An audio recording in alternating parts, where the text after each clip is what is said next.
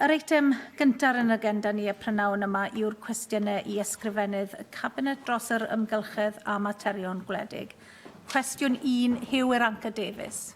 Diolch, Llywydd.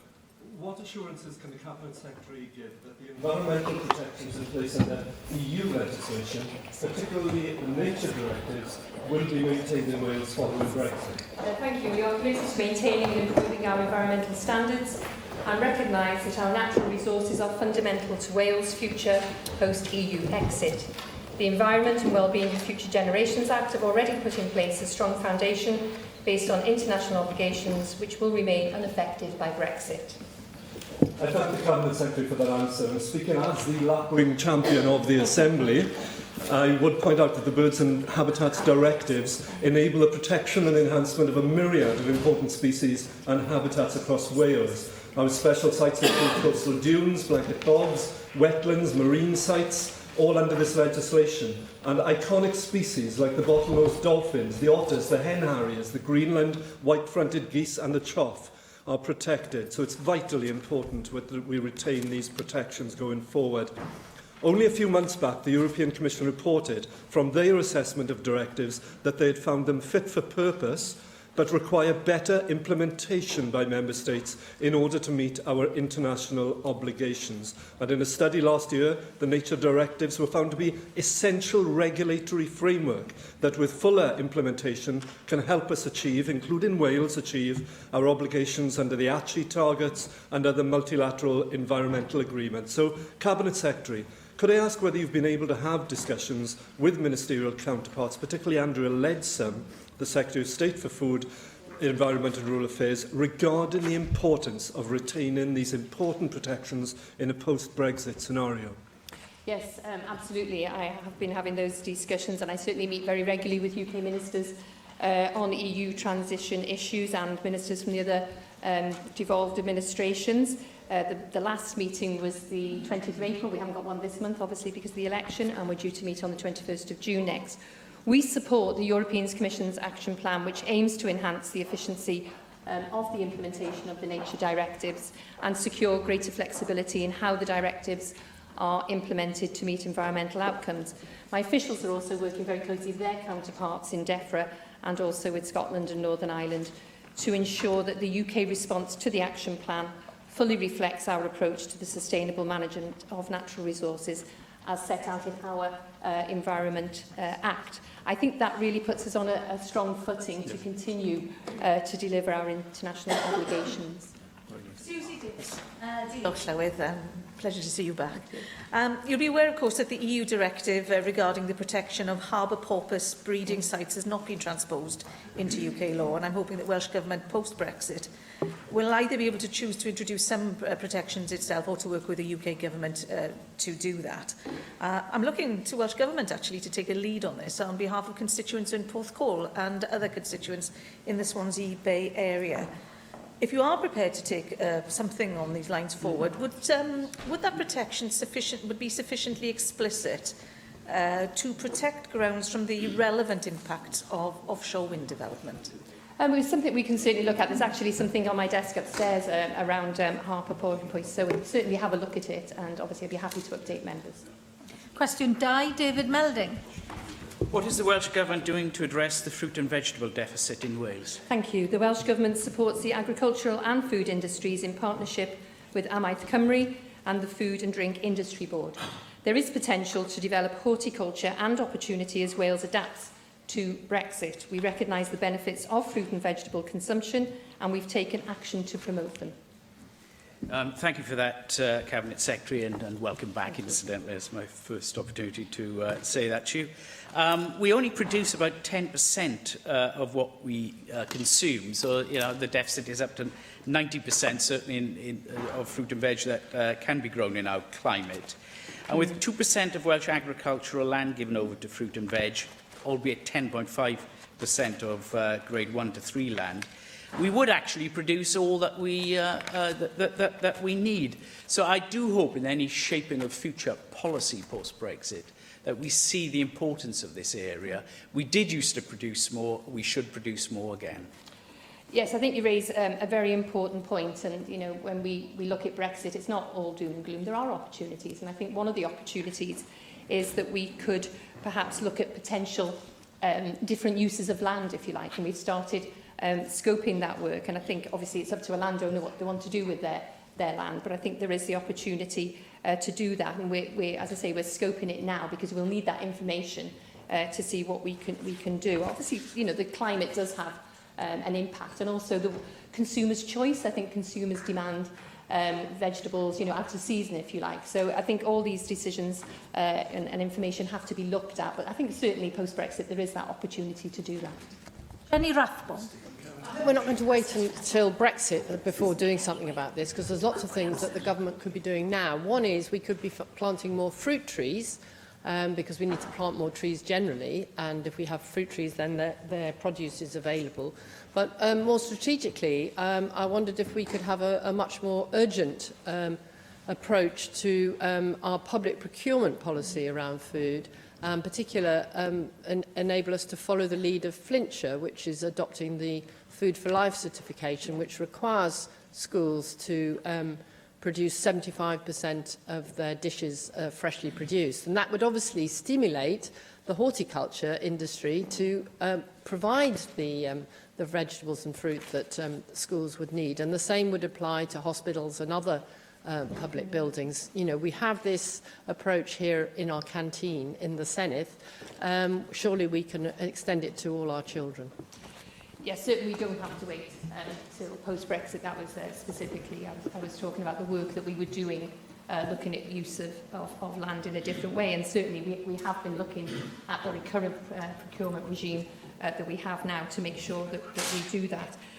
I have the Food and Drink Industry Board and obviously the Food and Drink Industry Action Plan, and I think that absolutely recognises the importance of healthy eating, particularly in our schools and other parts of our public sector.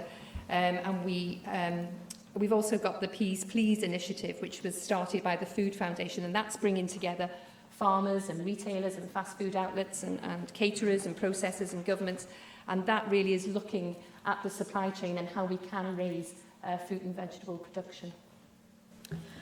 Cwestiynau nawr gan lefarwyr y pleidiau ysgrifennydd Cabinet, Llefarydd Plaid Cymru, Simon Thomas. Diolch, Llywydd. And welcoming the Cabinet Secretary back to her place as well. I'm sure the Cabinet Secretary, like me, welcomes the report from NFU Cymru, published yesterday, on farming, bringing Wales together. I know she was present at the report's launch. It sets out how farming contributes to the 7 wellbeing goals that the government has in its own legislation, the Wellbeing of Future Generations Act. And it's part of the work that we all have to do, I think, in setting out the ongoing argument for support payments and continuing support for farming and the wider rural community as we leave the European Union. In that context, I was struck by the publication of the Welsh Labour Party manifesto, which doesn't seem to make any commitment to maintain those payments in the whole of the next Parliament, and I wondered if the Cabinet Secretary could explain why. Well, you will have heard me say many times that I cannot imagine a time when we do not have to support our agricultural sector.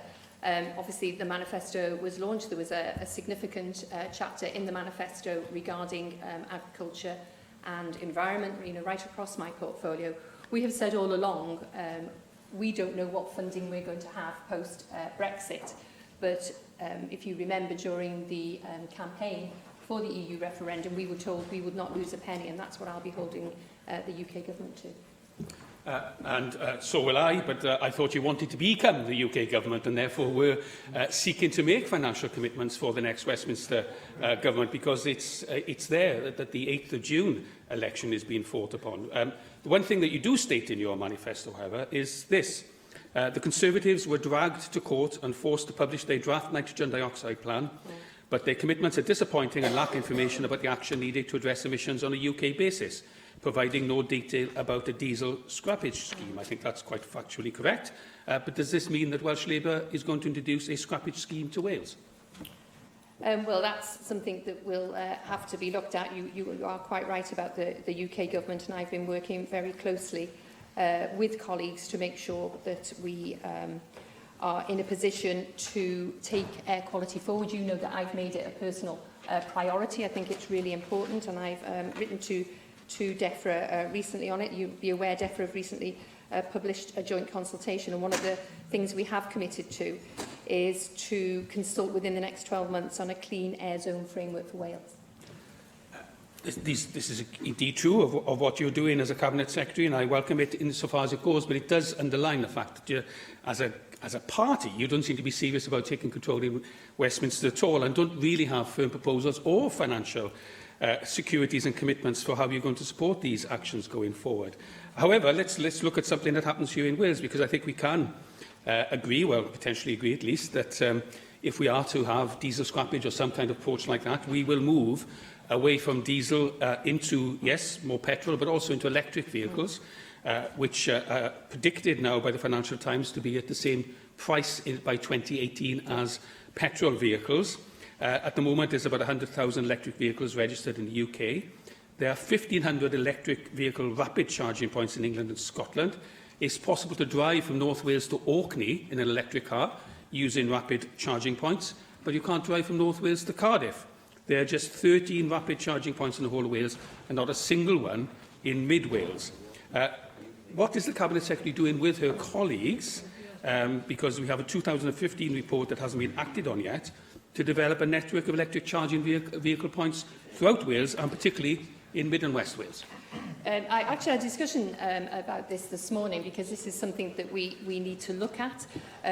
On a personal level, I'm making sure that Welsh Government put some charging points in as soon as possible. Unfortunately, for a variety of reasons, which I won't bore you with, they can only be used by staff in the beginning. But I think it's really important you'll be aware of an app that we have to make sure that we know where the electric points are.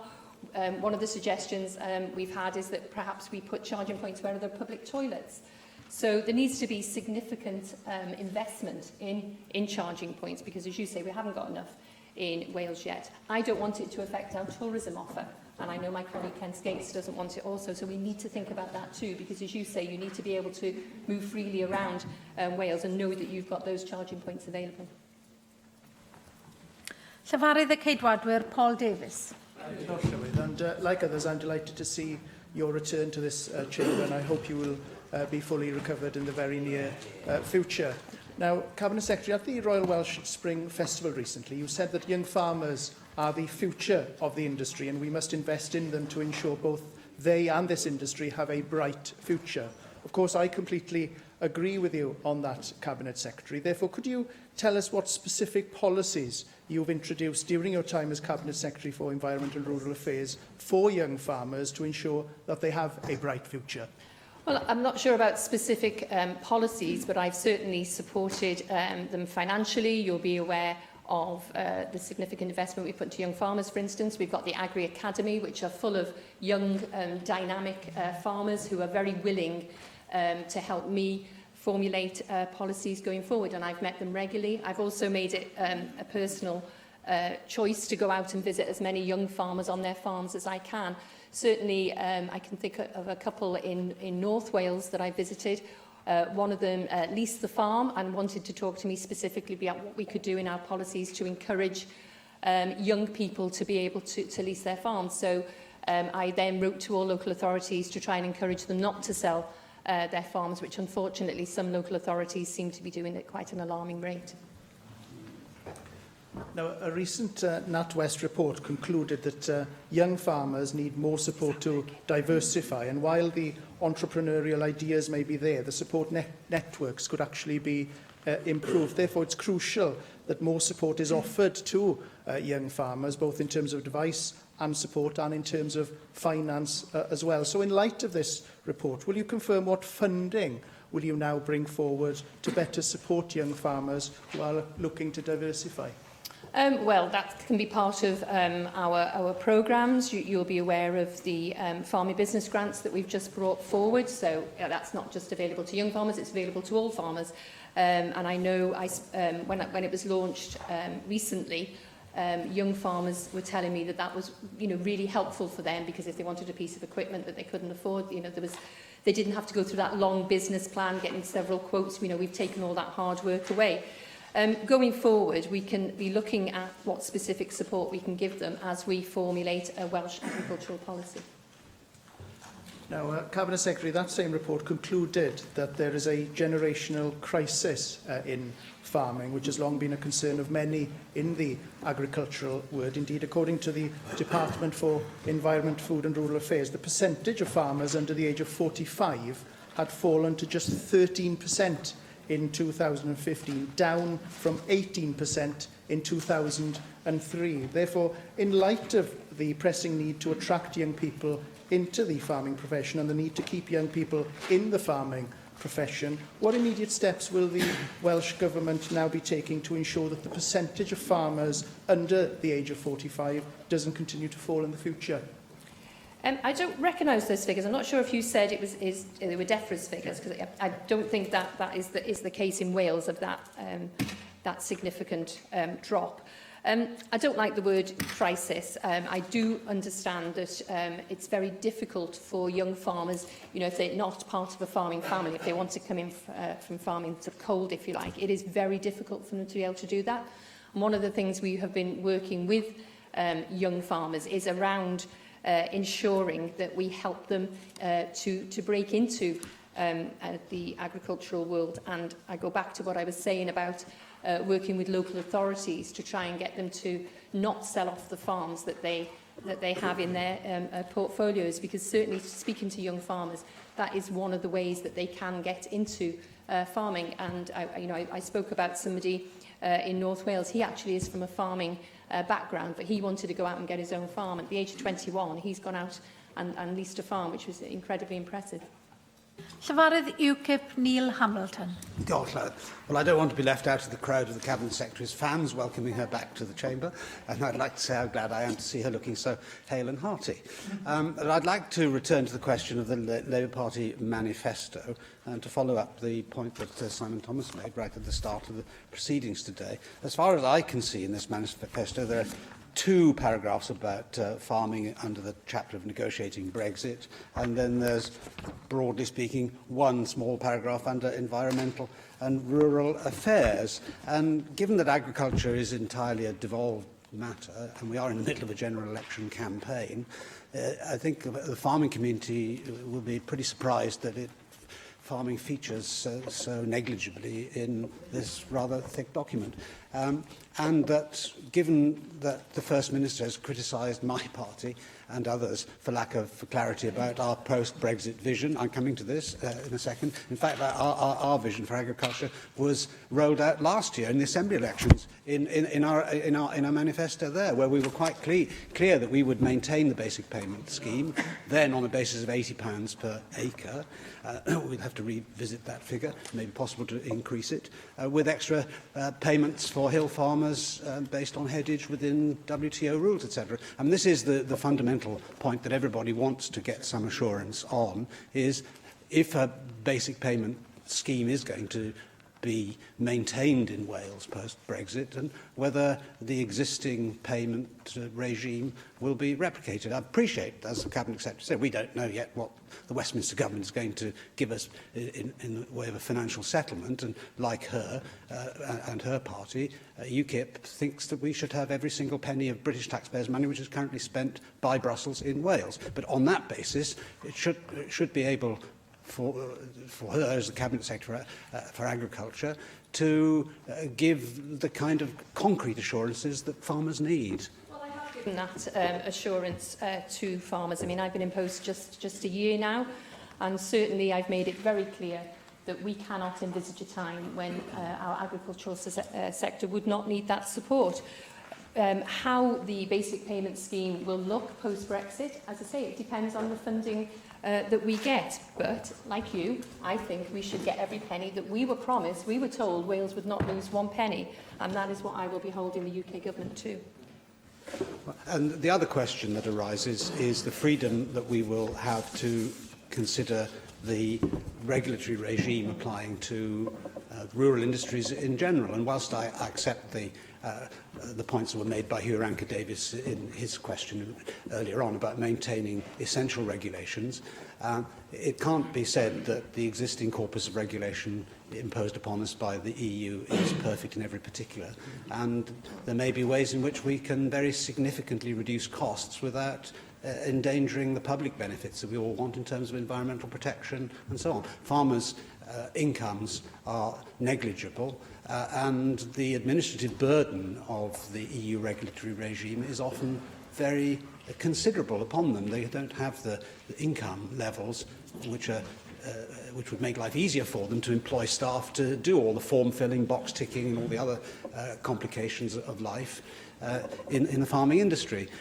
So I hope that, as the Cabinet Secretary said in answer to David Melding earlier on, that it's not all doom and gloom post-Brexit. I was very pleased to hear say that and take a positive approach of these opportunities, that we will take an open-minded, science-based approach to regulation, and over time, and no doubt quite a long time, we will go through the whole corpus of regulation and see how we can lift administrative burdens on farmers without losing any great public benefits which the non-farming community values.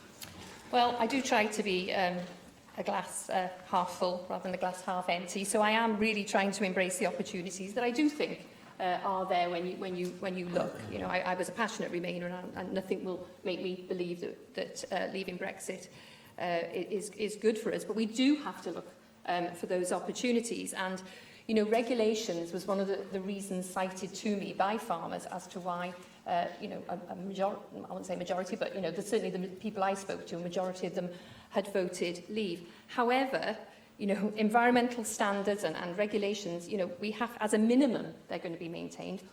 I keep saying this to them, we could strengthen them where there's need to, and when we look at them all individually, there are literally thousands of regulations in my portfolio, and it could be that we'll be strengthening some of them. So, perhaps some of them should have been careful what they wish for. So I would say that, that regulation regime is essential. However, we will need to look at it on a case-by-case basis. I know from having spoken to many farming organisations and individual farmers that they do appreciate the Cabinet Secretary's open-minded approach, and indeed her general approachability and willingness to discuss these issues in the round. There's one particular case which I would like to raise with her now, where she would be able to do something. She will be aware that the regime surrounding livestock movements on farms coming up into the county show period is now a matter of controversy, with the introduction of new quarantine units from the 10th of June, replacing the old regime of approved isolation units on farms. And there have been significant complaints that this is increasingly, unacceptably bureaucratic. There are 61 rules as part of the new system, which include installing double gates and double fences, as well as wearing specialised clothing. There's also, of course, a fee payment regime of £172.80 for one quarantine unit and £244.80 for two. And many farmers are struggling to understand why this should be as bureaucratic a scheme as it is. And for many of them, they're saying that, well, it's just not worth the effort now to go to county shows with livestock and to show animals. So I wonder whether we might be able to revisit this scheme and introduce a bit more flexibility than appears to be there at the minute, given that we already have an effective regime with approved isolation units, and there isn't really any evidence to show that there is a risk to animal welfare or health from the limited circumstances of moving animals to and from county shows. Before I come on to quarantine units, just picking up your first point about approachability, certainly, I want to have those discussions with the sector. And one of the reasons I set up the stakeholder group straight after the referendum back in last June, and I think we met on July the 4th for the first time, was to make sure we brought agriculture and environment sectors together. I thought it was really important we didn't have those silos. And I have to say, we've had probably up to about 10 meetings now, and it's been really good to see those two sectors working so positively together. On the issue of quarantine units, when I came into post a year ago, I was told, we needed to get moving really quickly on these new arrangements, and I was criticised last summer for not bringing it forward quickly. We have worked on this policy with the sector really closely, and my officials have worked with the Livestock Identification Advisory Group on those proposals, and we continue to work with stakeholders on the delivery of the project. It's not a mandatory scheme, so they can choose, if they prefer the 6-day standstill to the quarantine unit, they can choose to do that. I know there's a financial cost, and again, if they choose not to have a QU, then any movements onto their farm will trigger the 6-day standstill. They need to weigh up which is the best scheme for them personally. Question 3, David Rees. Will the Cabinet Secretary make a statement on the progress being made to improve air quality across Wales? Whilst air quality in Wales is improving, hotspots remain. As we work to finalise a new clean air zone framework for Wales, all sectors and representative bodies, in particular in the private sector, are viewed as active stakeholders. Their involvement in this work will be essential. Well, thank you for that answer, Cabinet Secretary, and I'm sure that you agree with me that air pollution impacts both on our environment and on our health. On the environment issues, we can actually have the visible impacts upon our species, our plants and our towns. And just to come to tie back in my work constituency to see some of that visual impact yourself. But also, there are many organisations in the health area that indicate that air pollution contributes to over 2,000 deaths annually here in Wales because of things like asthma attacks, COPD, and perhaps flare-ups and heart attacks as a consequence of the air pollution. Now, I appreciate the health agenda is with another minister, but the air quality agenda is with yourself. Now, what are you doing actually to have discussions across the Cabinet to ensure that we tackle the air pollution aspects across Wales? And will you also perhaps look at strengthening the EU regulations, pre and post-Brexit, to look at how we can address the less breaches we allow to ensure air quality is tighter, and perhaps the role of NRW in policing that? The health of people and the environment of Wales go absolutely hand in hand, and I'm committed to protecting the people and the environment of Wales, and my officials and certainly health officials, and particularly the Minister for Social Services officials, work very closely together, and we looked and we revised the new guidance you're probably aware of on the local air quality management. We're taking a joint approach with public health in the development of a clear air zone framework for Wales, and that will be reflected in the work of a working group from within the Brexit stakeholder group on air and climate. You'll be aware of the Climate Change, Environment and Rural Affairs Committee report, and I've already said to them that there's a scope to better align both the national and the local air quality regimes following the exit from the EU. Andrew Arty-Davies. Thank you, Presiding Officer. Cabinet Secretary, welcome back to the Chamber. Thank you. The point about 2,000 people dying prematurely in Wales through poor air quality, that's 5 people a day, surely is one of the biggest public health challenges, dilemmas that we do face. And I've listened to several of the answers that you've given, and I welcome the action the government is taking across portfolio. But what confidence can we have that by the time this Assembly goes before the electorate in 2021, we will see a reduction in those numbers of premature deaths here in Wales? As I said, and it is worth repeating, 2,000 people are dying prematurely because of poor air quality. That's 5 people a day. Where can we mark you as a government in 2021 as to those premature deaths here in Wales? As you say, we need to do some significant work around this, and you will have heard me say it's absolutely a priority for me. You know, we've recently had a consultation, and I have to say the consultation was in general supportive of the action that we're taking. We reaffirm the importance of reducing public exposure to air pollution by making the average concentration of nitrogen dioxide at dwellings one of Wales's national wellbeing and public health outcomes framework indicators. So that's an area where you can hold us to account. I've committed to issuing new air quality policy guidance to local authorities next month, and that will recognise schools and active travel routes, amongst others, as sensitive receptor locations. And local authorities have to take a risk-based approach to where they put site their monitors. But I think it's really important that they, take that into consideration also.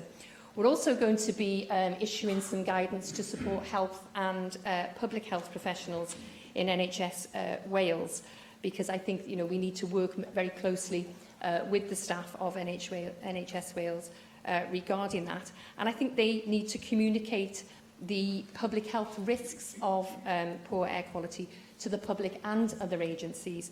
I've also looking into have an awareness raising campaign on air quality going forward. Question 4, Angela Burns. Good afternoon. Will the Cabinet Secretary outline the Welsh Government's plans to reduce littering?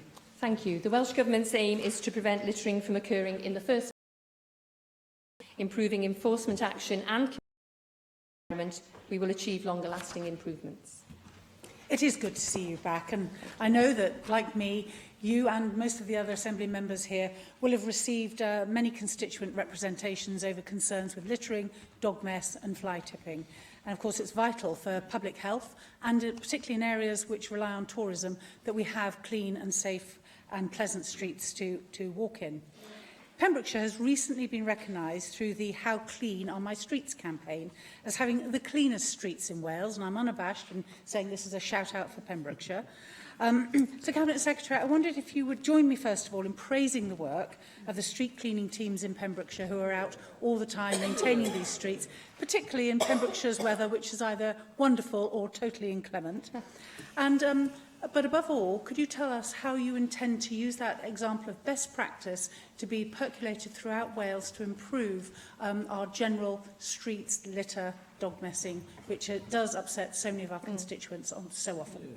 Yeah, I'm sure most members in the chamber will recognise what you're saying. Our postbags are often full of such complaints, and I certainly congratulate Pembrokeshire on having the cleanest streets, and it's really important that that best practice is shared out. You'll be aware of many schemes we have. We support Keep Wales Tidy, for instance, and I know they recently undertook a survey of street cleanliness, and it found 95.5% of the street survey were graded B and above. So that's sort of acceptable to members of the public, but I think it's really important that every area aims higher. Gareth Bennett. Diolch, Llywydd, and may I add my welcome to the other welcomes back that you've had, Minister. We've had some interesting ideas lately which may help to reduce littering. I'm thinking in terms of ideas about tackling the issue of excess packaging on food. It may be premature to ask you this, but what are your initial thoughts about whether that may be a good thing?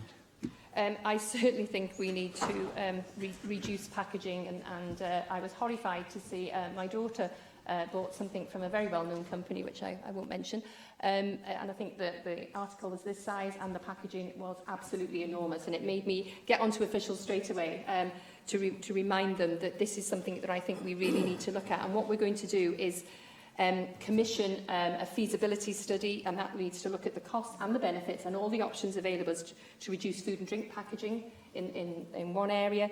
We need to have a look at increasing recycling and reducing litter under an extended producer responsibility scheme. I met with a very well-known drinks organisation about what they can do in relation to disposable cups. I think there's huge opportunities here for us to be able to reduce packaging. Tynwyd cwestiwn 5 yn ôl, felly cwestiwn 6, David Melding.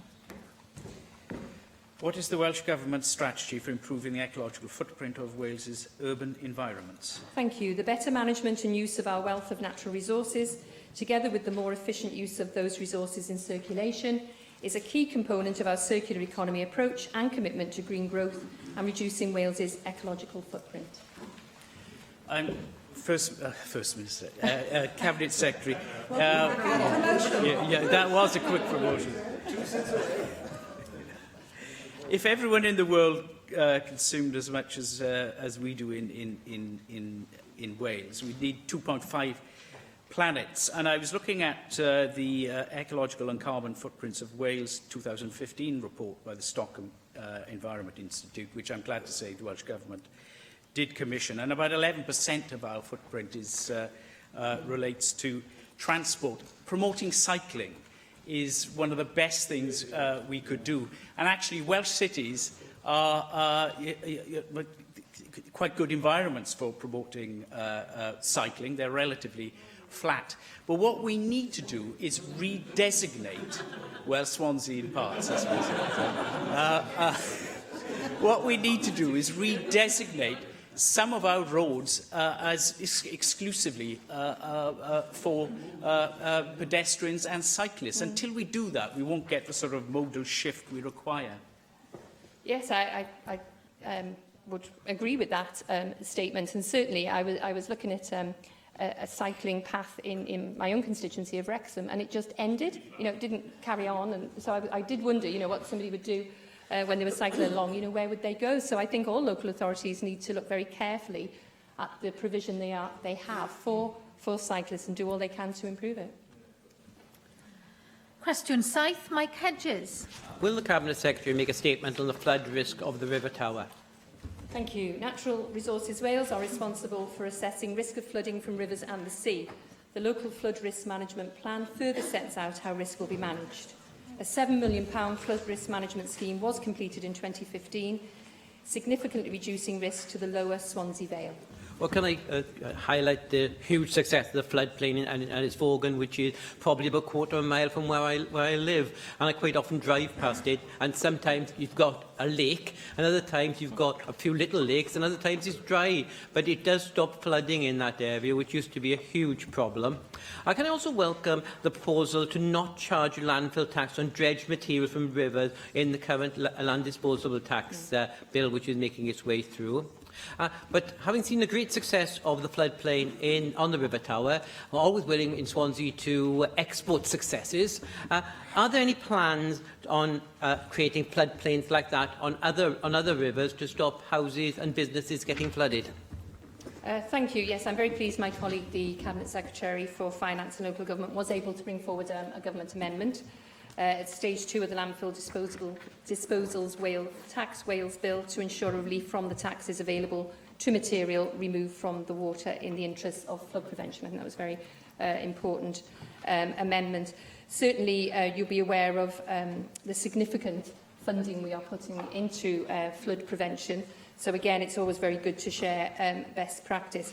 I think what our national strategy for flood and coastal erosion risk management in Wales does is promote natural flood risk management, and that work is eligible for grant funding. And I think it's really important that we strengthen that message to risk management authorities in the refresh of the national strategy.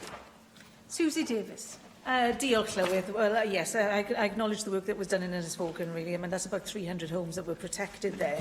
Yet in recent years, we've also seen new building on sites on seemingly low-level ground close to the river. Conversely, in my previous work, I recall having to repeatedly explain to lenders that while their environmental searches revealed that properties were being built in floodplain areas, it wasn't the case. They were usually several metres higher than the environmental floodplain risk maps revealed, and it would have taken a tsunami, actually, to have taken most of them out. How often are these floodplain plans reassessed? And I ask not just because desktop studies can often miss local geography, if you like, but also because overdevelopment in a particular area can affect the water table and water runoff. And that's particularly important in places like Swansea, where we're looking at 20,000 new homes as well as the associated infrastructure. I think Susie Davis raises a very important point. I will have to write to you as to the frequency as to how often flood plans are reassessed. Di Lloyd. Yeah, clearly flood alerts are active in the lower Swansea Valley, but there's also a lot of new building, as has been alluded to. So can I ask, what action are you taking in conjunction with Natural Resources Wales and the local authority in terms of raising flood awareness and associated actions for residents during flood incidents, particularly to those new homeowners who move into this particular area? Well, I know that's something that planning officials are working with local authorities, and obviously NRW are part of that campaign. It's very important that all these issues are taken into account, and I'm constantly looking at the planning policy to make sure local authorities have the correct guidance at hand. Question 8, Darren Miller. Cabinet Secretary make a statement on actions the Welsh Government is taking to support the sustainability of environmental businesses in Wales? Thank you. We have a large number of policies and programmes delivering green growth, such as Green Growth Wales. We've been working to decarbonise the public sector, and we provide flexible support to businesses, domestic energy efficiency programmes and support for local carbon developments, from community scale to centralised generation. Thank you for that response, Cabinet Secretary. some environmental businesses are based around the timber industry, and there have been concerns which I have raised about the sustainability of that industry in terms of its supply of timber for the future. Now, there's been many references this afternoon to the role of Natural Resources Wales and the functions which it undertakes. And I have to say they do an excellent job, for example, in terms of flood prevention and protection. But I am concerned about the way that they are managing our forestry resource here in Wales, and that they're not doing a particularly good job. And I was very concerned also about the timber sales contract, which has been featuring in the media and is now a subject of inquiry by the Public Accounts Committee. That suggests to me that they need to pull their socks up when it comes to managing our timber resources. And I wonder, Cabinet Secretary, what assurances you can give us that this is going to be a matter of priority in the future for Natural Resources Wales, and that we will have a sustainable supply of timber for the Welsh timber industry in the future. Commercial timber operations is absolutely a high priority for Natural Resources Wales. And just last week I met with Confor and ensured there was an NRW representative there to hear their concerns. This year, NRW are restocking more than 1,200 hectares on the Welsh Government's woodland estate, and that compares very favourably, I think, with any of the previous 5 years. It is really important that the Federation and the NRW work very closely together. I hear very conflicting reports around, where trees are planted. Are they planted in the right place? Are there enough planted? So, that is something that I'm working very closely with NRW and with Confor with. I meet NRW Chair and Chief Executive every month, and I think it is absolutely a standing item now because it is of such importance. Cwestiwn 9, Dawn Bowden. Diolch, Llywydd. Will the Cabinet Secretary make a statement on improving animal welfare in Wales? Thank you. The Wales Animal Health and Welfare Framework, Achieving High Standards Together, explains the approach we are taking to achieve continued and lasting improvements in standards of animal health and welfare across Wales. The annual implementation plan sets out specific actions we are taking forward in any 12-month period. Thank you, Cabinet Secretary, for that response. No doubt you'll be aware that the Conservative election manifesto contains a commitment to hold another vote on the ban on hunting with dogs, or the fox hunting ban as we probably best know it as.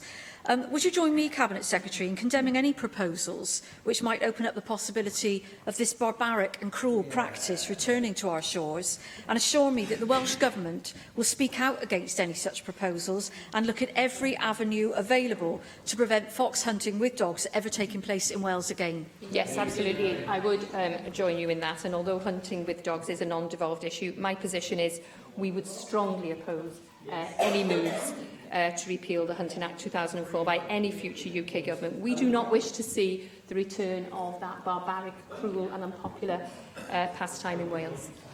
Paul Davis. Cabinet Secretary, the Blue Cross Unpicking the Knots report tells us that the last time government brought in a specific law to regulate the sale of pets, Winston Churchill was about to replace Clement Attlee for his second term as Prime Minister, Newcastle United won the FA Cup, and the Archers had just passed its pilot probation period.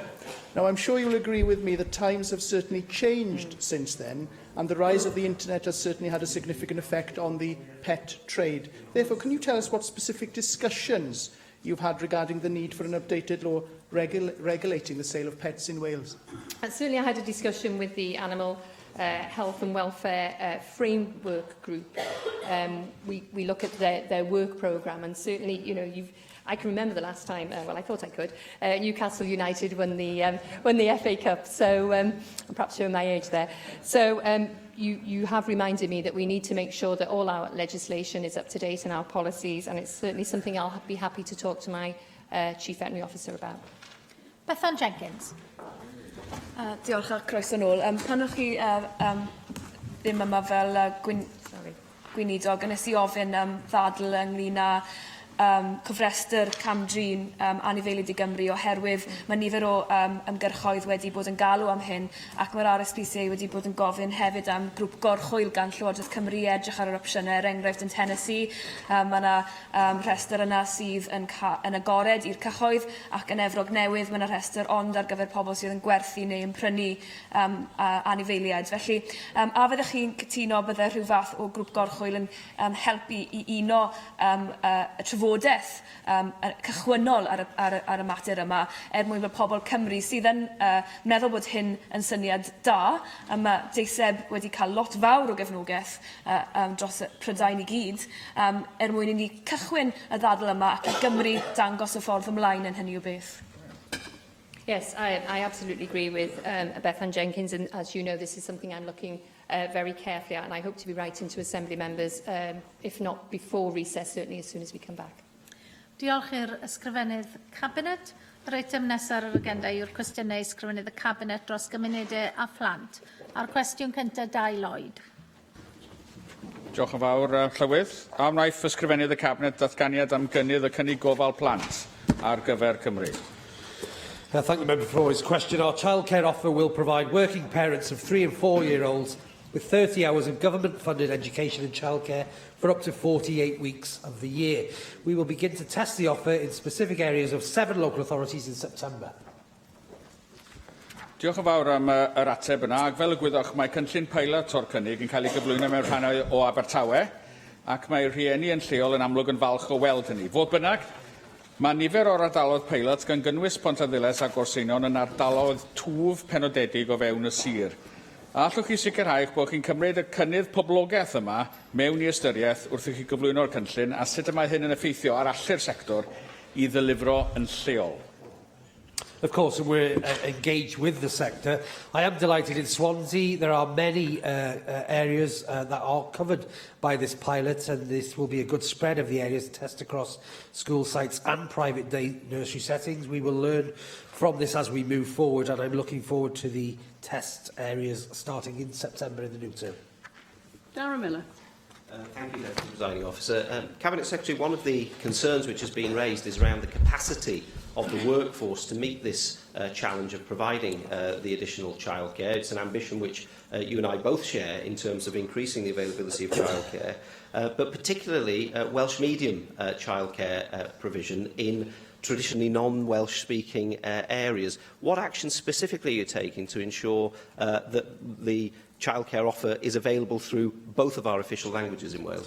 There is a plethora of offers that we are currently considering. There is a test pilot in a joint scheme between Gwynedd and Anglesey, which are exploring opportunities both in English and Welsh medium settings. There is an issue with the workforce and making sure we've got capacity as we move forward, and that's the benefit of a rollout of, as we're doing here in Wales, in England. We've learned lessons from some of the issues that they've experienced there by the quick introduction of a system that where there wasn't capacity in the system to deliver. We've taken note of that, and that's why we're having a phased approach. Jeremy Miles. Thank you, Deputy Presiding Officer. A good childcare offer is, of course, crucial to supporting women into work, and perhaps Cabinet Secretary would join me in welcoming the Neath Sir Optimist International to the Senedd today, who do so much to support girls and women in my area and beyond. Childcare is only one part of the key offer that we need to make to young families. The other, as programmes like Flying Start acknowledge, is support with parenting. Countries such as Australia have pioneered evidence-based, broadly accessible parenting support programmes like Triple P, which can be delivered by care assistants or teachers or other disciplines. What steps is the government taking to ensure that an evidence-based parenting support programme widely available to young parents in Wales? Of course, and I place on record my welcome to the Neath Sir Optimists as well in the Chamber today. I think the member raises a really important point about the joined-up approach of delivery of services, and the childcare pledge is not just about taking somewhere safe for a child to be for a certain amount of hours per day. This is about the ability to enhance their opportunities in life, and our Families First Flying Start programmes. Childcare pledges are educational programmes such as Foundation Phase all link in to a better opportunity for people as they move forward. And these are some of the conundrums that the pilot will start to tease out in terms of delivery mechanisms. Question 2, Stephen Lewis. Plans to mitigate the negative impact of current and future reform of social security. Thank you. Welsh Government is already taking action to help people to manage the effects of the UK Government's welfare benefit changes. We have programmes to help people access sustainable work and affordable housing, and we fund advice services and continue to make full entitlements for the Council Tax Reduction Scheme. I thank the Cabinet Secretary for his answer. He'll be aware of recent developments undermining benefit reforms at the UK level, such as the NAO report in England demonstrating that benefit sanctions actually cost more than they save. Another example of the ideologically driven and cruel cuts that are being meted out on people in this country. In other devolved administrations, such as in Northern Ireland, when they refused to implement welfare reform, they managed to secure £2 billion of additional spending from Westminster, and they've had concessions on future reforms. The Scottish Government has devolution of some social security powers and are changing things like the frequency of universal credit payments. The Cabinet Secretary knows my view that we need a social safety net in this country too, like the other administrations. Could he perhaps consider launching a consultation sometime in the very near future on how we can use the limited powers we have already in this country to help people on social security, and perhaps to consult on what future powers we might like to draw down, because I fear that we are going to be penalised even further in Wales, whilst other devolved administrations are taking proactive steps to protect those people that are under attack. Well, I'm sympathetic to the member's approach on this, and what I say that with a word of caution, though, because I do understand while Scotland have taken a stance on this, there are significant issues around funding this long term, and I think that is a matter for a relationship between the UK Government and Scotland, and I would like to learn from that whole proposal. Of course, I work with many of the third sector organisations and government bodies, agencies that operate in Wales, about how we can mitigate some of the effects of welfare reform. It is something that is on my agenda, and I will give further updates to the Chamber in the near future. In 2011, the UK Government spent £177.3 billion on social security, including pensions. In 2016-17, that was £212.6 billion. What would the Welsh Government like to see spent? We would not like to see any money spent. We want to see people back in work and supported in the appropriate areas. But what the member failed to mention with the statistics that he's shared with me today is the fact that 1,000 young people will be displaced and possibly homeless in Wales because of the welfare reform benefits that's happening in the UK Government under his new party. Dawn Bowden.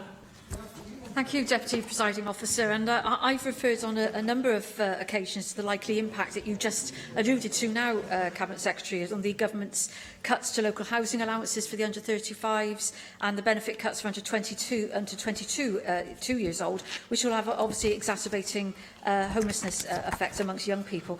Merthyr Valley's Homes Cabinet Secretary are trying out an innovative approach to tackling homelessness at the moment by purchasing a couple of shipping containers for conversion to low-cost temporary accommodation for the homeless. Now, that isn't about creating ghettos or these kind of parks of people that are homeless and unemployed, but it is about providing accommodation which people can call their own while in longer-term solutions are found. And I think that that would be better than the alternative, which is hostels and bed and breakfast. So I'm just wondering, Cabinet Secretary, whether the Welsh Government would consider assisting more local authorities and housing associations in delivering similar initiatives across Wales. Indeed, and congratulate Merthyr Valley Homes in their innovative solutions to this. I hear members talking about the use of shipping containers. Actually, most of us live in a box of some form, some built by steel, some built by bricks and mortar, and some by sticks. It's a little bit like the Three Pigs, I think, in terms of the construction. But what we do know is about having a roof over somebody's head is absolutely important, and the affordability of that is critical too. And that's why we launched the £20 million Innovation Fund, which there are modular unit projects coming through. But I'm encouraged by Merthyr Valley Homes already taking that initiative under their belt and helping young people in your constituency. Thank you very much. We now turn to party spokespeople to question the Cabinet Secretary for Communities and Children. And first today is Mark Isherwood. Good afternoon. Of course, we must applaud the innovation coming from transfer housing associations. But 2 weeks ago here, you spoke in support of police devolution on a motion which also believed that specialist policing matters such as counter-terrorism are best coordinated at a UK level. If this was to happen, how would that work, given A, that the First Minister has called for powers equivalent to those devolved in Manchester, which are the powers of a Police and Crime Commissioner, and therefore exclude operational matters, but even if it did include operational matters, the precedent in America, France and Italy, amongst many other nations, is that you end up with two separate police forces at different levels, accountable to different people. So how would that work? Well, there is a model that's already operated in Scotland where there is a counter-terrorism operation between boundaries. That is no effect for individuals in terms of the UK administration. We can see that operating in the very same way on a Wales, England, UK basis as well. I think what we've been very clear about devolution of the policing is it fits in very nicely with the services that are provided already, with the emergency services and the judicial system that we are also hoping that would be transferred to the Wales as well. Well, again, I'd be interested to know whether you're envisaging, as the First Minister appears to, only Police and Crime Commission powers or something more. But broadening the topic, we saw coverage last week from the anti-slavery coordinator for Wales, who'd raised concerns about the number of entry points into Wales not having checks in terms of anti-slavery and people trafficking activities, and said that this week would be a week of action by Welsh forces aimed at tackling human trafficking and modern slavery, which he said had risen by 400% in 5 years, including the children of victims. Are you able to tell us what involvement you and the Welsh Government have had in this operation, and either now or at a future date brief the Assembly on what has occurred? I'd be very happy to update members in the Chamber at a later date in terms of details from the successful programmes that we are operating. I would also offer the services of our anti-trafficking coordinator for any members that wish to be briefed on this issue for a personal briefing or a party briefing as well, and I'd be happy for us to arrange that also. We are the only part of the UK that has invested as Welsh Government into an anti-human trafficking coordinator. I've raised this at very high levels in Westminster because while I think it's an excellent idea to have an anti-slavery coordinator, we are an island and we are only part of that island, and I think it's incumbent that Scotland and England also pursue this issue as well, and I would encourage the member to raise that with his political leadership in terms of trying to resolve this issue in England and Wales solutions. Your predecessor worked with the UK Government on its UK anti-slavery legislation and the introduction of an officer there who does work with the anti-slavery coordinator in Wales. But sticking with the theme of children, my final question, given the three inequalities in particular identified in the Children's Commissioner for Wales Hidden Ambitions report, it said that young people leaving care need the same sort of opportunities, assistance and support that all parents try to give their children as they start to make their way in the world. What steps are you taking to ensure that those in social care who reach the age of 18 are still entitled to retain such care while studying A-levels?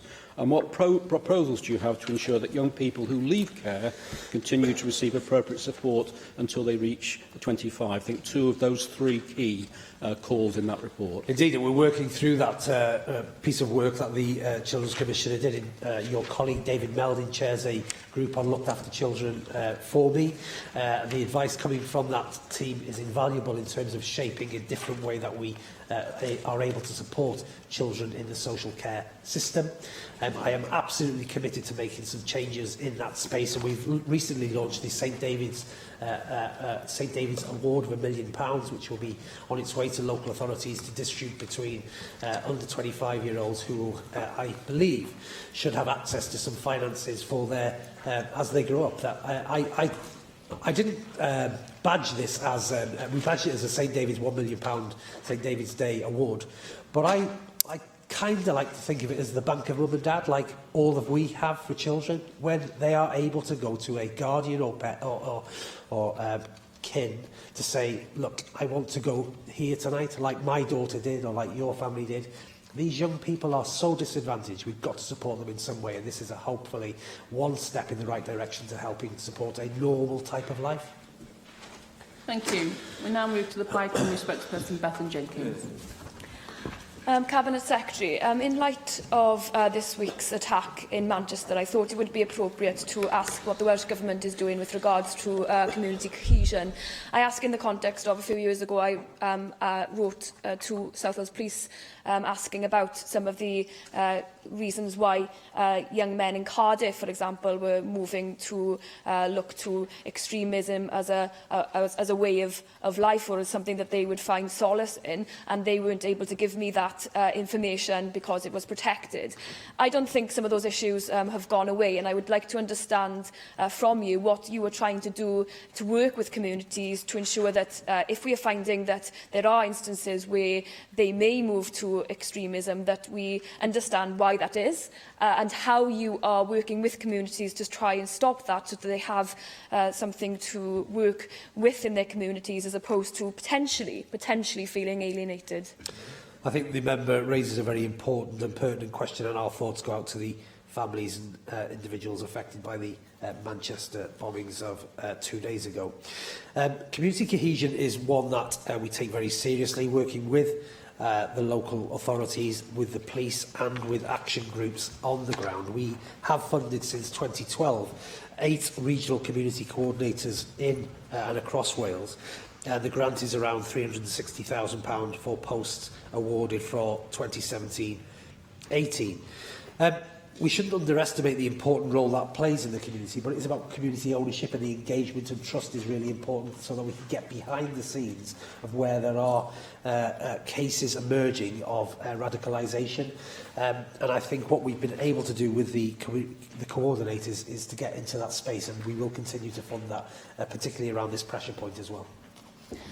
Thank you. It would be interesting to see an analysis of that, because I wanted to go on to ask about particularly at-risk groups, because we know that it may not be as simple as saying that they may have a potential political grievance or feel politically alienated that drives them to do this. It may be, as we've seen from other perpetrators of previous attacks in Europe, that they have lengthy criminal records already, often including domestic violence, and many have experienced deep poverty, which also then adds to their sense of feeling isolated. And I'm not for one moment saying that what they do is acceptable, but I think we have to try and look at those at-risk groups and try and stop them from getting to the stage where they feel that this is something that they need or want to do with their lives. So are there communities in Cardiff in those particular groups that you've identified and that you are currently working with? Yes, and alongside the police across the whole of Wales, and indeed the UK, the intelligence-led approach about how do we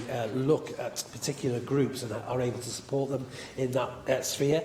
I think the member is right to raise, although the issues of historic actions that may have had an impact on their adult lives is not always the case either. And that's why the identification of radicalisation or terrorism is really difficult, because we cannot describe what a terrorist looks like.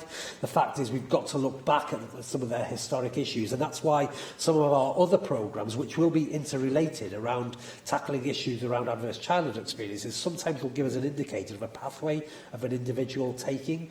And this is why we're learning alongside our other agencies. There's been lots of work about why does radicalisation take place. I think there's an awful lot of work still to be done, but our intelligence services are working very hard on this. And my third question is something that has animated my mind since Manchester, and I think that many of us here today as well, with regards to extremism, not only on the side of how we would see it, minority groups, but also from the far right groups as well, who are attacking anybody at the moment who are Muslim in our society, even before they know what the religion of that potential perpetrator is. We had a debate last week on online abuse, and we've seen a rise in those type of abuse by people who live amongst us. And quite frankly, I'm embarrassed by some of the things that I've been reading and attacking people in communities who don't deserve to be attacked, because they are no more guilty of this than any of us are. So I was wondering what you would be able to do in relation to talking to the Education Secretary about having discussions with her about having more education at an earlier age about how we can be respectful of one another, how we can use online media, but also in relation to terrorist activities, how we can understand what it is. For example, I studied in Aberystwyth University, and there was no course on terrorism until 9/11 happened, and they put a course on especially for us to understand what that meant and how we could understand the world stage in relation to that. I don't know if that's happening for our young people, and I think it's turning communities against one another instead of uniting our communities. So I know it's a complex issue, but how are you going about trying to unpick some of these very complex reasons for why people are taking to attacking others who have nothing to do with the awful acts that are taking place on a world stage? Yeah, there are 2 points to the member's question, I feel. One is around the educational aspect of this, and there are and is work going on in our schools to talk and discuss with individuals around tolerance and religion, and I think that's an important factor as we move forward. It's about societies being tolerant with each other and understanding religious beliefs. Let's be very clear, and I'm with the member about this. It's abhorrent the hatefulness that appears on social media about ill-informed individuals. Let me be very clear. Muslims aren't terrorists. Terrorists are terrorists, and that's the difference. And I think we've got to be very clear about our ambition to make sure that Wales is a welcoming place. We want to help people, we want to support people, but there's certainly no place for misinformation based on religion, on social media, or in fact in any space that we are able to have conversations. Thank you. And finally, the UKIP spokesperson, Gareth Bennett. Thank you, Deputy Presiding Officer. I think there was welcome news recently from your colleague Leslie Griffiths about potentially including the agent of change rule in planning regulations with regard to the protection of live music. I think that's a welcome development. It's something that could help pubs that do put on live music shows. There may be other ways in which the Welsh Government can help in this area. I know you had talks with CAMRA, the Campaign for Real Ale, earlier on in the Assembly term, so I wondered what the outcome of those talks was and if you were considering any other measures to protect pubs. Yeah, and this isn't one minister's responsibility. Indeed, after Leslie Griffiths made the announcement around the issue around music venues, I spoke to Ken Skates only yesterday about regeneration opportunities and perhaps areas of culture that we could be designated for regeneration, which often may include arts and entertainment venues. I did meet with CAMRA, and we've had some discussions within our team about what the opportunities may be in terms of a Welsh-based solution for pubs and other public realm buildings within Wales. And I hope that I'll be able to make an announcement shortly on that. Okay, thanks for that. I'll await the announcement. Obviously, some things have been aired, some ideas have been aired by CAMRA in the past. I don't know if it's perhaps premature to ask what your thoughts are on these. One of them pertains to it's slightly crossing over portfolios, I appreciate, because it's pertaining to planning, and it's the ease with which pubs in Wales can be changed by the owners, by pub chains, from pubs into shops or flats. This is because we don't actually have a planning system like they have in Scotland, where they need express planning permission for change of use. So I wondered if that was a change you might be considering for Wales. It's a matter for a cross-cabinet discussion, and planning will feature in the future of what we see for our public buildings. I think there are many factors which we have to have caution about too. It's not one size fits all, and whatever happens in Scotland, if you want to pick the good bits in Scotland and the good bits in Wales, you know, it's always difficult to do that. I think the issues around community right to buy, etc., or the right for a register is something that I'm looking at, but I'm cautious about protecting a building with no intent of long-term purchase, just to stem a planning application. We've just got to balance that issue out, and I think the further discussions with CAMRA may evolve following my discussions and announcements in the near future. Okay, thanks. Thanks for that. Now, I know you're also responsible for the post office. I was talking to at first FMQs last week, and the First Minister was highlighting the need for co-location, which is something we've talked about in a lot of different policy areas.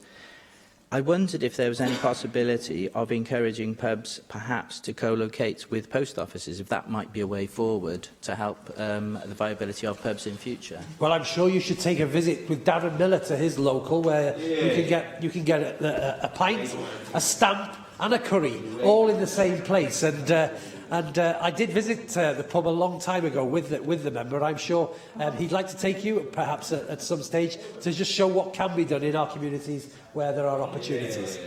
Thank you very much. We turn to the questions on the order of paper now. Question 3, David Melding. Will the Cabinet Secretary make a statement on how the Welsh Government embeds in its work the principles set out in the UN Convention on the Rights of the Child? Thank the member for his question. Our approach is to put children's rights at the centre of our policy making.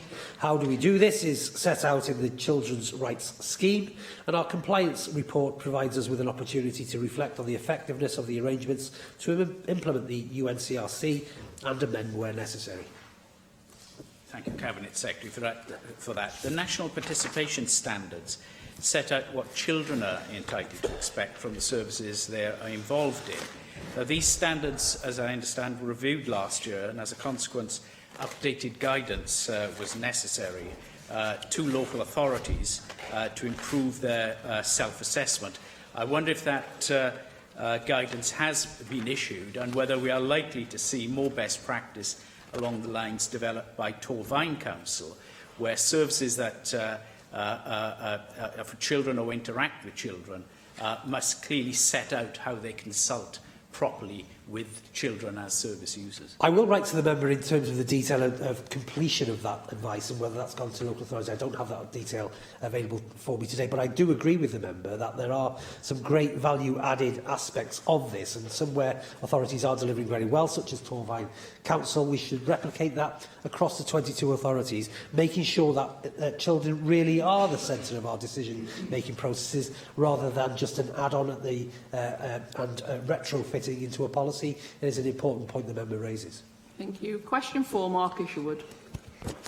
Well, how is the Welsh Government meeting the accommodation needs of gypsy and traveller communities? The Welsh Government recently approved gypsy and traveller accommodation assessments undertaken by all Welsh local authorities, which identified the need for 237 residential and 33 transit pitches.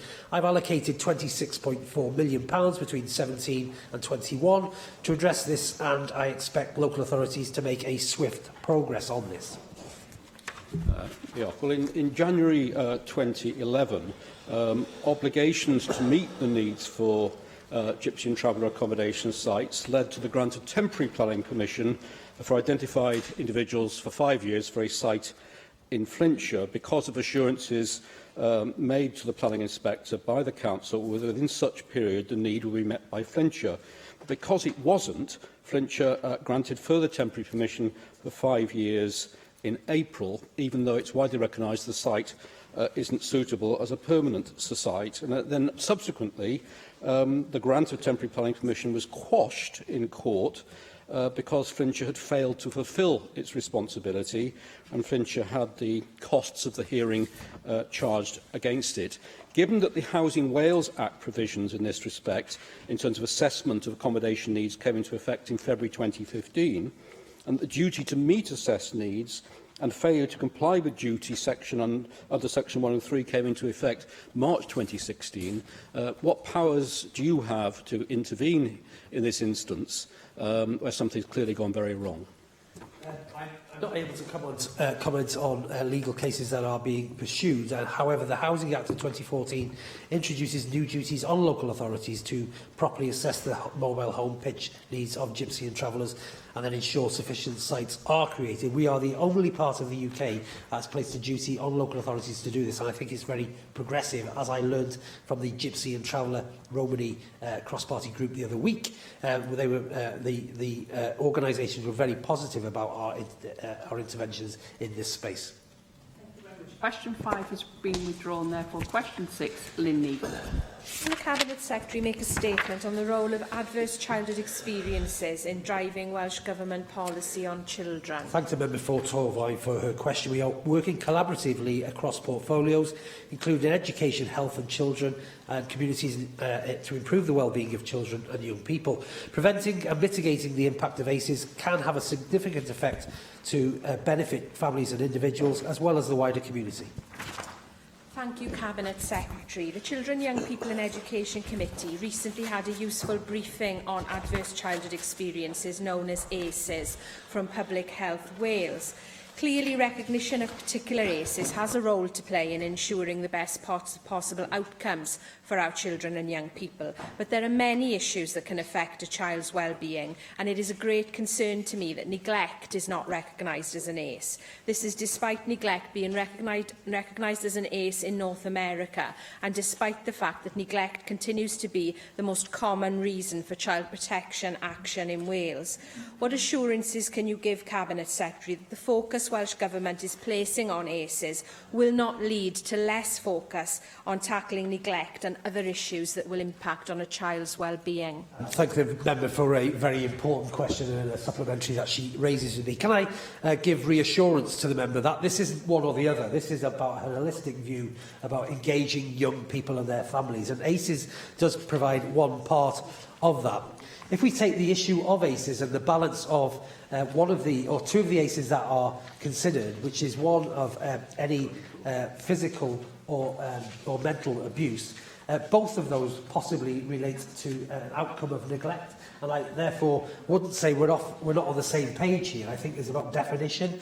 I would be very happy to meet with the member and that of somebody from Public Health Wales to work through this issue, to give the member reassurance that actually this isn't one area that we are neglecting. This is absolutely fundamental to making sure we can have the right benefits for young people as we move forward. Thank you. Jonathan Saunders. Diolch. Cabinet Secretary, less than 1% of Welsh NHS expenditure is targeted towards child and adolescent mental health services, yet 5,400 children and young people are referred to local primary mental health support services for assessment each year, with a further 2,355 waiting several months for their first outpatient appointment. Latest figures now show 73 children and adolescents are waiting 26 weeks and beyond for treatment. Now, at such an impressionable age, and when we talk about childhood experience, do you not agree with me that the earlier that we can get intervention and good treatment for our children, the greater outcomes are likely to be? So therefore, will you commit here today to working with the Cabinet Secretary for Health and Wellbeing to bring down these unacceptable waiting times? I'm grateful that the member is now on board. I work with the Health Cabinet Secretary already, as well I do with all Cabinet colleagues, including the Education Cabinet Secretary. We must get upstream of some of these issues. I mean, we've got to tackle the here and now, and the mental health cases that you talk about, particularly young people, is one that troubles me too. But actually what we've got to do is get into the prevention end of this and making sure that the experiences of young people don't lead them into mental health trauma later on in life. So I would encourage the member in her questions in the future also to think about how do we collectively, how do we have a non-political view on how do we move resources from the critical end into the prevention end, because it is an important process of where we're going to be. But there's only one pot of money, and we've got to get in early on to make sure the young people that she talks about isn't duly affected long-term in terms of adulthood. Thank you. Question 7, Darren Miller. Thank you, so what action is the Cabinet Secretary taking to prevent children in Wales from suffering adverse childhood experiences? Thank the member for his question. We are committed to work across departments to ensure help to mitigate the effects of ACEs and provide support for vulnerable families in Wales. In addition, we are contributing £400,000 in 17-18 to the establishment of the Cymru Well Wales ACE Support Hub. The Cabinet Secretary will be well aware that one of the most prevalent ACEs in Wales is that of parental separation, which can have a hugely damaging impact on children and young people. Given that, what action is the Welsh Government taking to support couples to stick together for the benefits of their children, and will you comment on what support is available, funded by the Welsh Government, in Wales at the moment?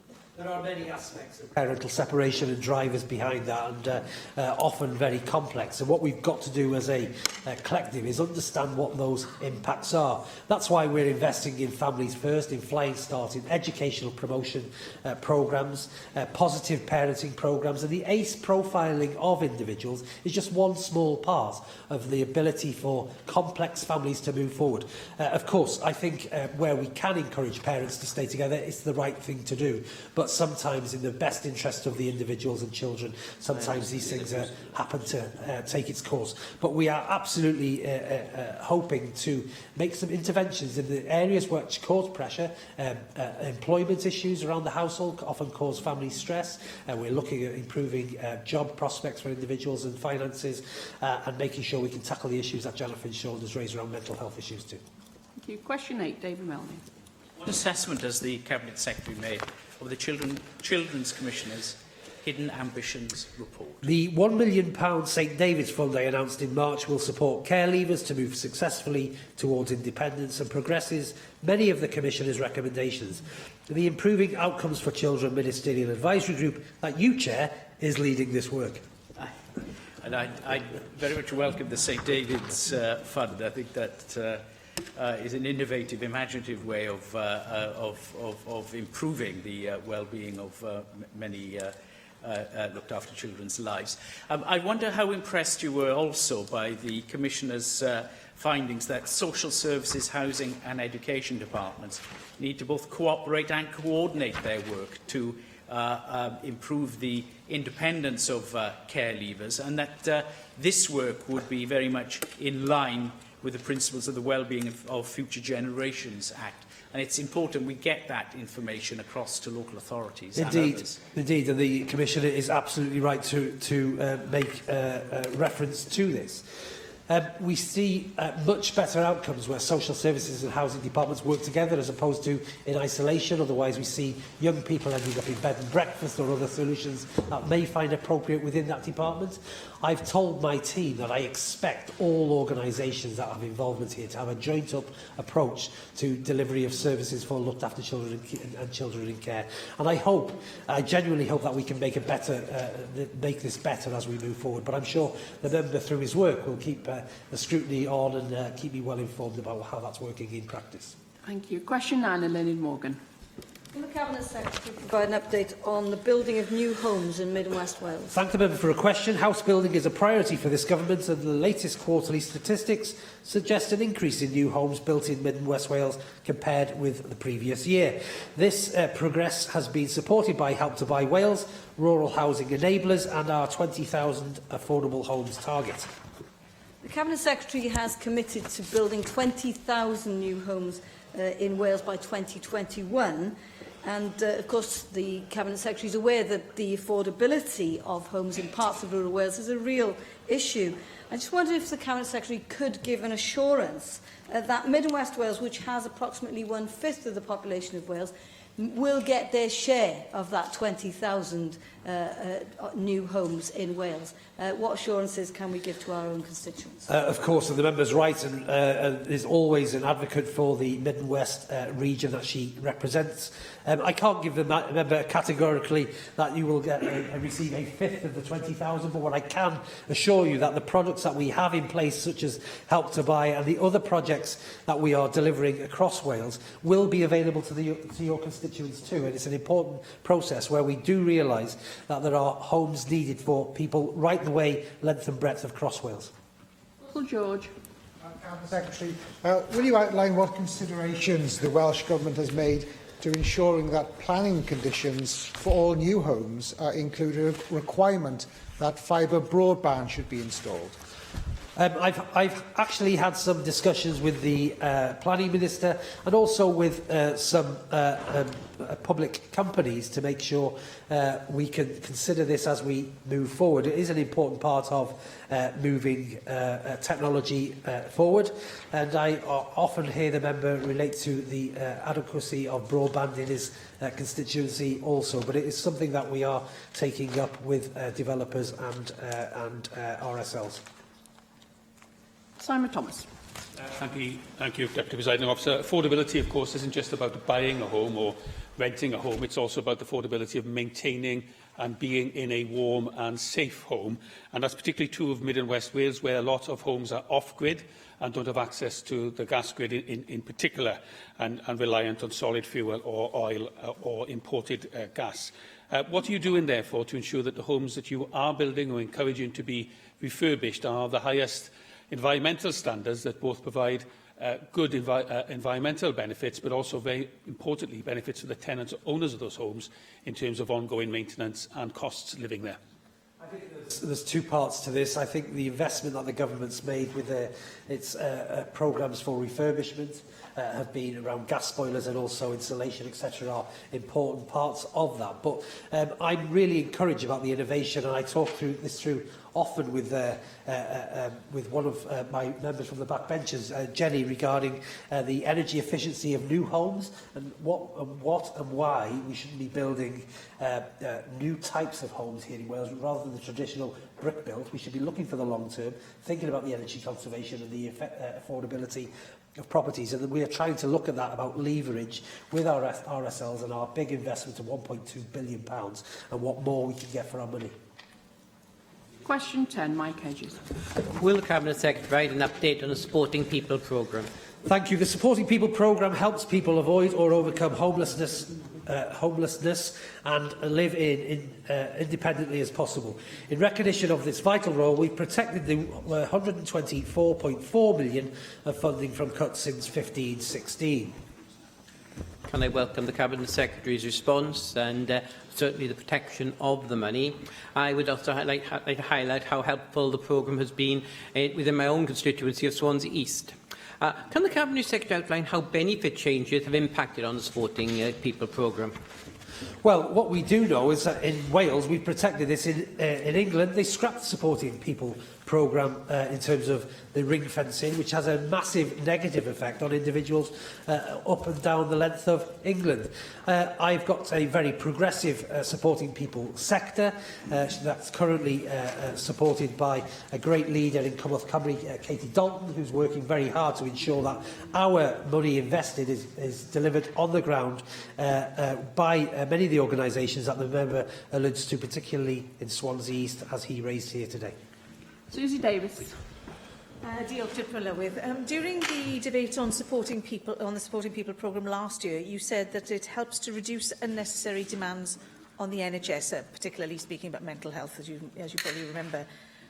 I think we all accept that prevention is notoriously difficult to evidence and prove, but do you have any data which may help you promote joint spending across the two portfolios and actually lever some value into that protected budget?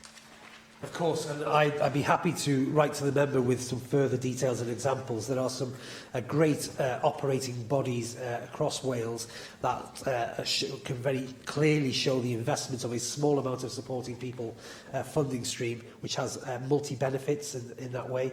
And of course, that's how government and agencies should be thinking now in the consideration of the WFG Act, making sure that the implications of one has a positive effect on the other if we can possibly achieve that. But I will write to the member on with some more detail.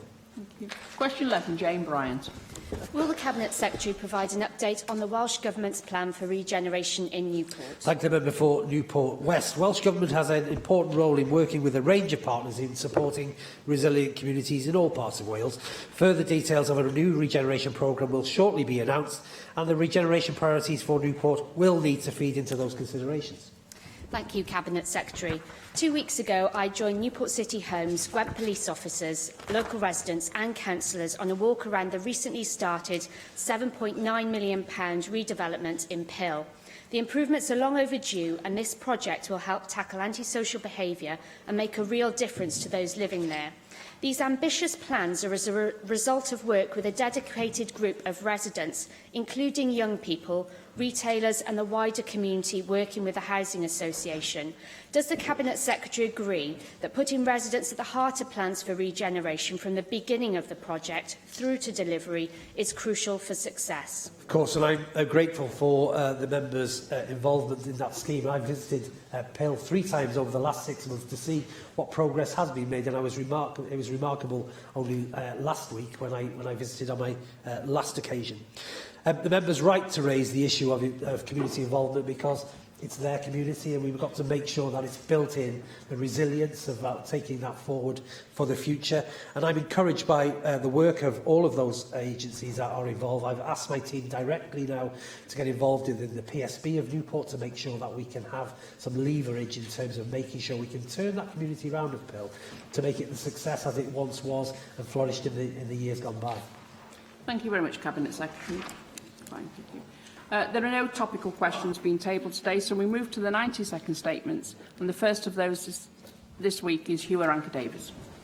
Diolch, Dipro Llywydd. Penwythnos hwn, bydd Eisteddfod yr Urdd yn dod I gampws Pencod, Coleg Pen y Bont.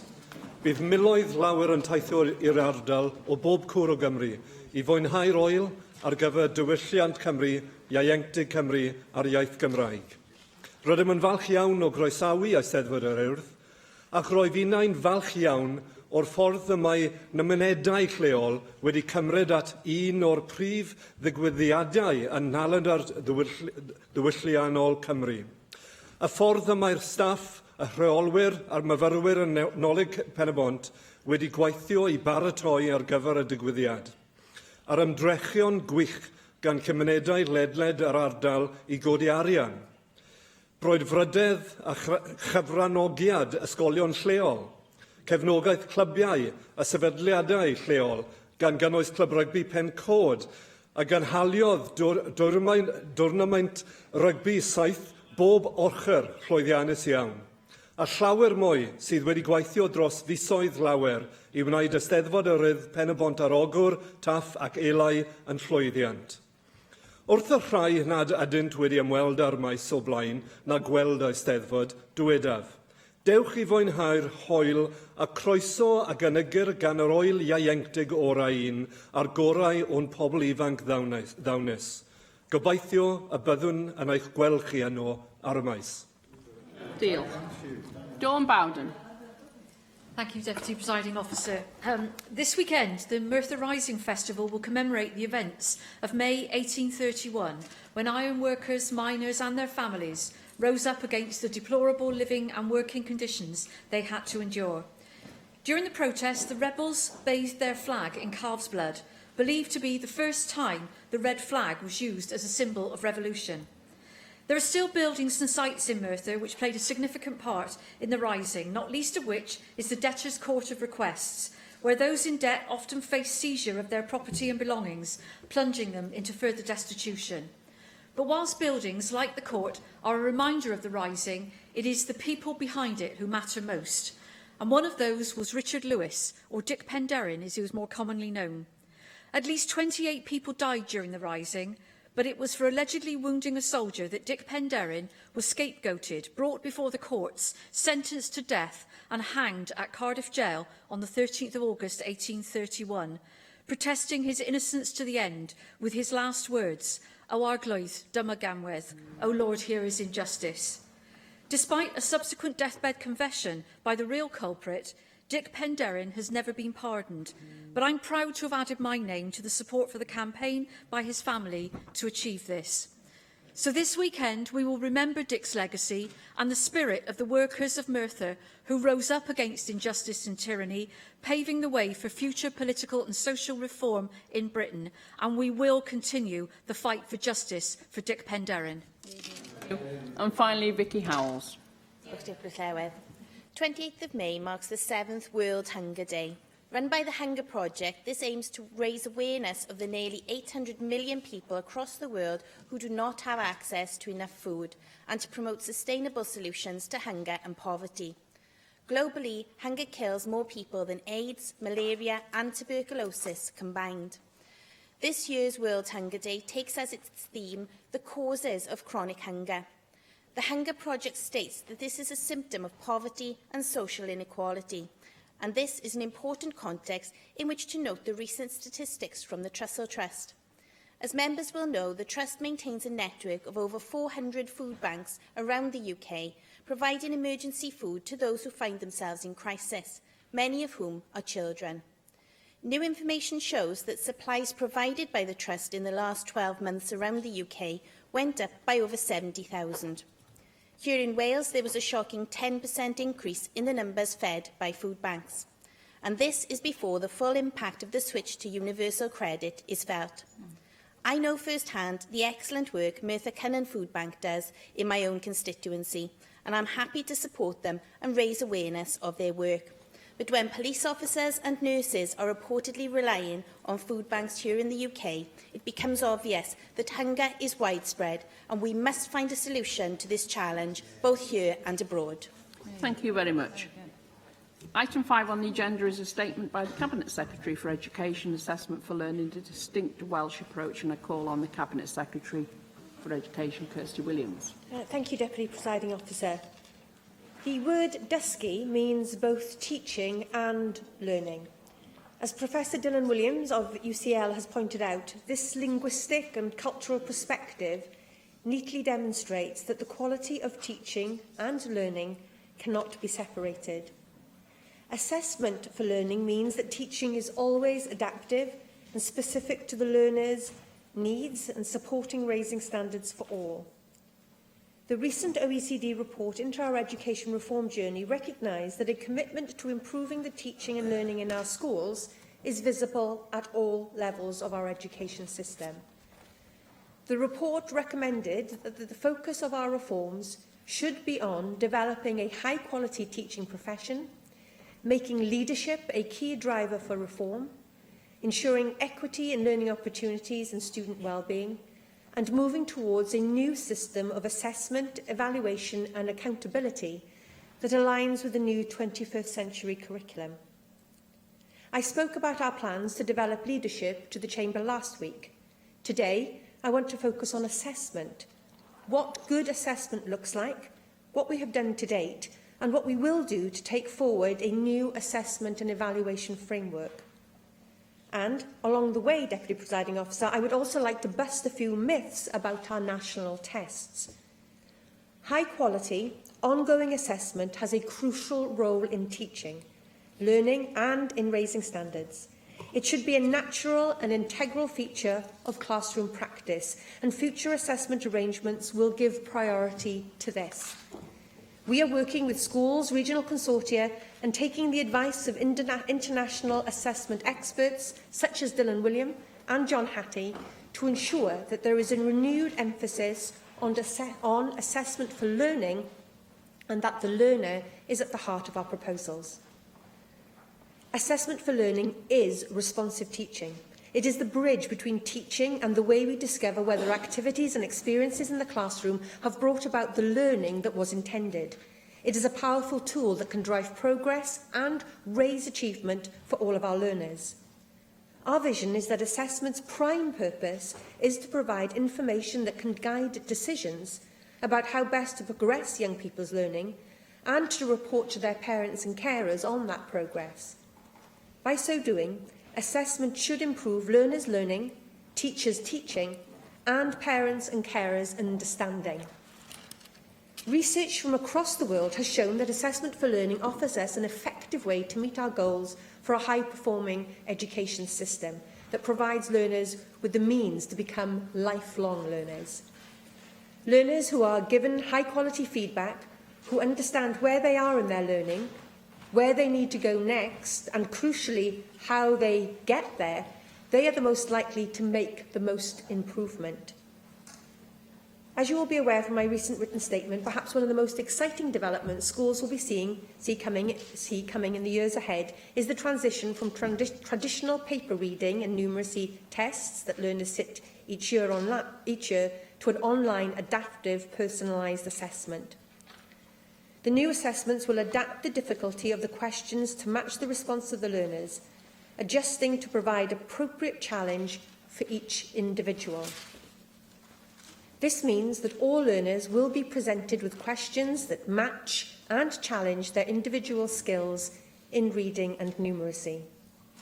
Schools will receive high-quality, tailored information about each learner's skills that they can use as additional evidence to plan the next steps for teaching and learning.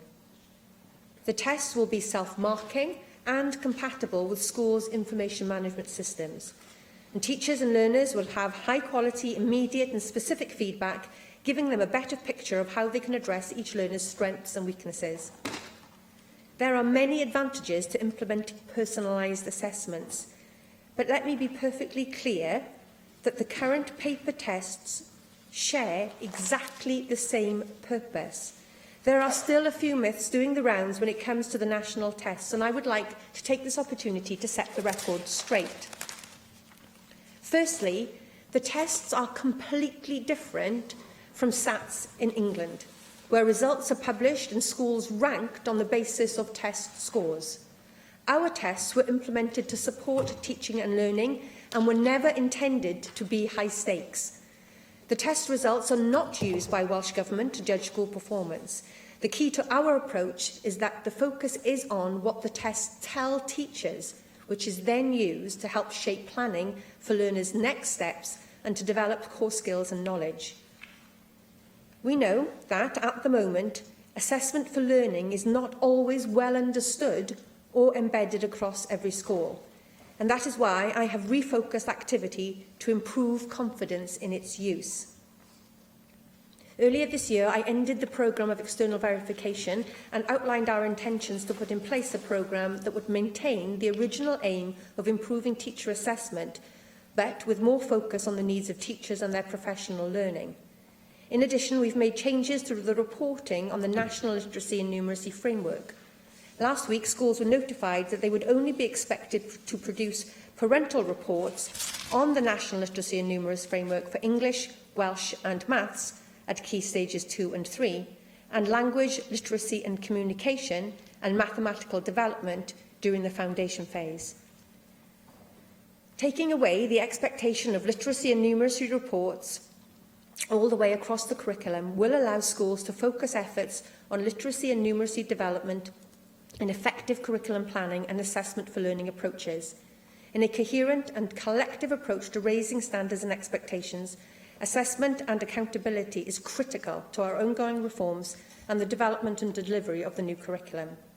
However, in the past, the lines between the two have often been blurred, leading to negative unintended consequences in the classroom and a lack of focus on overall standards.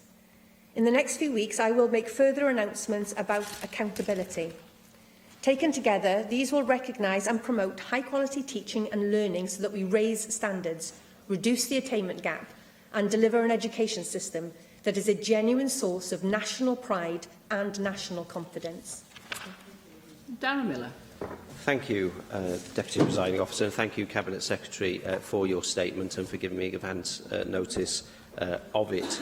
I think we'd all agree in this chamber that we want to see a rigorous assessment process here in Wales, which is fair to the learner, which helps to inform teachers about how best to respond to their needs, but which also does act as a benchmarking system across the whole of Wales, so that we can compare and contrast performance both between pupils within schools and indeed compare and contrast performance between different schools as well. We know that the current system isn't perfect.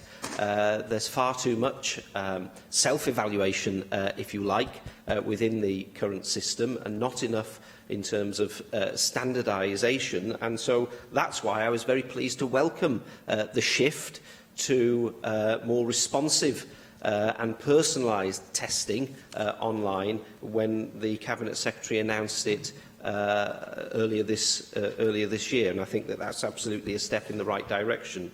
But I will say, Cabinet Secretary, that what we must also not be afraid to do is to continue to put our children and our young people in examination-type situations with paper tests, because at the end of the day, those high-stakes paper tests that they'll be doing when they get to GCSE age and when they get to AS and A-level age, they're going to be less fazed by those if they've had lots of experience of being sat in a test-like situation. They're not going to be sat on computers doing those tests, so it's important that they have the experience of those tests both in the classroom and in the schools at different points. Now, I know that you say, and you like to draw the big distinction between the SATS tests in England and the tests that we've had traditionally here in Wales, and you say that that's not something where we're going to rank schools. But at the end of the day, they do need to be things which are used to manage performance within schools and to manage local authority attention to schools and regional consortia's attention to schools if weaknesses are identified in those outcomes. And I think it's only right that the outcomes of that testing are shared with parents, because at the end of the day, parents should be empowered to be able to make decisions about which schools they want to see their children educated in. And I think that the more information they can have, including information on tests and outcomes from those tests, the better. Now, I appreciate that you can swing the pendulum too far and just use markers on things like the achievements in these sorts of tests and overemphasise them, if you like, and not consider properly other things in schools. And that's why we've been, as a party, supportive of the green, amber and red system which has been developed by the Welsh Government. And it's important that that is also a robust system. And I know, Cabinet Secretary, that you want that to be a robust system which truly reflects, in an all-round and holistic sense, the performance of schools. But let's not forget that the results that children and young people have in tests like the ones that we're talking about today, this assessment for learning, are an important indicator in terms of school performance, and we must not ignore them.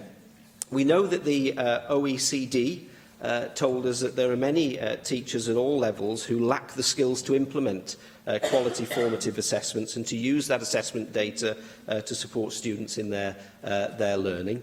And I think that it's only right to pick up on that point, and I was pleased that you made reference to the OECD and the work that they're doing to oversee some of the implementation of this work in the future. And we know also, of course, from the recent Education Workforce Council survey of the education workforce in Wales, that one of the other problems we have is communicating to our teachers about the changes that are taking place here in Wales in our education system. So I wonder, Cabinet Secretary, whether you'll be able to tell us how you're going to ensure that there's an appropriate response from the teaching workforce to these new testing regimes as they're being rolled out here in Wales, what you're going to do to monitor the way that the teaching workforce is using the information in a confident way to change their practice so that they can support learners better, and what assurances you can give us as an Assembly that we're not completely ditching the paper tests in literacy, in numeracy and all those other subjects, so that our children can still be well prepared as they get on into later life to take those high-stakes tests that will come down the line. Thank you very much, Darren, for your questions. I had hoped that the statement this afternoon would be able to help develop a broader understanding of the difference between assessment for learning, which is a crucial part of how we raise standards in our schools, and how that is a very different beast to what is accountability. The fact that the two have been melded together in the past, some of it in reality, some of it often myth, and in the minds of practitioners, is why is one of the reasons why we're not making the progress we need to make. Let me be absolutely clear. We need accountability in the Welsh education system. We know from past experience what happens if that accountability is taken away. And therefore, I will continue to ensure that our schools, our LEAs and our regional consortia are held to account for their performance. But accountability measures have to be the right ones. And they do have to be, I'm afraid to say, divorced from the principles of assessment for learning. So you're absolutely right. We will continue to use the categorisation system to be able to provide a holistic view of how individual schools are performing. We will continue to develop a robust inspection regime with the publication of inspection reports via Estyn that give parents the information that they need when looking at prospective schools for their children. And there is more we can do to improve both categorisation and, I believe, potentially in conjunction with discussions with Estyn, how we can improve the inspection regime also. But let me be clear. Assessment for learning is not part of that accountability regime. It is simply not a robust way, to use assessment tests to judge the performance of a school. Cohorts can differ hugely. Just last week, I visited Blaenau School in Swansea. The children entering that school are significantly behind developmentally than you would expect in the Welsh population. 60% of those children are on free school meals. That is very different from a school in the same local education authority, and therefore relying simply on scores around standardised testing is not a fair way to judge. Yes, you're right. How we monitor that school is the progress that they're made. And I'm delighted that Blaenau School was recently given a good evaluation by Estyn because of the progress they're able to make for those children. But it would not be right to use individual children's test scores to judge the performance of that school. But parents need to know. They do. Parents absolutely need to know. And there is no plans to stop parents being given access to their children's test scores. It's really important as a parent, and I'm one myself whose children have sat these assessments most recently. It's really important to me and other parents to know where my child is, to have a standardised benchmark assessment to work alongside the individual teachers' assessments around by children. The paper tests will be phased out, Darren. And they will be phased out to an online adaptive system. One of the problems with the current testing is it does not take into account where a child is. We could have a child with a number of additional learning needs who sits down in front of a test, looks at the paper and can't answer the first question. That potentially is devastating to that child's confidence. The beauty of an online adaptive test is that the questions will adapt to the ability of that children to see where they are and to push them to see how much they can do. That's good news for all children because we can get a better, more accurate picture of where that child is. The idea that simply children will be completely phased if they sit down in front of an exam paper at 16 is, if I might say, fanciful, Darren. The reality is teachers in high schools prepare their children for sitting those exams with mock papers, mock exams. Those things happen, and we have to divorce the two. I think there is professional learning needs. We do need to get self-assessment better. It's one of the weaknesses in our system. That's been acknowledged by Estyn. That's why continued moderation is really, really important. By moving some of the emphasis away, that gives us more time for teachers to concentrate on developing their skills in this area. And as you know, we've put aside £5.6 million in this financial year for the consortia's professional learning funds. Claire Griffith. Thank you, Deputy Presiding Officer, and thank you, Cabinet Secretary, for your statement. Donaldson did say, of course, in his Successful Futures report that dissatisfaction with current assessment arrangements was one of the strongest messages that he received, so it's good to see that this is being pursued, and I'm a bit fearful of saying the word tests now after that exchange. It's been given a decent airing, so I won't pursue it too much, only to recognise, of course, what Donaldson tells us, that the frequency of tests should be kept to a minimum in view of their impact on the curriculum and teaching and learning, because the danger is that people are taught to the test, and then all of a sudden you find yourself going off on a tangent and not maybe focusing on the work that needs to be done. I didn't hear you mention self-assessment and peer assessment in your statement. Clearly, they are important factors in encouraging children and young people to take greater responsibility for their own learning. I know my children have a success criteria that they adhere to when they have homework, where they have to they're given a task that they're meant to achieve. They need to understand how they're going to achieve that and then how they're going to demonstrate what they've learned from that task. So I'm sure you'll be able to tell us about the importance of self-assessment and peer assessment within this context. And teachers have their professional learning passports now, no different potentially for pupils in future. I know Donaldson mentioned e-portfolios and e-badges even to record key achievements and experiences, and I'm wondering where we're going on that, whether that's something that you're actively pursuing or not. Your statement talks of an online adaptive personalised assessment, teachers and leaders having high-quality, immediate-specific feedback. Donaldson also mentioned, of course, that we should increase the use of digital media and explore the opportunities to improve the immediacy of feedback to parents and carers. So I'm just wondering whether this could be extended to allowing parents access to some aspects of this so that they can, in real time, if you like, track the development of their children. I know many schools use inserts, whether there's a public-facing element that could be utilised in that respect. It'd be good to hear whether or what your thinking is on that front. Moving to more of an automated online system clearly has its strengths. I'm just looking for reassurance, and I'm sure you'll give it to me, that we won't take our eye off the ball in terms of continually needing to build teachers' capacity to assess, that we don't just leave it to computers. So that's certainly something that we need to be wary of. And the Children and Young People Committee clearly have been scrutinising implementation of the new curriculum.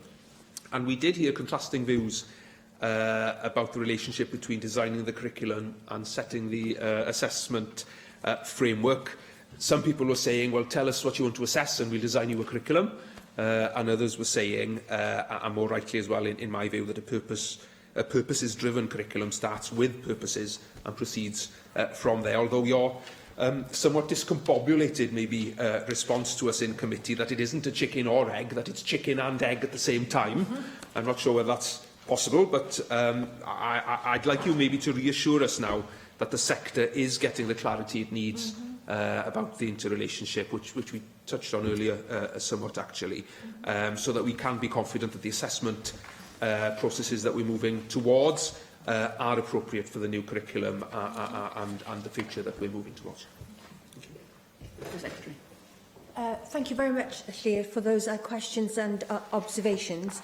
You're quite right. Professor Donaldson told us that the frequency of testing should be kept to a minimum, but he was also very clear in his report that external standardised testing provides important benchmarking information and should be used in combination with school tests and teacher assessments. So in no way did Donaldson say we should stop doing national tests. He saw that as part of a holistic picture of how we can develop our assessment regimes.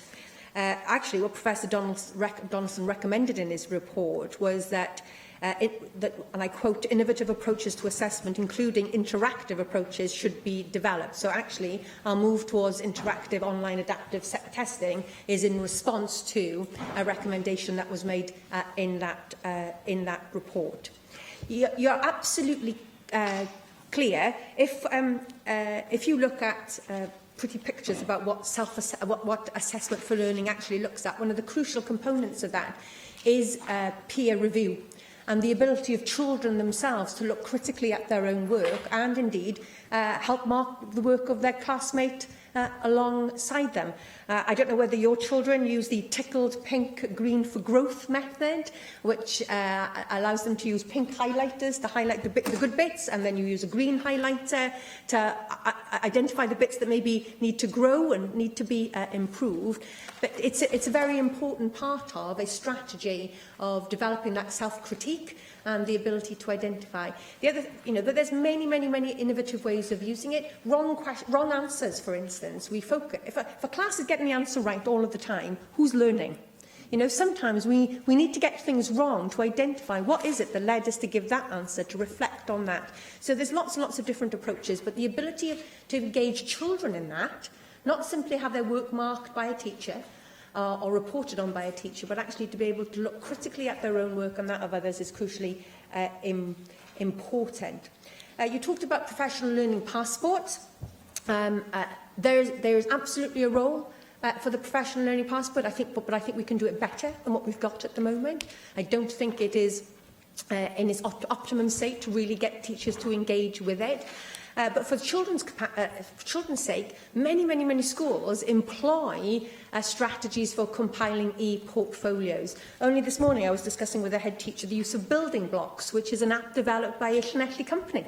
And they use that to capture and record work. It allows people to reflect on that, share it with other classmates, to have a look at, be able to send it home.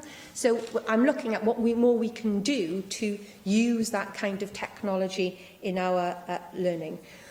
One of the significant improvements I hope that online adaptive testing will bring to us, Claire, is more timely responses. You will know, like I will, that the tests were sat by our children a number of weeks ago. But I don't know about schools in your area or indeed in Darren, but I probably will get my children's test on the last week of term. The last week of term, where there is little time to go into school and have a discussion with the teacher. And then the summer holidays comes and the momentum around that is lost. So one of the benefits of moving to this system is that you will have instantaneous results. So, and schools will be able to do it at times of the year that best suit them and their children. And I think so I'm hoping that one of the benefits of moving to this gives us greater flexibility and will allow for greater parental engagement in discussing test results with their schools. And that is crucial. We know, after the quality of the teacher in the classroom, parental engagement in your child's education is the second most important factor. And we have to find new and innovative ways to encourage parents to be engaged in their children's education. And again, I think digitally, because let's face it, how many school dates do you see outside and everybody's on their smartphones? Digitally, I think, is one way in which we can increase those conversations between schools and parents about their children's learning. We do need to do more in terms of professional learning to support teachers' skills in assessment for learning. As I said in my statement, and acknowledged in my statement, it is not as embedded and as universal as I would like it to be, and this will continue some of the ongoing conversations we have with regional consortia around professional learning. What comes first? What comes first, and how do we assess a new curriculum? One of the lessons I think that we have learnt from Scotland is that they developed their curriculum and then thought about the assessment later. And that's been one of the problems that I think the Scottish education system has suffered from. So we are looking at assessment and evaluation as we develop the curriculum, so that we are mindful of the fact that we, yes, need to have purpose-based, but also are mindful about how will we assess for that? How will we test for that as we develop it?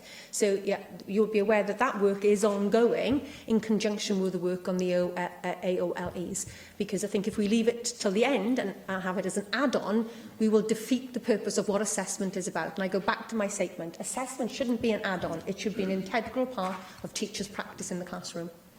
And finally, Michelle Brown. Thank you, Deputy Presiding Officer, and thank you for your statement, Cabinet Secretary. Whilst I support the use of the latest technology in the classroom, it must always remain in a way that improves the education for the child and doesn't simply ease the teacher's workload. The answer to overworked teachers should always be more teachers, not more computers. There is no substitute for the praise of a teacher who is respected and liked by their pupils, and a computer can never give the encouragement that a teacher can.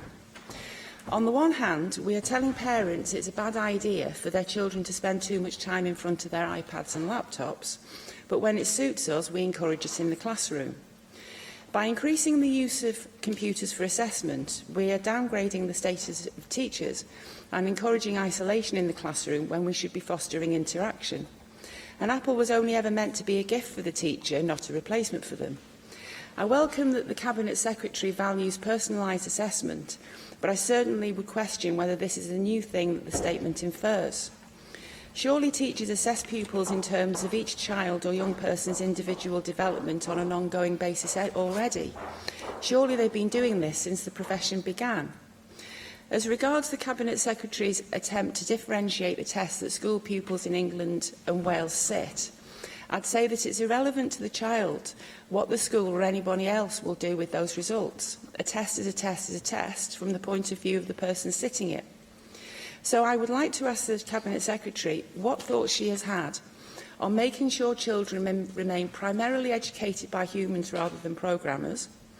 Would it be sensible to propose some kind of monitoring of the amount of time pupils spend working and being assessed via computer?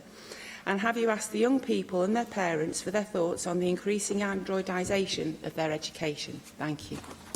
Cabinet Secretary. Can I thank Michelle for her questions? Let me be absolutely clear for the member and for the chamber. This is not about replacing teachers with computers.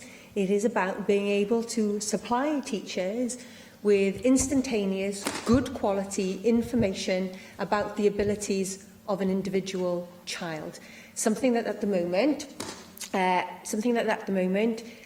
we do it in one way, but I think we can improve upon it. As I've said in my statement, the purpose of these tests is absolutely about the child. It's about having the information that we need for teachers and parents to assess how we help that child to develop more. The fact that actually it reduces workload on teachers, gives us better quality information in a better time frame, are some of the other reasons why this is the good thing to do. But I try and judge myself in everything that I do, Michelle, on the basis of the mantra, child first and always. And I judge that moving to these systems is better for individual children in Wales. Now, we are all concerned about screen time for children and the impact on digital technology on children's lives. We spent a great deal of time last week in this chamber debating that. We all acknowledge that there are disbenefits and benefits. But let me be clear, this is a test over a short period of time that probably most schools will decide to do only once a year.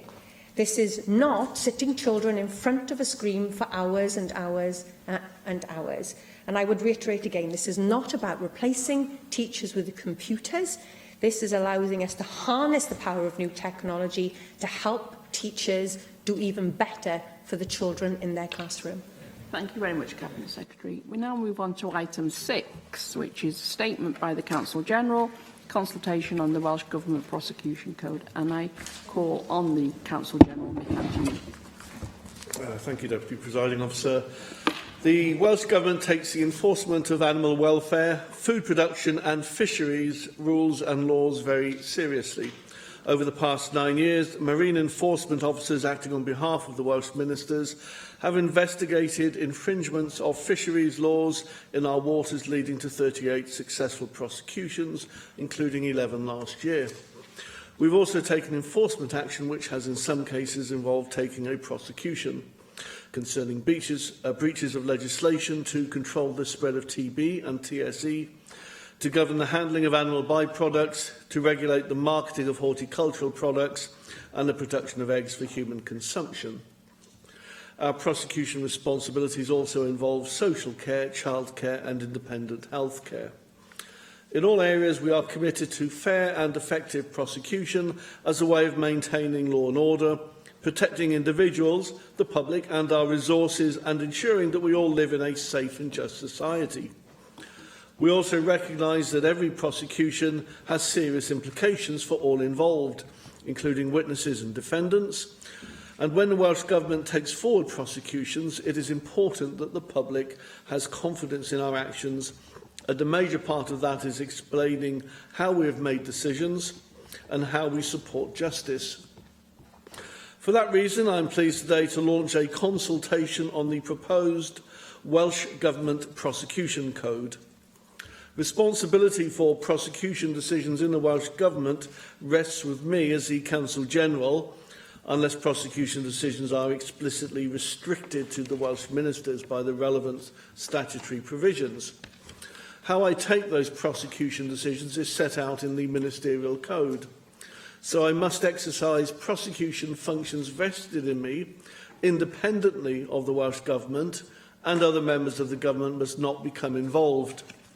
Where I institute proceedings, defend or appear in legal proceedings relating to the functions of the Welsh ministers, then again I must act independently of government. There are occasions when the function of prosecutor rests with the First Minister or one of the Welsh ministers. The Ministerial Code requires a liaison with me so that I may provide advice on the prosecution decision as the law officer. But in each and every case I need to base my advice and exercise my decisions by considering whether the case is suitable for prosecution. And I do that by reference to a prosecution code. And currently I use the Crown Prosecution Service Code for Crown Prosecutors, which requires consideration of the full code test. The test has two distinct stages, firstly the evidential stage and secondly the public interest stage. The evidential stage requires prosecutors to be satisfied that there is sufficient evidence to provide a realistic prospect of conviction against each suspect for each offence. The public interest stage requires prosecutors to go on and consider whether a prosecution is required in the public interest.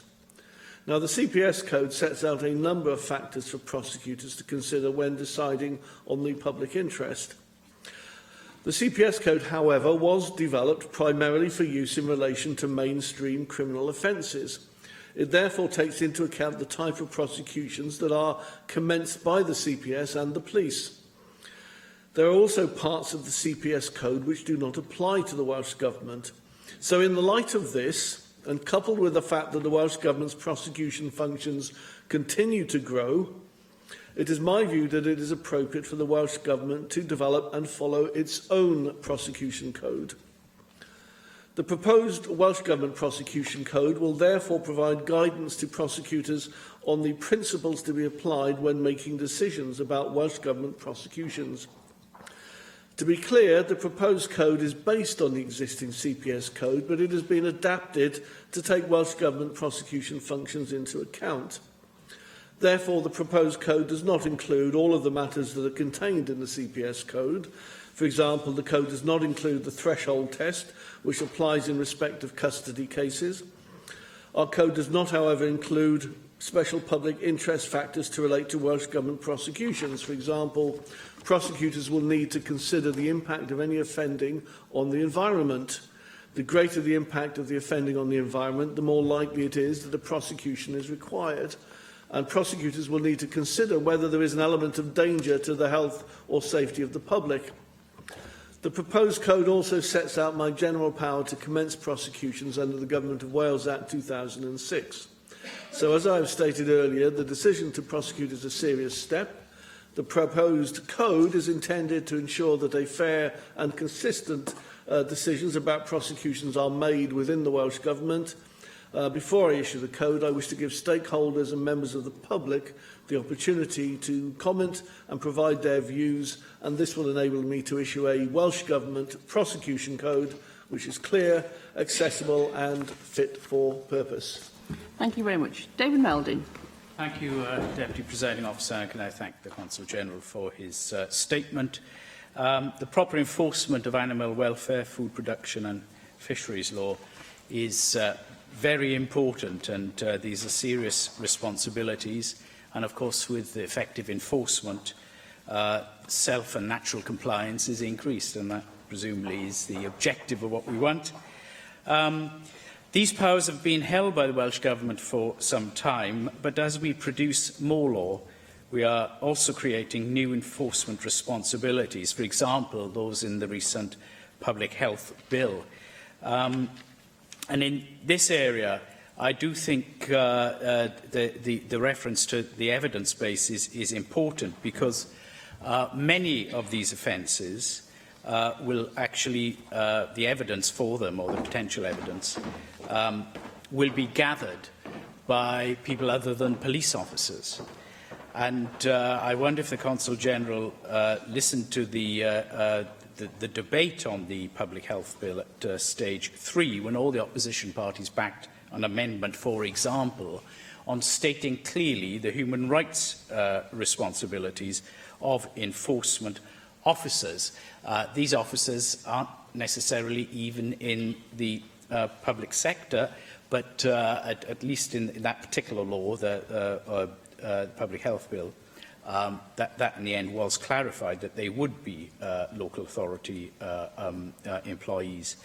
But to have a clear statement in law of human rights obligations is surely important when we gather evidence. We at the moment rely on pace and general principles scattered about the statute book, rather than expressing it clearly in the law that we are passing. And I wonder if he is worried about the implications for meeting human rights obligations, which of course is one of the general prosecution principles set out in his proposed code under section 11. So it is something I think that we need to pay particular attention to, and it's only by exercising our responsibilities properly there that we will give people full confidence that the law is being enforced with rigour,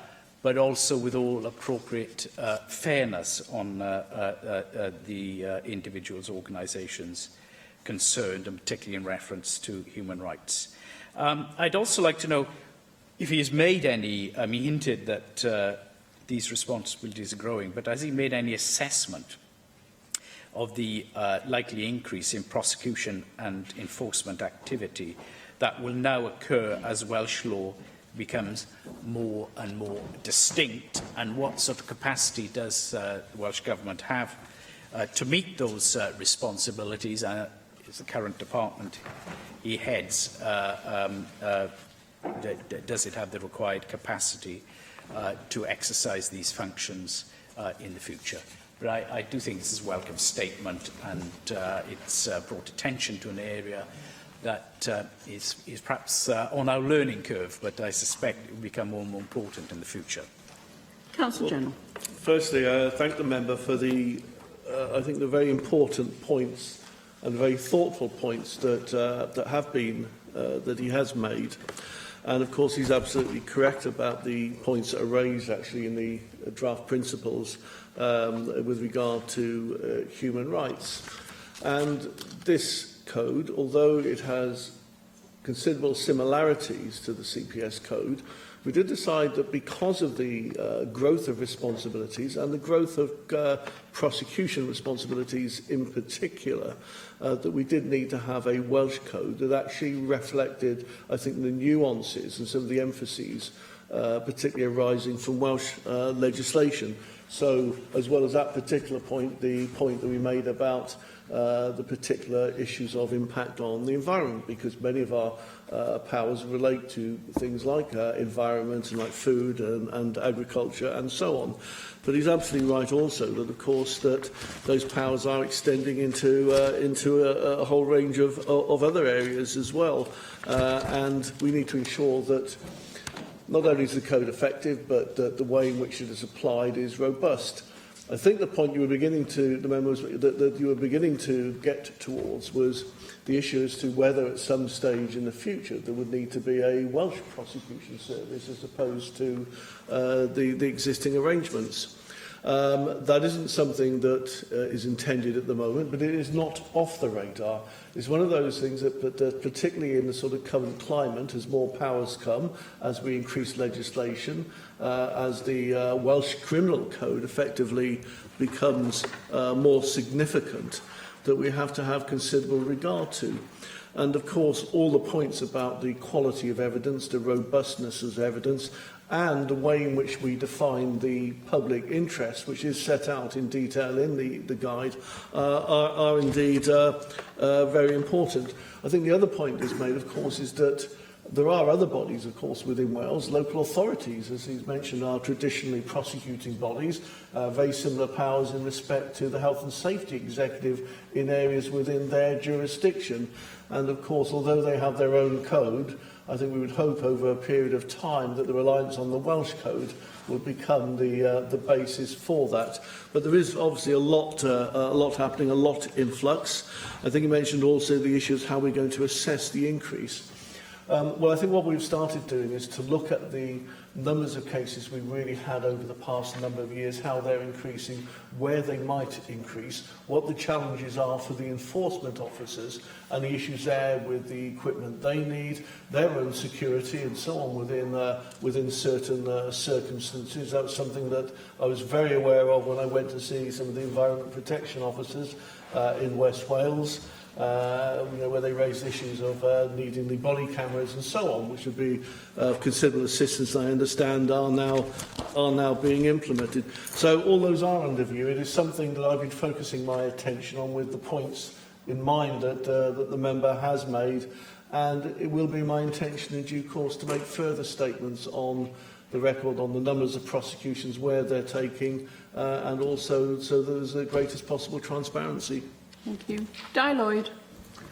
Thank you, DPO. Can I welcome this statement from the Council General for Wales, and also to welcome the general direction of travel, as it were, in developing Welsh Government prosecution codes, and this consultation is very much welcome. And as David Melding has already alluded to, we are talking about serious matters here in terms of animal welfare, food production and fisheries, rules and laws that need to be taken seriously. So there are just a couple of questions and issues arise. We have the number there for successful prosecutions. I was just wondering how many prosecutions were considered but then not brought forward, in other words, not captured by those figures. In other words, how realistic a prospect is it of a prosecution resulting from offending, in other words, in terms of so we have the 38 successful prosecutions, but have we got a handle on exactly how much potential offending in these fields was actually going on? Following on from that, could the Council General for Wales confirm that we do have the legal tools at the disposal of Wales at the moment to enforce Welsh laws? And the third point is, obviously, policing and the courts are not devolved to Wales, and the Council General has mentioned that in passing as regards the general point about UK CPS codes. Bearing that in mind, that policing and enforcement are not devolved, and in fact we're losing some enforcement issues with the new Wales Act, is there a danger that the UK Government's codes will supersede the Welsh Government's prosecution code in actual practice? That being the case, I'm looking for reassurance there, really. And in terms of, well, not really a philosophical debate, but in terms of momentous potential decisions happening, I'm talking about the interface with things, interface between this prosecution codes and, say, matters pertaining to the Great Repeal Bill as regards the devolved powers we have in agriculture and fisheries, which are in this place now. We face losing them unless, obviously, there's universal approval of the continuation bill that this Assembly has passed to make sure that we don't lose those European powers in the devolved fields that we have now. So I'm looking for further reassurance from the Council General that that interface is something that we're keeping an eye on, and obviously keeping our hands on those powers that we have now. Thank you. Thank you. Council General. Well, thank you there. And again, you raise a number of important cases. At the moment, the prosecution decisions are taken by me. So the evidence will be before me. Where there are specialist areas will be analysis by agents and lawyers who are specialists in those areas.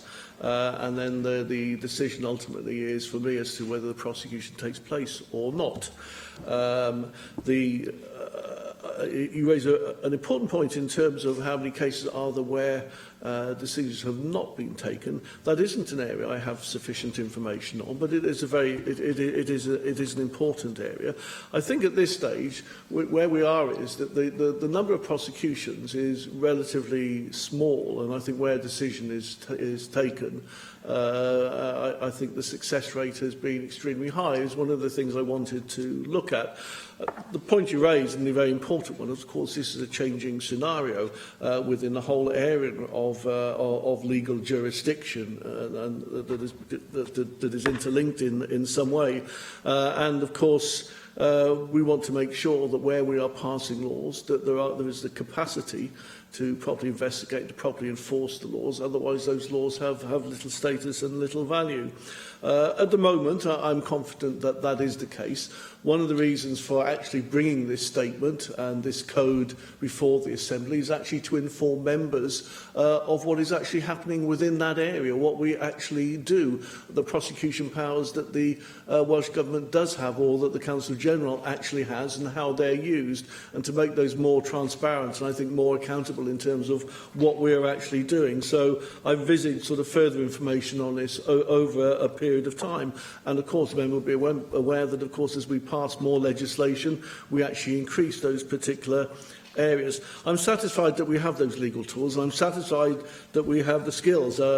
One of the first things I became acquainted with and became an expert in was the 2012 scallop dredging regulations and many other similar pieces of legislation that we have that sort of sound amusing on the face of it, but are incredibly important and involve quite serious criminal activity. So the prosecutions that have taken place have been very important, and some of them in terms of food protection.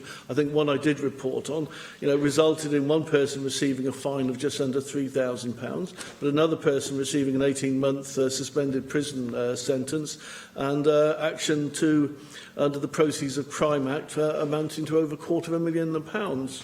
So, these are very serious areas. There's also an important point in terms of the fact that we do liaise with the police, that the enforcement officers, where appropriate, have that level of engagement, and that is also very important because there are crossovers between some of the offences that occur in respect of Welsh laws, but also other areas of criminal activity. So that is something that's important. Do I worry about applying the UK code as opposed to our code? Well, no. The only code I will apply will be ultimately the Welsh Prosecution Code. I obviously work on the environment that exists at the moment, but of course, once the consultation has been concluded and once a code has been finalised after considering all those representations, then that will be the code that I actually apply and am held to.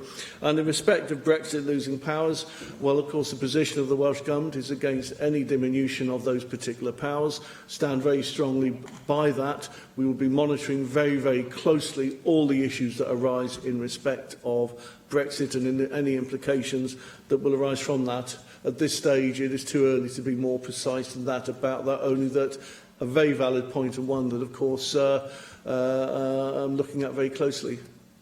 Thank you very much, Counsel General.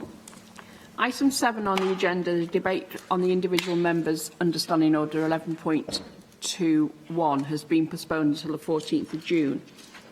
And therefore we move to item 8, which is the Welsh Conservatives debate on the Welsh economy. And I call on Russell George to move the motion. Thank you, Deputy Presiding Officer, and I would like to move the motion in the name of Paul Davis. The aim of our motion is to welcome the economic boost to the Welsh economy, which will be delivered by the Prime Minister's commitment to scrapping the tolls on the Severn crossing, and calls for the Welsh Government to recognise the need to address the regional disparity in economic prosperity which still exists within Wales through both a North Wales and Mid Wales growth deal. Firstly, Deputy Presiding Officer, there is consensus from across the Chamber in support for the abolition of the tolls on the Severn crossing. The tolls on both Severn crossings are, I believe, an economic and symbolic barrier to Wales, which is why I'm delighted, of course, that the Prime Minister has made this commitment, a move which is estimated to boost the economy of South Wales by around £100 million a year. And this decision shows, of course, the rest of the world that Wales is open for business. The motion also calls for a recognition of the need for a North Wales growth deal and a Mid Wales growth deal for the future prosperity of both regions. And I would like to focus my remarks on this. And I'm aware that other members hope to be called to focus on other areas of our motion. North Wales has the combination of assets to be a thriving region of our nation. Its geographical location not only makes it uniquely beautiful for Welsh tourism, second only, of course, to my Montgomeryshire constituency, but it has a prime position for developing economic links with Ireland and cities like Birmingham, Liverpool and Manchester. And Manchester, as of course we're all aware, a city and a community which has shown in the last few days a great resilient and a true credit, I think, to the rest of the United Kingdom, and through its spirit and resolve in the face of an horrendous terrorist attack. And of course our thoughts remain with the victims and families who were involved in those shocking events. Deputy Presiding Officer, the fact of the matter is, I think, that 1 million people of working age living either side of the border, rather than looking south to Cardiff, the people and businesses of North and Mid Wales tend to look east towards Manchester, Liverpool and the Midlands. As a result of cross-border movement, it's a routine fact of life, and the border, I don't believe, should be an economic barrier. On the contrary, the North Wales economy will undoubtedly benefit heavily from the prosperity and growth in the north of England, offering employment and business opportunities for people in the North Wales region. And this close economic alignment, I think, makes it incredibly important to ensure that cross-border collaboration takes place on the delivery of transport infrastructure projects, and regional transport authorities would go some way, I think, in ensuring that infrastructure priorities are set at regional level.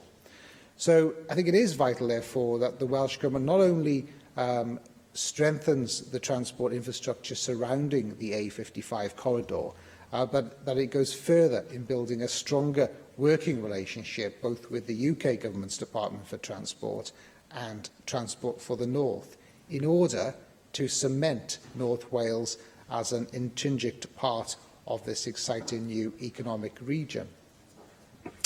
And finally, Deputy Presiding Officer, I would also like to refer to the importance of developing a similar regional deal for Mid Wales.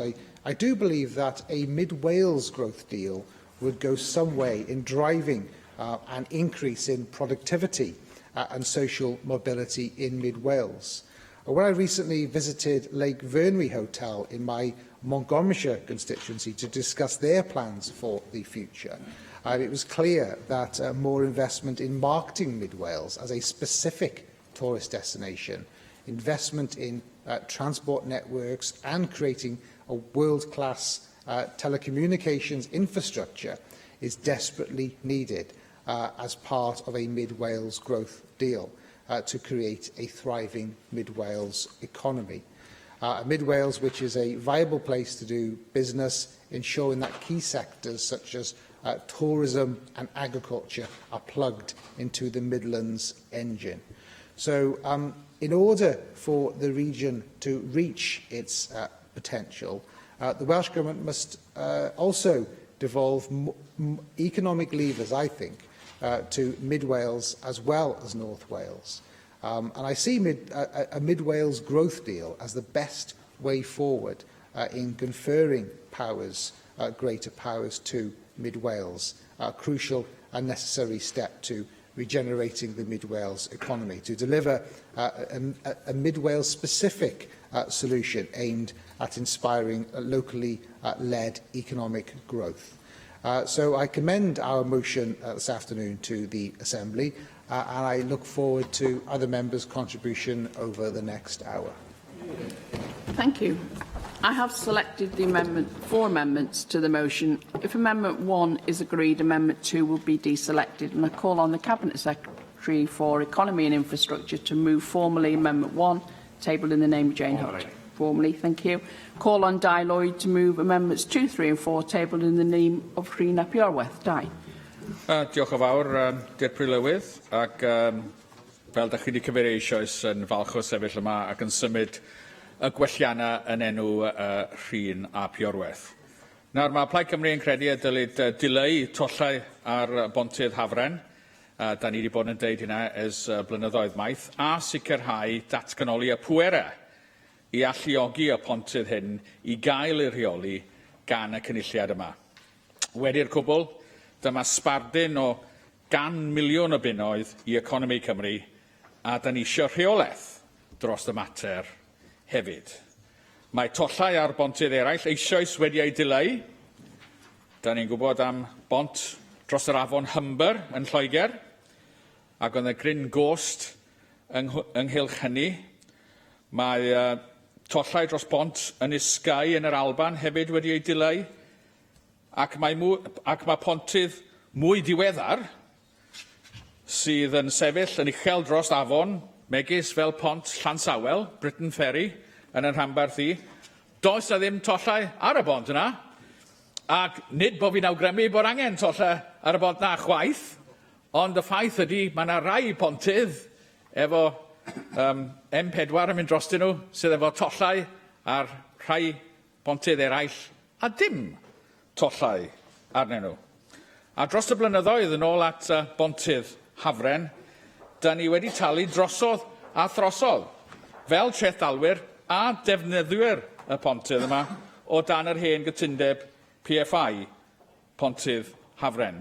Dyna anghyfiawnder sydd yn dal i frifo nifer o bobl.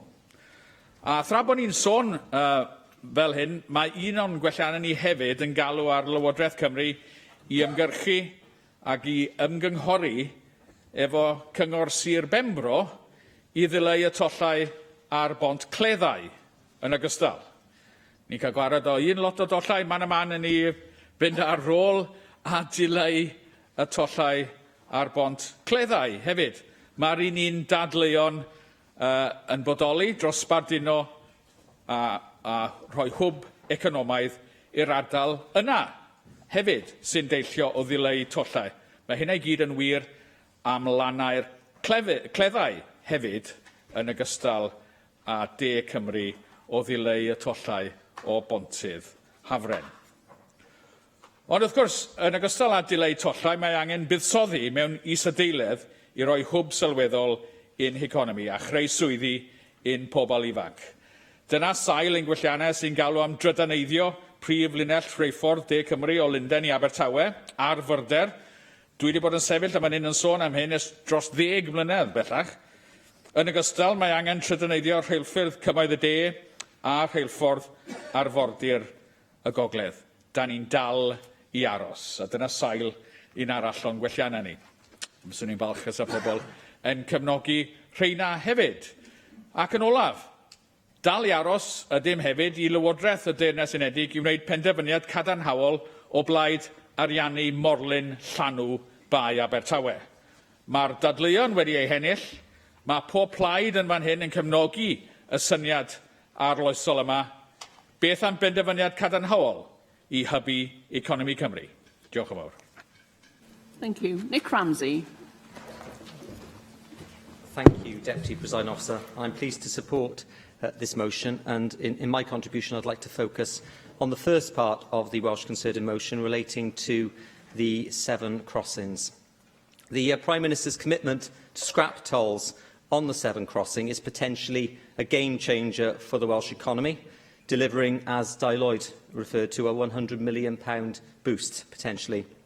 It's also a very exciting prospect for my constituents in Monmouthshire, which has close cross-border links with the southwest of England and Bristol in particular, links which have been hampered, suppressed by the tolls for far too long. Of course, as we all know, the tolls were part of the original agreement with the company that built the second crossing, opened in 1996, 21 years ago now, Severn River Crossings plc, and designed initially to cover the cost of construction and maintenance for the new bridge and the existing Severn Bridge. But it is the imminent expiry of that agreement which now allows the bridges to come into public ownership, or for the new bridge to come into public ownership and for the original bridge to revert to public ownership. Of course, one of the obvious questions has been who will now fund the maintenance of the bridges, so we welcome the confirmation that funding will be absorbed into overall maintenance costs for the M4 motorway. A 2012 report estimated that removing the tolls would boost productivity by the order of 0.48% and increase the gross value added of South Wales by around £107 million. And we know the problems Wales has had with GVA.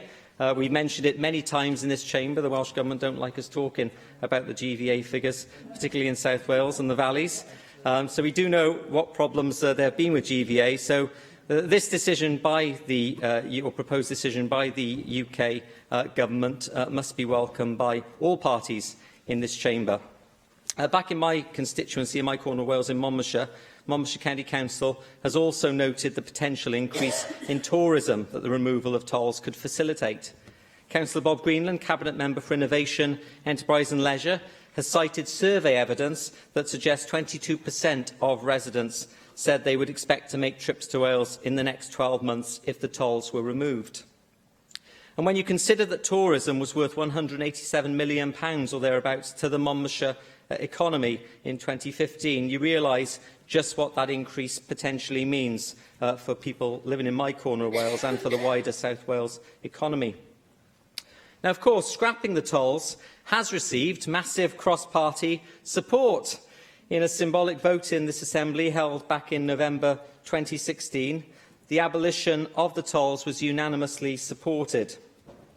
So we do now need the Welsh Government to work closely with the UK Government to deliver the full benefits of this policy. And we often talk about the need for the UK Government and the Welsh Government to work closely together.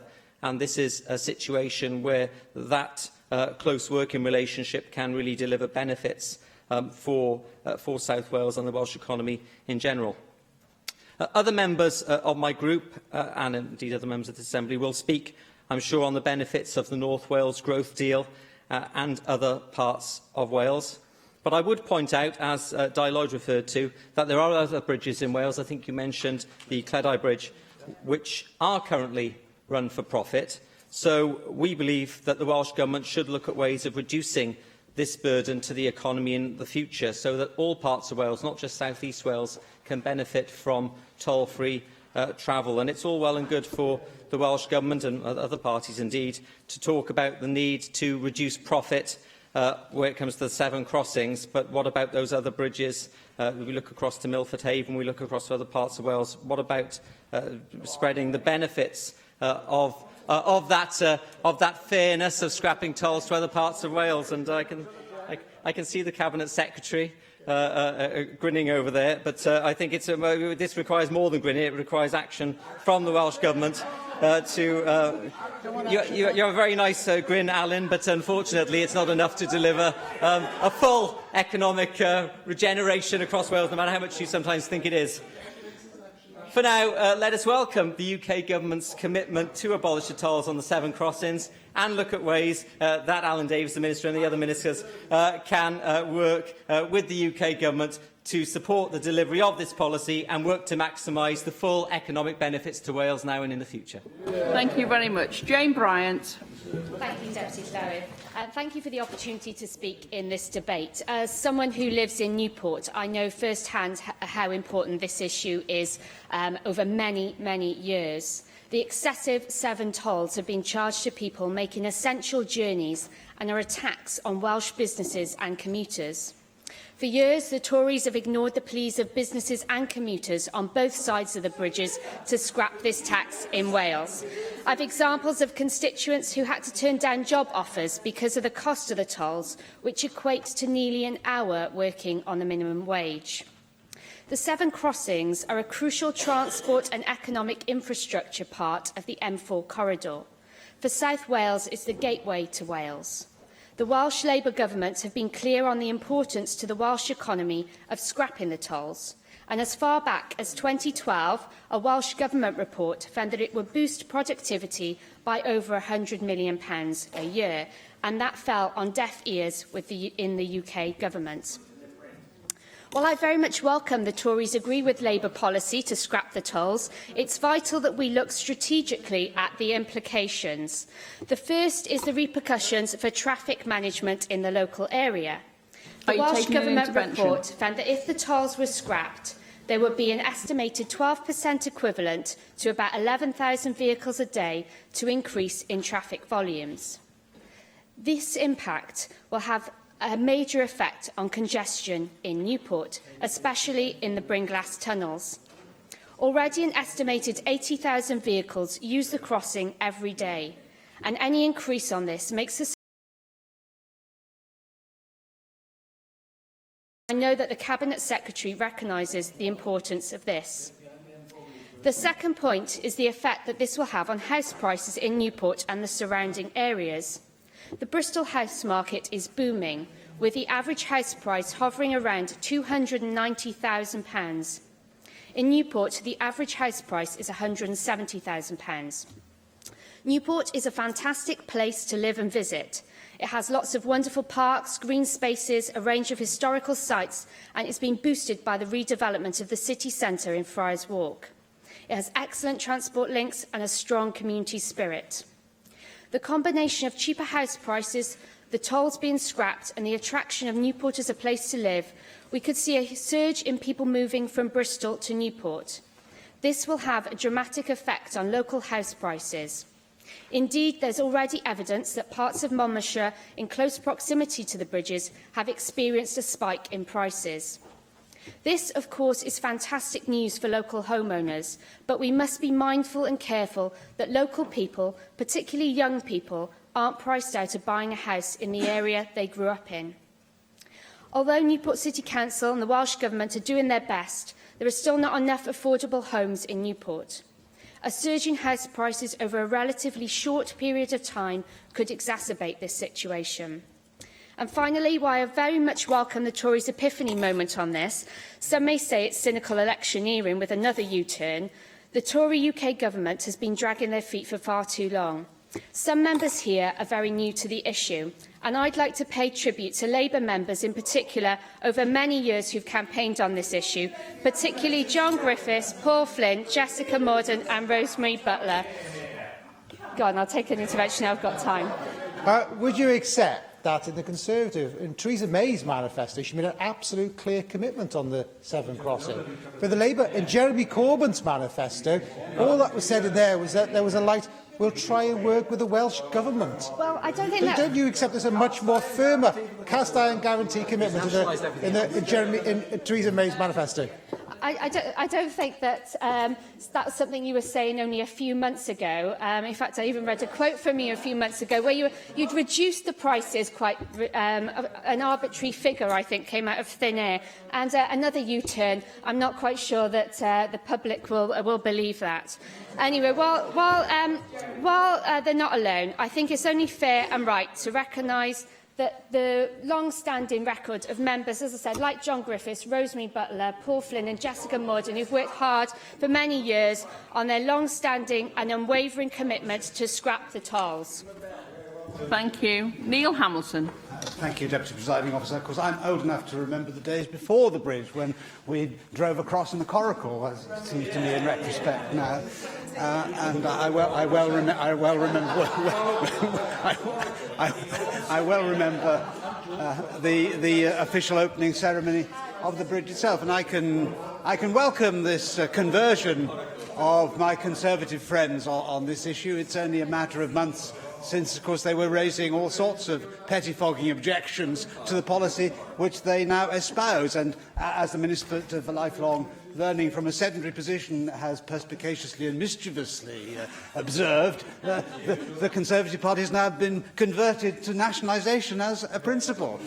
I'm not quite so sure that that is something which I would welcome, but nevertheless it just goes to show how fluid politics is today. This, of course, is just the latest U-turn to be found at the hands of Theresa May, who is Theresa May one day, maybe Theresa May not the next. But in the case of the social care changes announced recently, indeed the general election that we're now having is itself a U-turn, because it wasn't so long ago that she was saying we can't possibly have one until 2020, totally unnecessary, but now it is. But nevertheless, we welcome the sinner that repenteth, and it is, of course, going to be a very, very good thing for South Wales to remove those tolls and the time delays which are involved in paying them.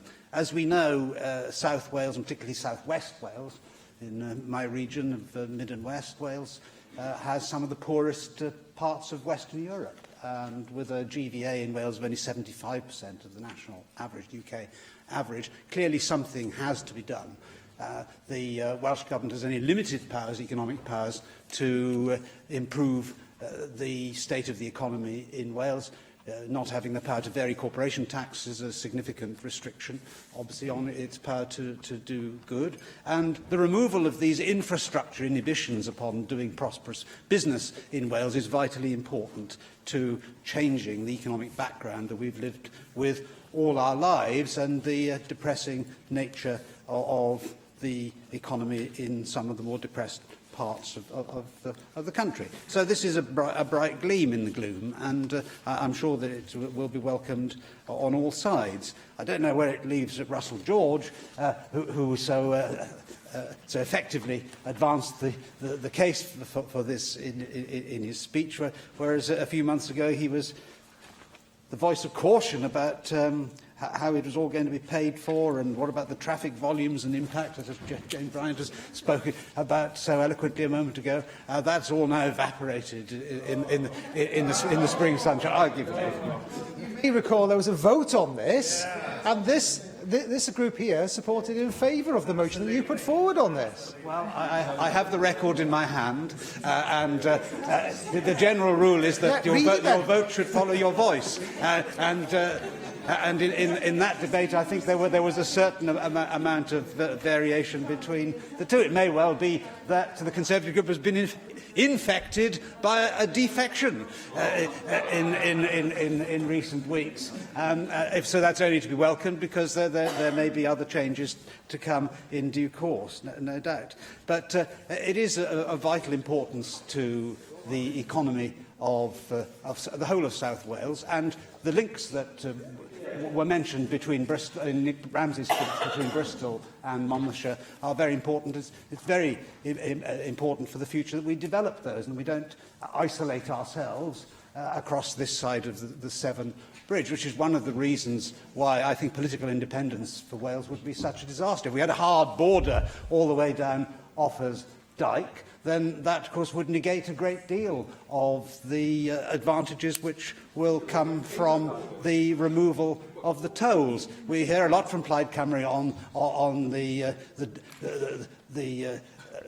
doom and gloom which is likely to arise from a hard Brexit, but a hard exit would be far, far worse, given that the Welsh economy depends far, far more on the economy of the United Kingdom than it does on the European Union. So I warmly support this motion by the Welsh Conservatives this afternoon. I suppose that's a reciprocation for their support for the UKIP motion in these terms that Russell George referred to a moment ago, which we had in the debate in this chamber only a few months ago. Mark Reckless. Yes. Not only did the Conservative group support my motion in November 2016 to scrap the tolls following their return to the public sector, but a Conservative government in 1992, of which I think the previous member may have been a minister, legislated for those tolls to be scrapped following the return of those bridges to the public sector. And I think one thing I just hugely welcome about this decision, for which the Prime Minister the Secretary of State, and frankly this group as well as others in this Assembly, deserve a lot of credit is actually politicians are doing what they promised. Having said, under the Seven Bridges Act, this bridge will be built by the private sector. You will be able to raise tolls on it until a fixed sum is raised, returns to the public sector, and then we will see tolls abolished. We are doing that. And I think that is very good for the credibility of politicians, particularly when they are trying to fund and develop infrastructure. The idea suggested, I think, from a sedentary position by Alan Davis that this is a nationalisation. It is surely preposterous. It's quite the reverse. The private sector has built this bridge, the Southern Bridge, under provisions from the public sector and the Seven Bridges Act, conditional on them giving it to the public sector once a certain sum has been raised. That is happening, and the UK government, I'm delighted to say, is taking on a full commitment for the maintenance of those bridges out of the Highways England budget. I think it's absolutely fantastic news. I also believe that the benefit to the Welsh economy may be even larger than suggested in a report which I think is some years ago now for a 107 million boost, because things have moved on since then. The economy is stronger, particularly along the M4 corridor. What we've seen in terms of prosperity and job generation in Bristol has been very strong in recent years. And also, I think, for Wales and South East Wales region I represent, I think there is a return of confidence. And I think scrapping these tolls, along with electrification of the railway and improvement 15-20 minutes quicker to get to London once that electrification is complete, with, we hope, an M4 relief road, and it is a serious point that there will be more congestion at the Brynglas tunnels once tolls are removed, and it does increase the importance of getting on with building that relief road. But I think in combination, and also with the South Wales Metro, all those together will change what, for a long time, I think has been an unfair perception, to the extent others elsewhere may hold it, that there is a distance, let alone any remoteness to South Wales. But when you bring those travel times down, I think you will link in South Wales economy much more closely with the M4 corridor, with Bristol and with London, and with the far higher GVAs we see in those areas. And I think there will be a huge boost to the economy of South Wales. I think it's fantastic this Chamber voted unanimously to scrap the tolls, and the UK Conservative government are now delivering on that. I'd also just like to speak briefly to the other part of the motion about the North Wales growth deal.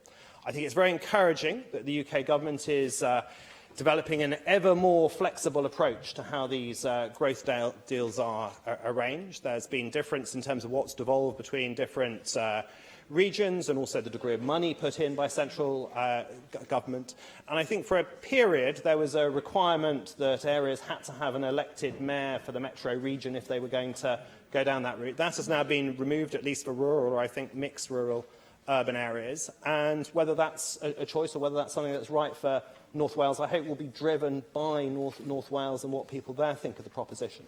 But I think the flexibility is particularly important for North Wales, because nowhere more than Deeside, even with the Newport-Bristol links, I think that agglomeration of economic activity across the English-Wales border around Deeside is hugely important for generating the future prosperity of the region. But also, I think, makes it very difficult to have, in some ways, a national border running through that agglomeration. And even if we can't have a growth deal that crosses a border, I do hope that the North Wales growth deal will be particularly sensitive to those unique needs, given how closely integrated the economy in those parts are. And while there's great flexibility, I think, from UK government, I hope that will be matched by Welsh government, and that there will be a real appreciation that devolution should not end at Cardiff Bay. And for North Wales in particular, as well as the references to Mid and West Wales, we need a sensitivity, and we need particular solutions that are going to be right for them, just as scrapping the 7 tolls is so right for South Wales. Susie Davis. Diolch, Llywydd. In the same way that the European Regional Development Fund takes a certain collection of criteria to divide Wales in two, so does the City Deal model, for all its many advantages, run the risk of doing the same. And it's hard to conceive, quite frankly, how most of Powys will feel the ripples of the big urban investment within Wales itself. And Russell George is quite right to talk about the flexibility and the ability to start looking east. It's not just North Wales, Mark Reckless, that needs that element of flexibility.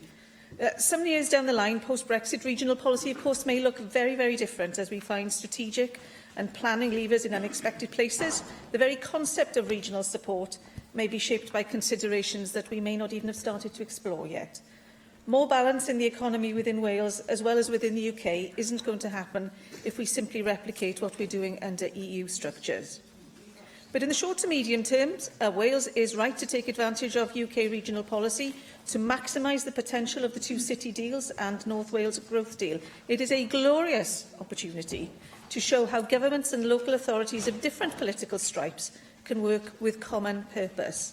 And if local squabbling or uninspired ambition or even lack of confidence means that these golden opportunities are squandered, then it makes a mockery of devolution and any claim we have to be big thinkers in a small country.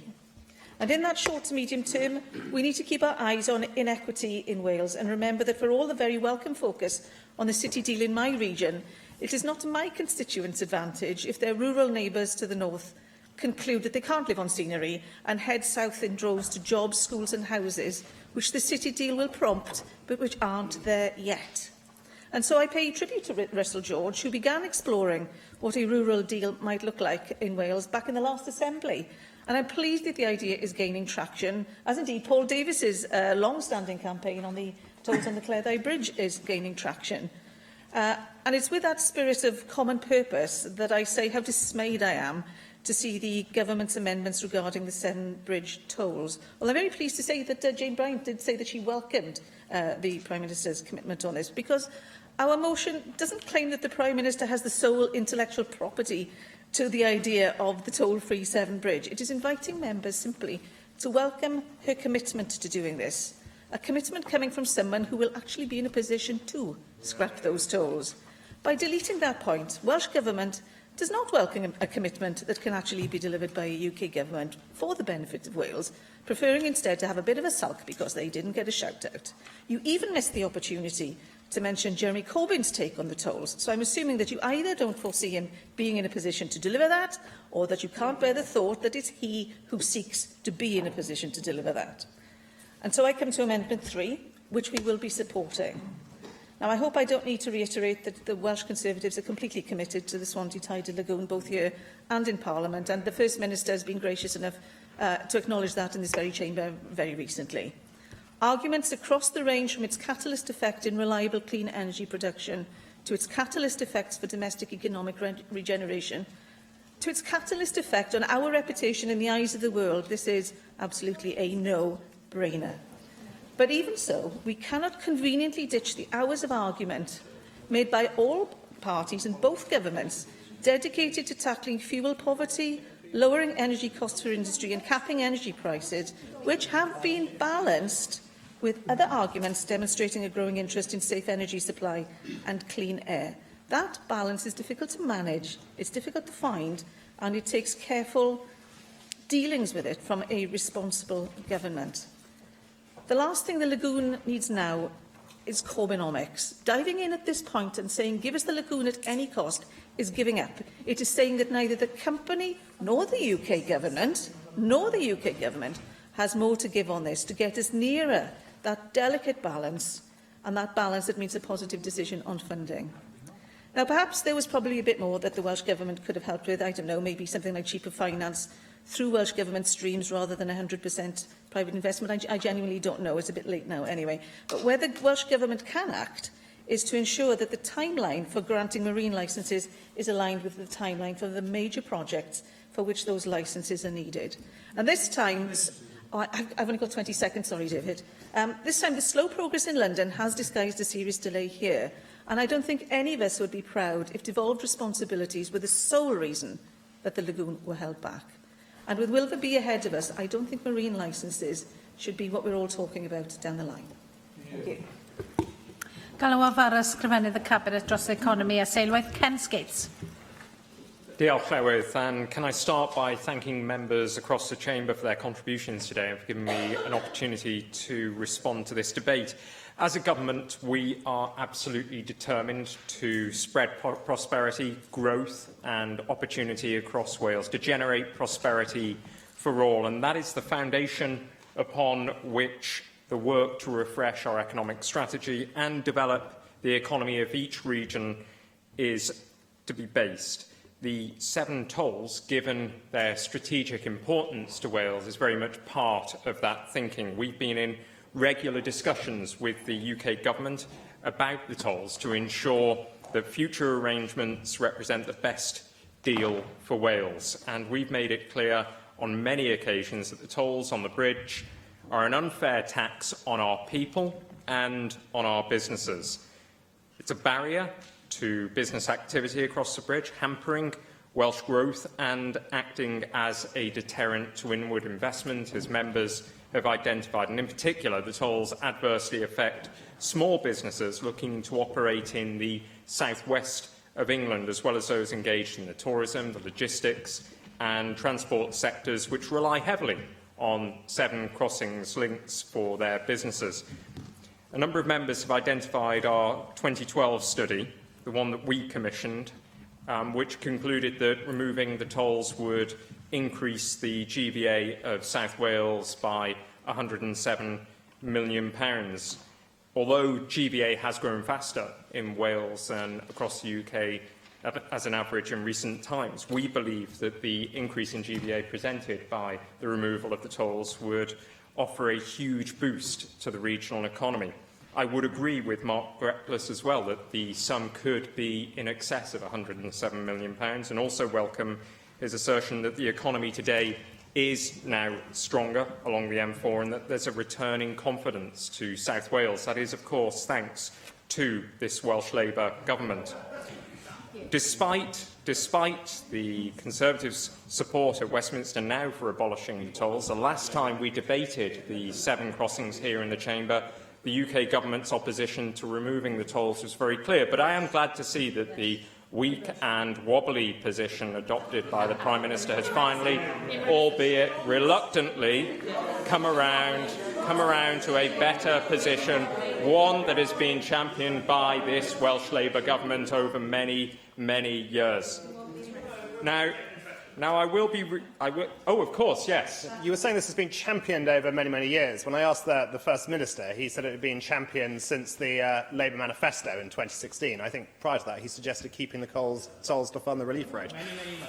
Many months and 2 years, indeed. But can I thank Mark Reckless for taking a very consistent position on this matter himself. He's not taken such a consistent position on which political party he should be a member of, but on this issue, he has remained very consistent indeed. Now, turning to our priorities for North Wales, I should say I was very pleased to be able to attend earlier today the inaugural meeting of the North Wales Group on Cross-Border Issues, chaired by my colleague Hannah Blythen, where we discussed a number of important matters that will be faced by the region and which we must face here in the Assembly in the years to come. It's my view, and I share the view of Russell George in his assertion of the potential of the cross-border economy, that North Wales's growth deal bid must be dovetailed with the growth deal that is emerging on the English side of the border through the Cheshire and Warrington Let. They must be complementary and must also seek to build on the existing capabilities on the cross-border area of the Merseydean North Wales region. I think it's absolutely essential that the case for a North Wales growth deal is maintained, one that does reflect the cross-border nature of the economy in terms of transport alone. And transport will be a critical element of the growth deal, I am in no doubt.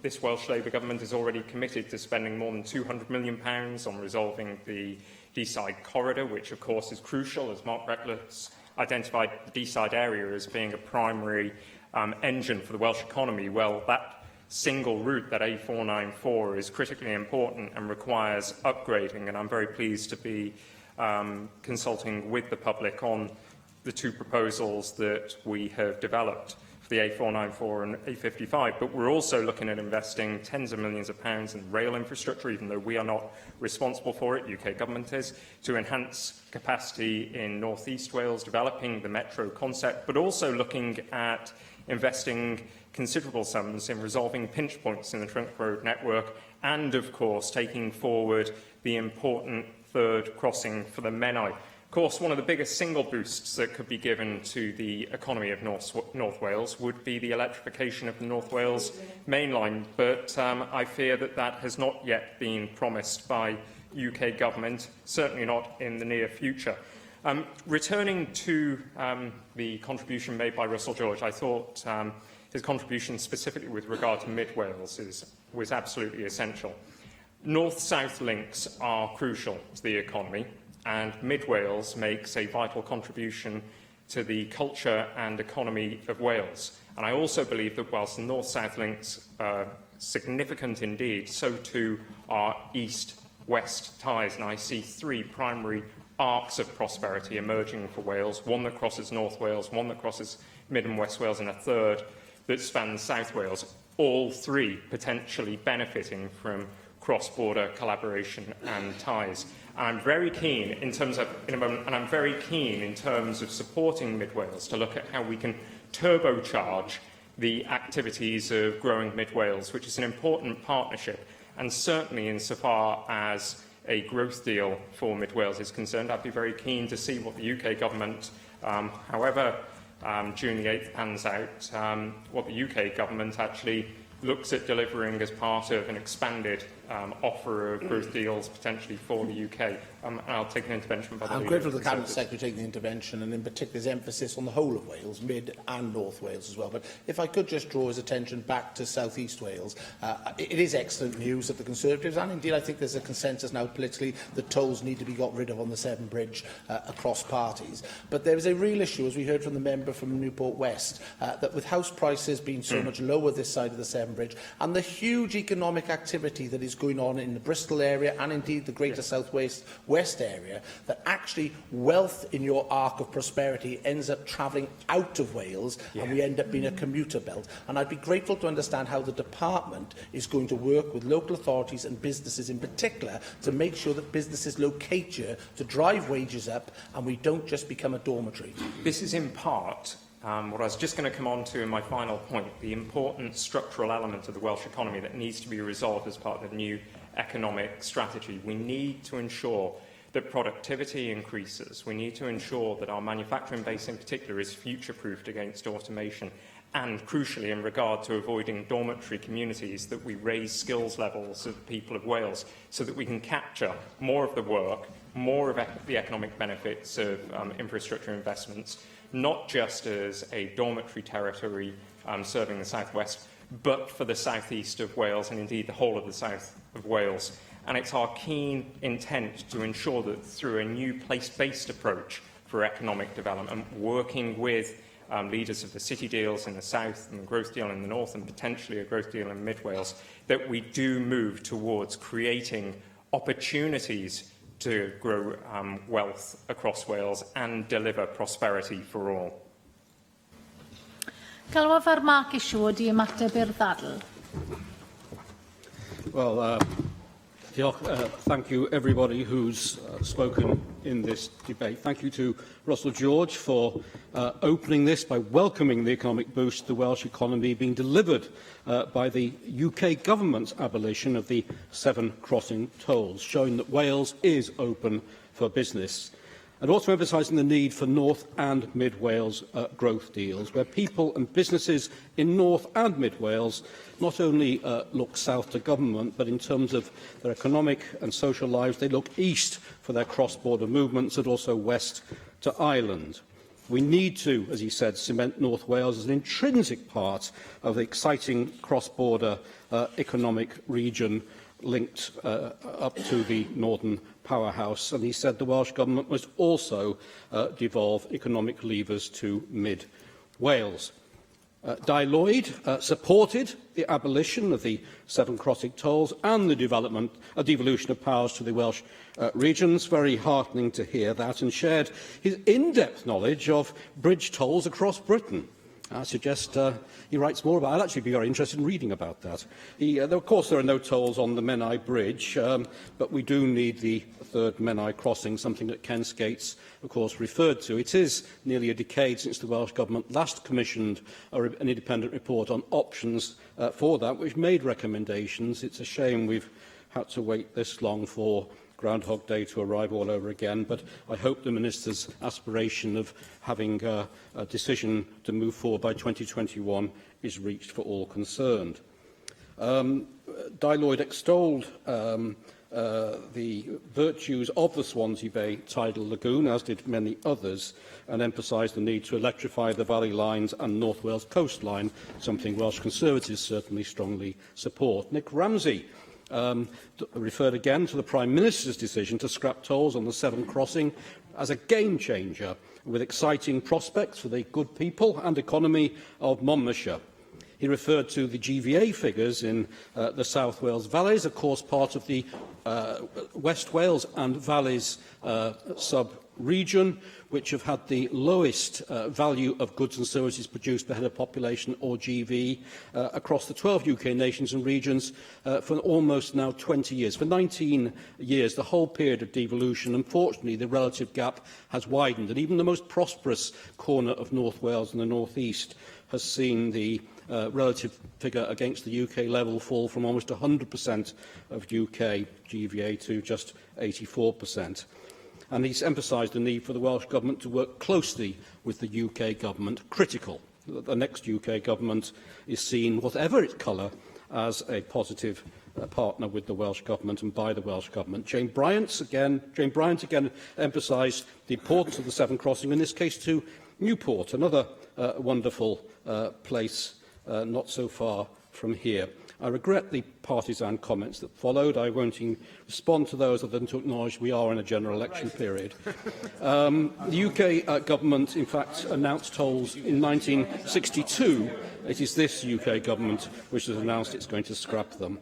As she said, this risks, or positively, the costs and benefits of attracting people from Bristol. That will have an impact on house prices, and there is a need to support local young people onto the housing ladder here and everywhere else, especially given that Wales had the largest cuts in affordable housing budgets after devolution in any UK nation.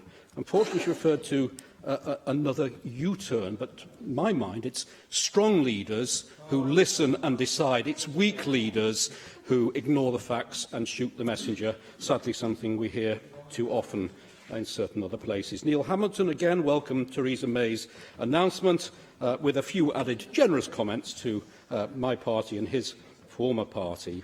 As he said, political independence for Wales would be a disaster, but as it would be, may I add, for the rest of the UK. Mark Reckless pointed out that it was the Conservative government in 1992 that legislated to scrap the tolls following the return of the bridges to the public sector, and that a Conservative government was now delivering on that.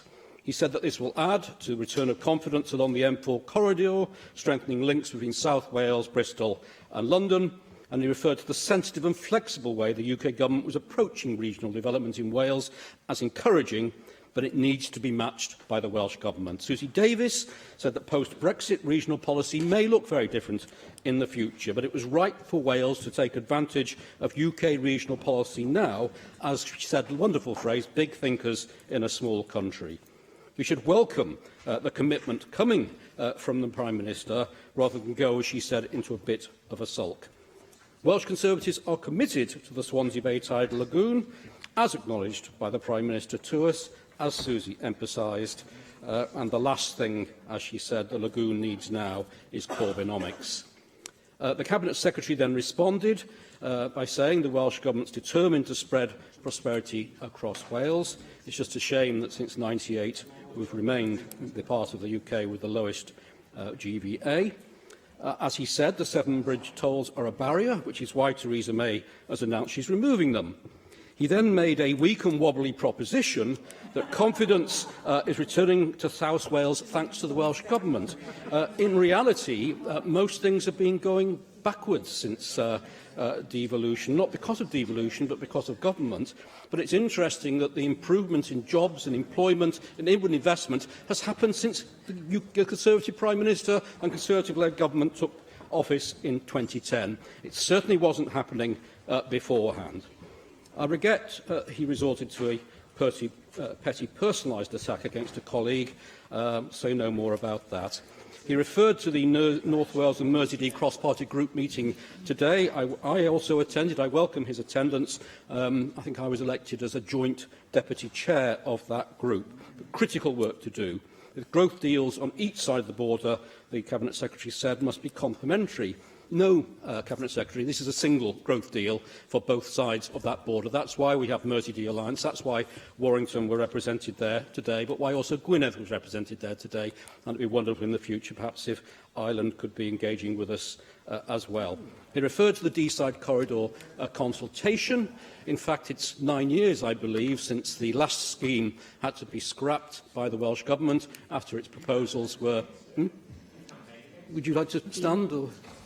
Is it not true that you campaigned against that scheme? Yes, I campaigned against that 13-lane monstrosity in support of local people, which your colleagues actually did when they realised there was an election just a couple of months ahead.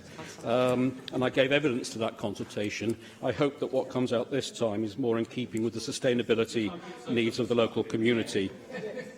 You talked about enhanced rail capacity in North East Wales. It would be wonderful if the Welsh Government could catch up with the Mersey districts, the Liverpool districts, and actually announce that it's going to support and invest in this side of the border, so the Halton Curve, the proposals, do not simply end at the border.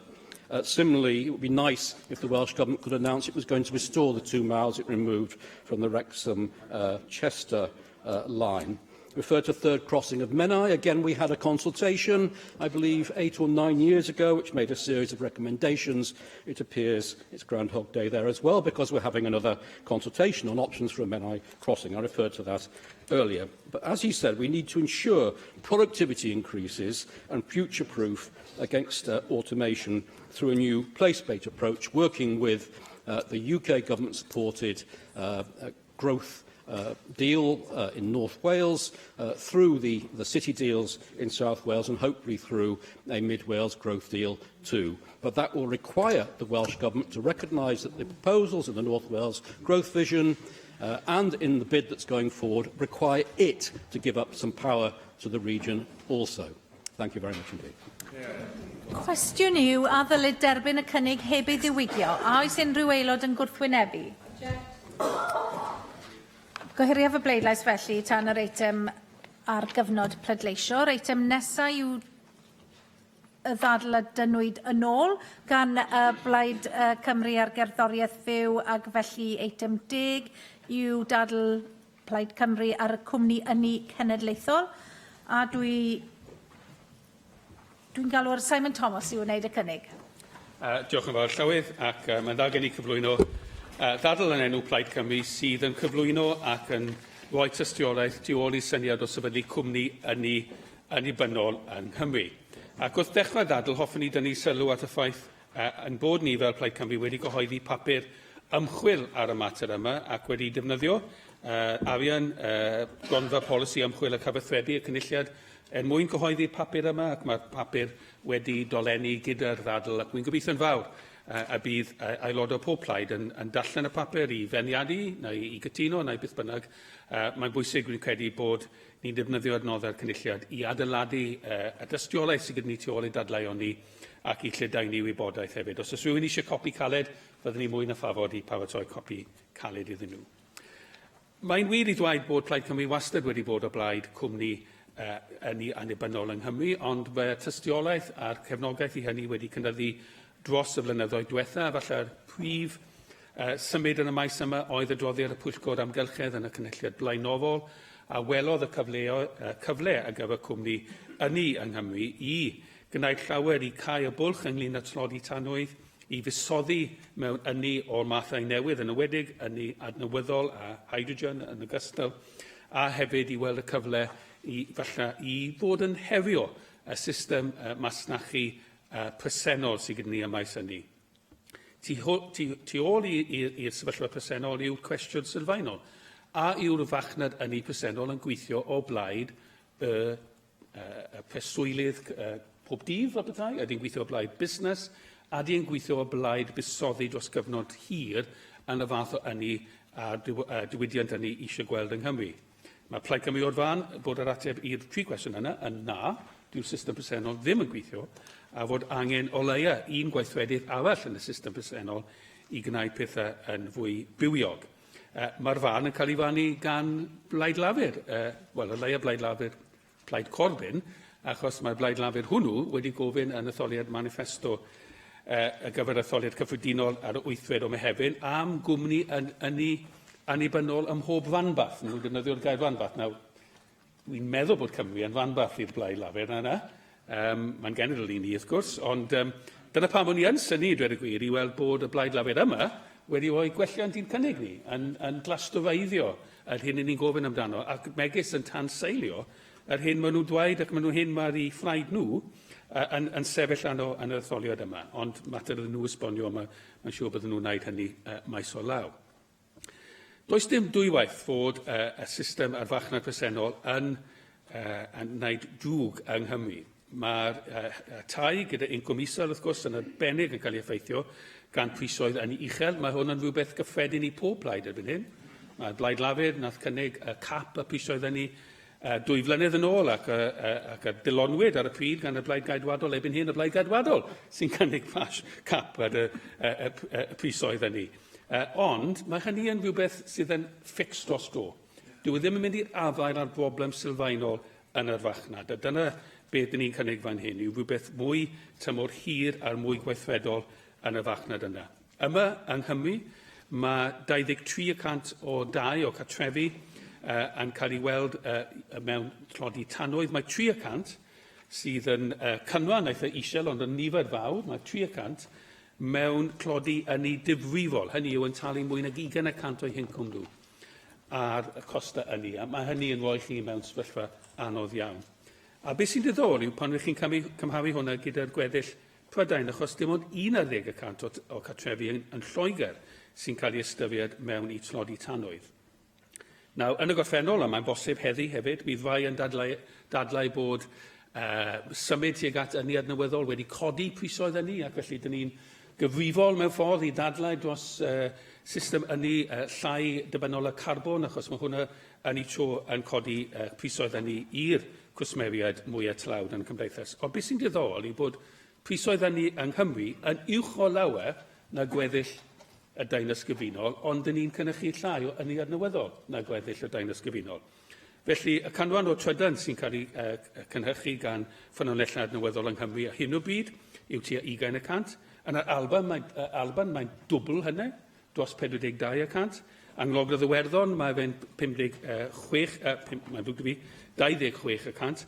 Ac hyd yn oed yn Lloegr mae fe'n uwch na Cymru yw 2% yn uwch.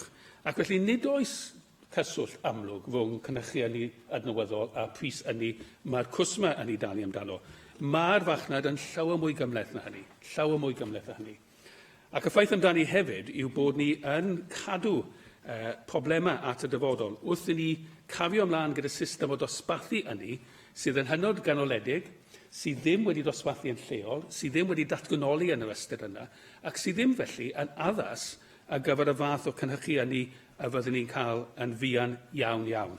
Ac un o peth yna yw rhywbeth ni wedi trafod eisoes gyda'r ysgrifennydd cabinet, sef y symudiad tuag at cybydau o pob math, yn wedig o trydan neu yn sicr hydrogen yn ogystal yn wedig o gyfer cludiant y molyn llanw. Dyn ni'n cefnogi yn gryf iawn ac yn siomedig nad yw'n cael ei adlewyrchu a'n manifesto Deyrnas Gyfunol y Blaid Gaedwadol, bod e'n manifesto pob blaid arall. Ond mae molyn llanw hefyd yn gofyn yn ywedig wrth datblygu molanau llanw yn y gogledd ac yn Môr Hafren, yn golygu am system dosbarthu fwy lleol, lle mae bobl lleol yn gweld mwy o bydd y busoddiad sy'n cael ei wneud mewn ynni adnewyddol. Nawr, bod na mwy yn cael ei datganoli i Gymru o fan cydsynio cynlluniau ynni hyd at 350 megawatt, mae'n wir i ddweud bod y systemau gyllidol tu ôl i ddatblygu ynni o pob math yn mynd i aros yn Llundain. Ac yn y cyd-destun hwnna hefyd, mae sefydlu cwmni ynni i Gymru yn mynd i fod yn ban ni o fydd. Felly, beth all cwmni o fath ni wneud? Wel, yn fras iawn, ac yn yr adroddiad ni wedi comisiynu, mae'n edrych ar sut y gall cwmni prynu mewn bylc, felly prynu ynni a fan cwsmeriad yng Nghymru a pasio ymlaen ar arbedion yn y cyd-destun hwnna. I ni'n edrych sut y bydd y cwmni ynni yn gallu bod yn gerbyd i fod yn fan o ddarparu rai o amcanion eraill Llywodraeth Cymru. Enghraifft, insuleiddio, gwella ansawdd tai, ynni a phethlonrwydd ac ati. Dyn ni'n defnyddio y cwmni yma fel cerbyd i wneud hynny. Gall y cwmni fod yn rhyw fath o amlen ar gyfer busoddi mewn ynni adnawyddol. Dwi ddim yn meddwl bod e'n cael ei cydnabod yn eang iawn, yn sicr bod Llywodraeth Cymru eisoes yn busoddi, i fod yn deg, eisoes yn busoddi yn helaeth mewn ynni adnawyddol. Mi'n credu bod gyda nhw busoddiad mewn fferm hael yn Trefynwy, yn Sir Trefynwy yn rhywle. Rai miliynau wedi mynd mewn i hynny. I ni hefyd yn gweld llawer iawn o gymunedau lleol yn casglu yn lleol i busoddi. Mae Menter Awel Tawe yn enghraifft da iawn o hwnna, llongyfach nhw a cyfaidd y nod y wythnos yma, dwi'n meddwl, o dros 5 miliwn o bunnoedd. Ond pa mae yn well bydde fe pe bai cwmni cenedlaethol yn gallu cydlynu'r ymdrechion hyn, ennill gwell bargeinion yn y fachnad, yn y ddinas o'r petai, ar gyfer busoddiad ac yn y tro pasio ymlaen yn bendithion yn fwy agos at cwsma. Bydde cwmni ynni cenedlaethol hefyd yn gallu arwain ymchwil, indeed, I'll go give way, yeah. Just to help you out with the geography of Bomshire, yeah, there are some major solar farm developments, one just outside Llanfatley and one not far from Llancaio. And would you agree with me that, as good as those developments are, it's important that the local communities get the necessary benefits from those developments, because in some cases those communities haven't been fully involved along the way, and they felt a bit isolated from the benefits that they rightly should get in law? I agree with the general point that he's making. I don't know if those are the projects that the Welsh Government has also given support to, but I think the point that I'm making is that a more national infrastructure would be a way of delivering those benefits more directly to the local consumers. So I think that's point is something that's frustrated many of us over many years who want to see these developments happen, but also are frustrated with a national infrastructure that holds the benefits at a very centralised level and doesn't deliver them, even though the local people are actually seeing that development locally. And I think bringing the two together is what a national energy company could potentially do in the Welsh context. Ga I just cloi wrth agor y ddadl, gan ddweud y byddwn ni hefyd yn hoffi gweld yn bersonol, wrth gwrs, o fan Plaid Cymru, gweld bod y cwmni yma yn cael ei datblygu naill ai a ffurf cydweithredol, neu yn sicr a ffurf oedd yn gallu cynnwys cynghorau lleol, neu datblygiad o fyny fanfathol. Mae'n dristwch i fi bod ni wedi gweld mwy o datblygiad yn Lloegr o dan systema datganoli Llywodraeth Ganolog Lloegr, sydd wedi defnyddio'r deddf localism i caniatáu enghraifft i cwmni ynni yn Manceinion i cael ei sefydlu, cwmni ynni yn Nottingham, Robin Hood Energy, yn gyfarwydd iawn i ni, ac wy'n credu bod ni hefyd eisiau manteisio ar y cyfle yna, ac wy'n mawr obeithio byddwn ni, os nad pob gair o'r cynnig yma, bydd ysbryd y cynnig yn cael ei dderbyn gan y cynulliad. Rwyf wedi dethol y gwelliant i'r cynnig a dwi'n galw ar ysgrifennydd y Cabinet dros yr ymgylchedd a materion gwledig i gynnig yn ffurfiol gwelliant 1 a gyflwynwyd yn enw Jane Hutt. Formally. David Melding. Diolch yn fawr, Llywydd.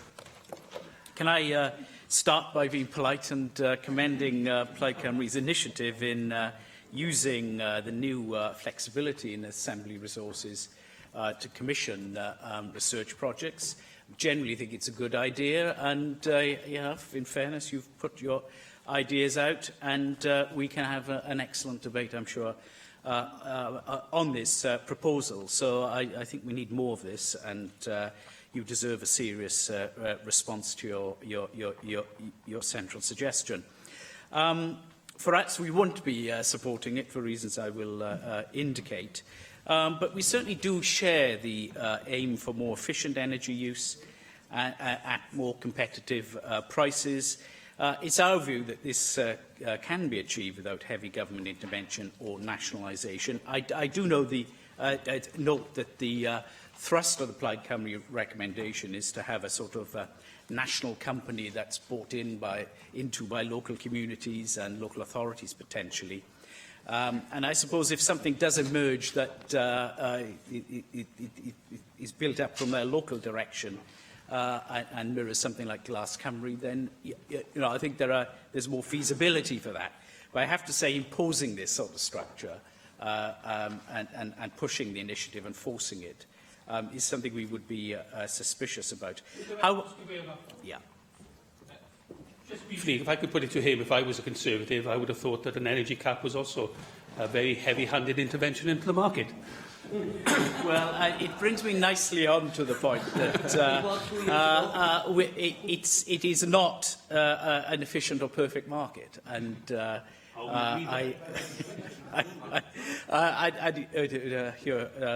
a UKIP member muttering there's no perfect solution either. That probably does sum up the difficulty we're in. But your energy prices are high, and they're also very difficult to understand whenever you get your energy bill.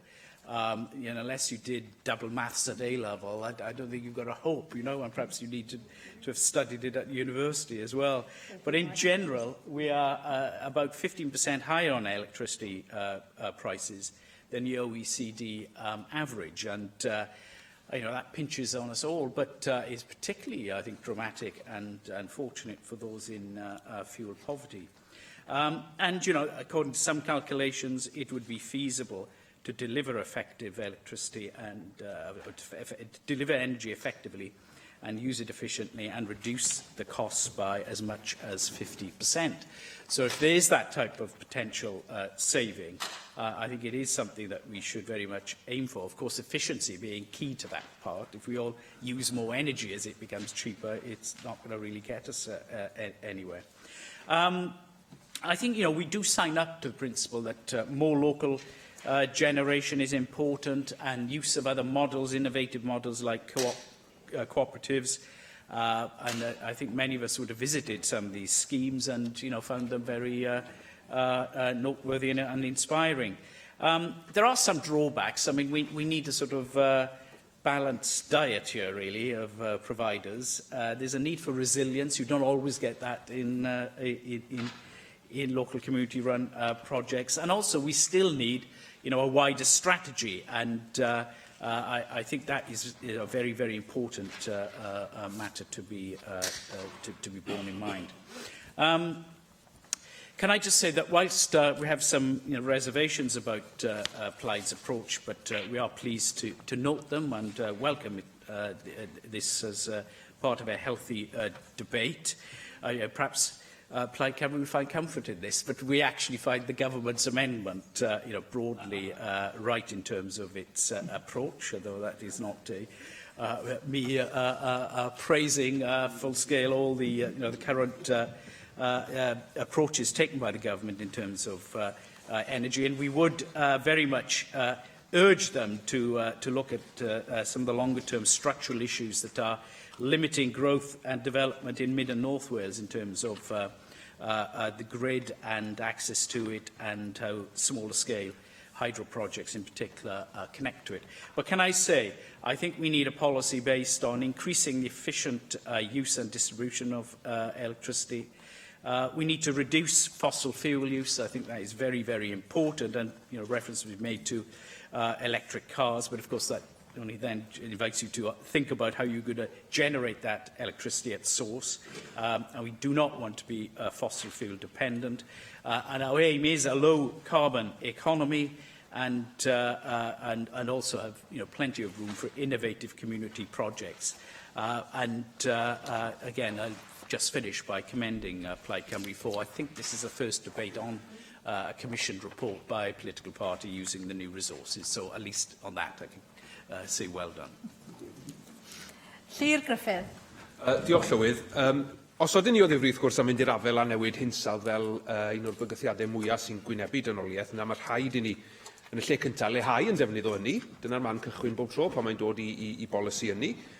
Ond wedyn cynyddu wrth gwrs y gyfran o hynny sy'n cael ei gynhyrchu o ffynonellau adnewyddadwy. Nawr, nod Plaid Cymru, mwyn yn galluogi ni dorri allyriadau carbon 80% erbyn 2050 ac 20% erbyn 2020, yw cynhyrchu gymaint o drydan ac sy'n cael ei ddefnyddio yng Nghymru o ffynonellau adnewyddadwy erbyn 2035. Ac mi fyddai gan, wrth gwrs, ynni Cymru ran hanfodol i'w chwarae i gyflawni y nod hwnnw. Nawr, fel i ni wedi clywed, yn y cynulliad diwethaf, mi gynhyrchodd y Pwyllgor Amgylchedd a Chynladwyedd, adroddiad o'r enw cyflawni dyfodol ynni craffach i Gymru.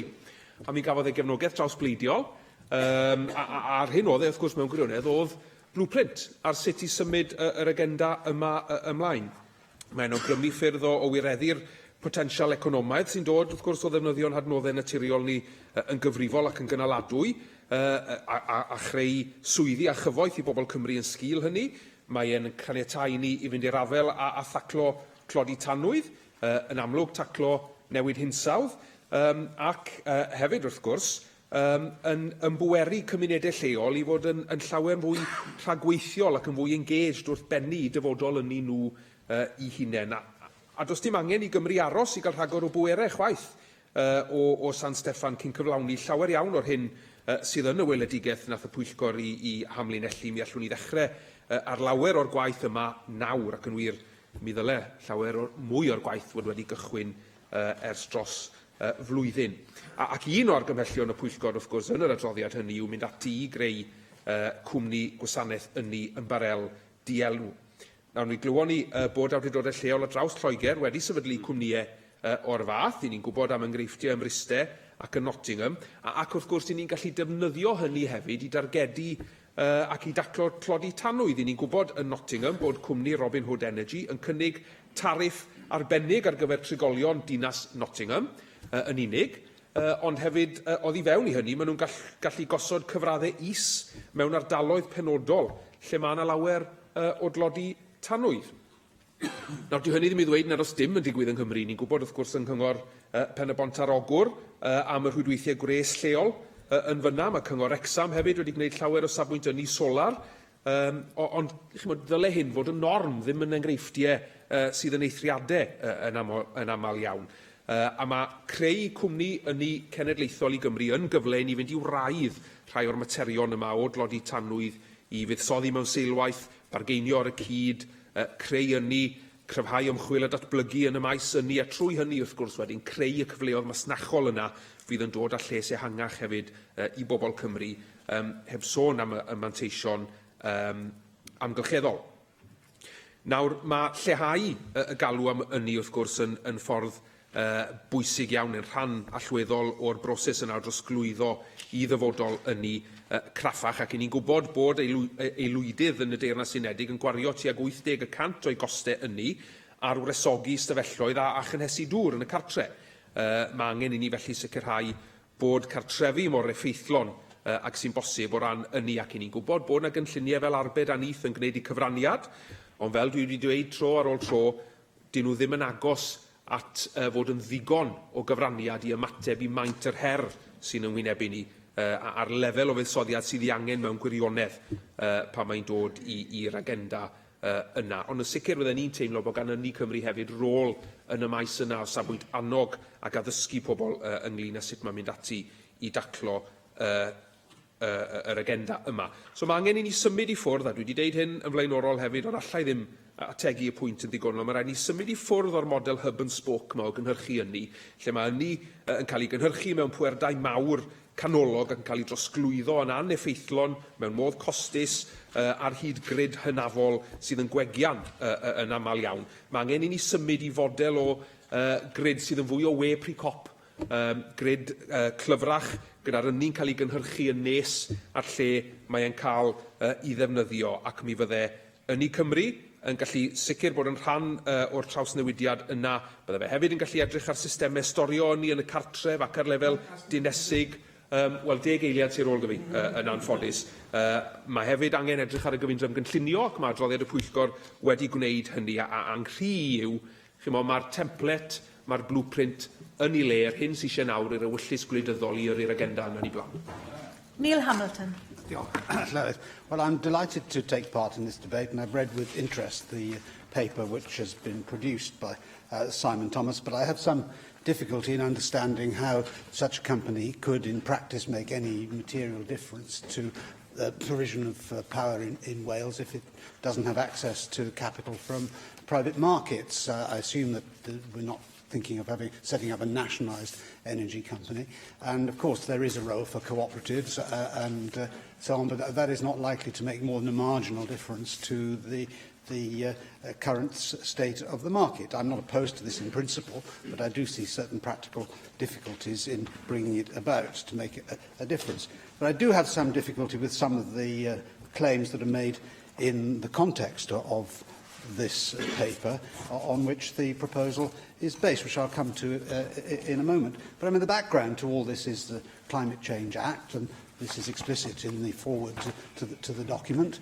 We have an obligation to reduce our carbon emissions by 80% by 2050. We need to be absolutely clear that this can only be done by imposing colossal costs, both on households and businesses in Wales.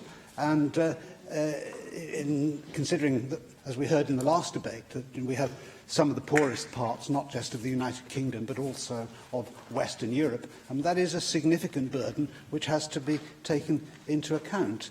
And the costs of the Climate Change Act distributed amongst the population in 2014 were £5 billion per annum. This is reflected in our electricity bills, as well as parts of the costs of providing ourselves with power, which are met by companies and feed into the power bills in other ways as well. But a combination, therefore, of direct green taxes on the one hand and increased generating costs on the other.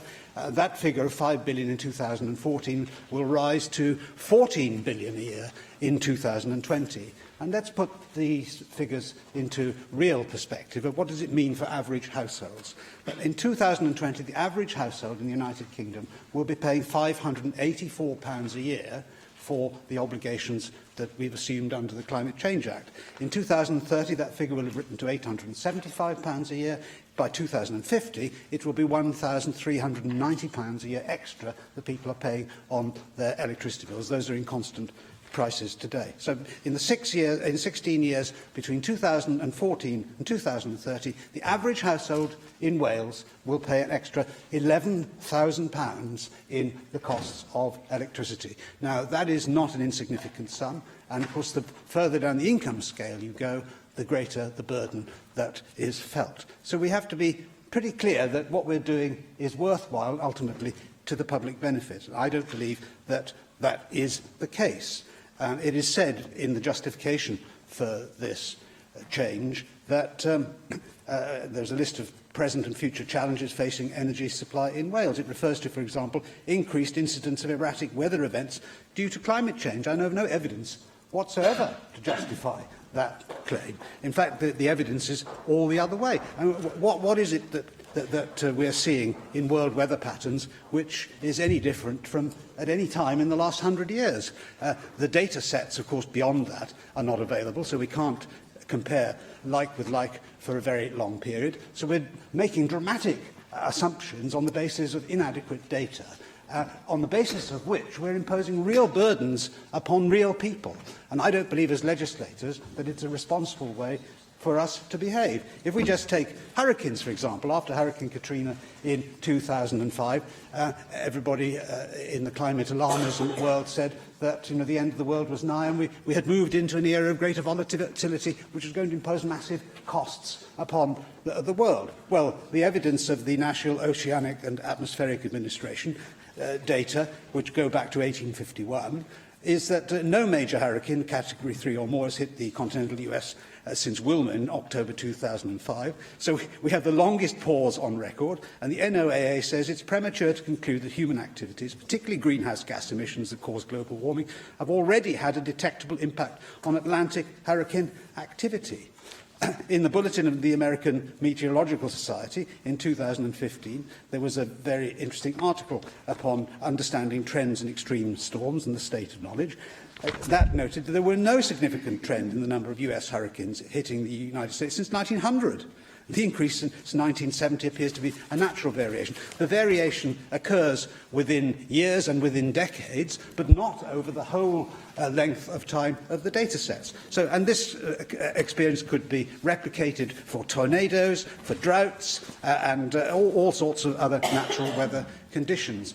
In the course of 5 minutes, of course, I can barely begin to argue this point. But all that I would like to say in conclusion in this debate is that there is no scientific basis which we can rely upon unambiguously to justify the vast costs which we deliberately, as legislators, are imposing upon ordinary and vulnerable people. Galw ar ysgrifennydd y Cabinet dros yr ymgylchedd y materion gwledig, Lesley Griffiths. Thank you, Presiding Officer. I'm very pleased to be responding to this debate. And Welsh Government has clearly stated its ambition to deliver a low-carbon energy system for Wales. And in doing this, we have committed to deliver the maximum benefits for Wales from this transition and protect the most vulnerable. So I very much welcome the work which has been done on developing the Ynni Cymru model. And certainly, reading the report, I think it's very clear that the report identifies very similar strategic priorities to those that I set out in my energy statement in December: using energy more efficiently, moving to low-carbon generation and gaining economic benefit from the new technologies and business models that are emerging from the transition. Most of the types of activity proposed here are already being taken forward by Welsh Government-funded programmes of support, such as Welsh Government Warm Homes, the Local Energy Service and the Public Sector Support Offer. And we continue to identify sources of capital finance which can be used to support the development of energy efficiency and renewable energy projects across all sectors. I think we've had significant impact with our energy efficiency programmes to date, and we are keen to continue to address the energy efficiency challenge and set out actions to be taken forward. I think it was an initial exchange between Simon Thomas and myself that sort of got this conversation going around having a not-for-profit company. And Simon Thomas and I had an initial meeting, and then Welsh Government held 3 events across Wales in March to collect evidence and views about the potential for an energy service company for Wales. And Simon spoke at the event in Aberystwyth, and I think it's really helpful to see that the aspirations that you've spoken about today, Simon, are really set out in the report that we're considering today. The Environment and Sustainability Committee of the last Assembly recommended setting up an energy company, and its report recognised the risks and challenges in entering what is now a highly competitive market with over 50 players. And certainly the feedback that we had from those 3 meetings is that it is very challenging at the moment to sell cheap energy, which is also low carbon, unless you own the generation. Profits are therefore uncertain. As one participant told us at an event, the supply sector is about high customer volumes and very low margins. The feedback we got was that people felt we needed to be very clear on the purpose of an energy company. There is a danger that an energy company could become a distraction from what is really needed, which is the work we're already doing in driving investment in energy efficiency, renewable generation and infrastructure to enable that transition to a decarbonised smart energy system in Wales. We do need to look at the benefits and the risks of such a company. We also need to be clear about the purpose of a company. It could tackle energy prices, it could address issues of trust in providers, or it could help to provide a market for Welsh generators. But it's unlikely that any single model would be able to tackle all of the issues. So it's good to be working with people who are interested in this idea to understand what activity is already underway and clarify how the Welsh Government can add, can best add value in this area. We're also aware of a number of organisations within Wales that are already considering or taking action against a background where the number of energy companies is increasing rapidly. As I said, there's already 50 providers with a supply licence, some of which have social outcomes at their centre, providing greater choice. However, we have seen the failure of GB Energy, and I think that demonstrates it is difficult to compete in an increasingly crowded market. We also got some feedback from the events about the fact that Welsh Government needs to continue to provide a supportive policy environment and coordinate activity across Wales to enable projects to be delivered for the benefit of Wales. Another bit of feedback was that people felt a government's job should be to act as an honest and trusted voice above the sales patter of competing energy suppliers, looking at the strategic and the regulatory issues. We're already doing this. We work very closely with Ofgem DNOs, the National Grid, government, UK Government, to ensure they deliver on our priority to deliver an energy system which enables the low-carbon transition in Wales. An arm's-length body without the convening power of government would not be able to do this. We're focusing government's resources on identifying and addressing the gaps in the market, linking up activities and supporting developments which won't happen naturally. So this is exactly what we're doing by supporting projects such as Energy Local in Bethesda, which is piloting local selling of electricity, and I'm looking forward to visiting there very soon. And I think that will help us understand how regulation needs to change to help this to happen more widely. We've already identified heat as a key area and have been working with Bridgen to identify new approaches to delivering low-carbon heat. We are now gathering evidence to inform the development of the support services we provide to public bodies and local energy groups in Wales. These services have already captured local benefit from delivering energy projects across Wales, and they will continue to form a key part of our approach to creating the right environment for that transition to low carbon in Wales. So I very much look forward to publishing our report from those recent events, along with our position on the proposal. And I very much look forward to continuing to work with Simon Thomas and any other elected members who support our vision to identify how to continue to use the available resources in the most innovative ways to deliver our energy aims. Galwaf Simon Thomas I ymateb i'r ddadl. Thank you, Presiding Officer, and thank everyone who's taken part. And I think if we can try and come to at least one thing we've all decided upon and agree upon, which is it is an imperfect market, and it is not delivering the efficiencies that you would expect a good market to do. That's why it needs such heavy regulation. And I think I could test that by asking members to raise their hands if they still remain with the original energy company that they were with before privatisation. And I think there'd be quite a few already just slightly indicating that they are indeed still with those originals, Swalec or British Gas or whatever it was.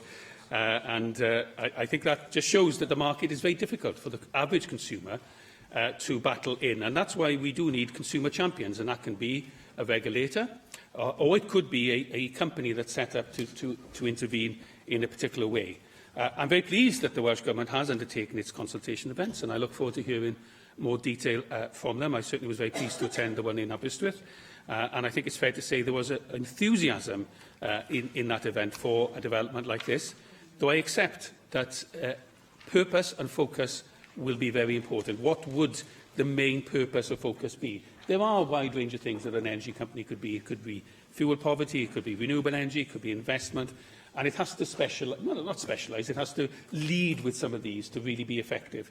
And that's a decision that I'd like to engage with the Welsh Government on, but not one that simply says, well, let's carry on the way we are, because I think there's so much wrong with the market at the moment that we'd be letting the people of Wales down if we don't have a more substantial intervention. Llywydd Griffith described the ideal scenario as a more of a spider's web kind of approach to maintaining or catching the flies or whatever it might be, but maintaining our energy. And I would like to think that a Wales energy company would be just one of the threads. It wouldn't be the whole spider's web, but it would be one of the main threads that held that web together, and the stickiest one, of course. That's very important. We heard, I think the substantial part of Neil Hamilton's argument was around costs and around investment.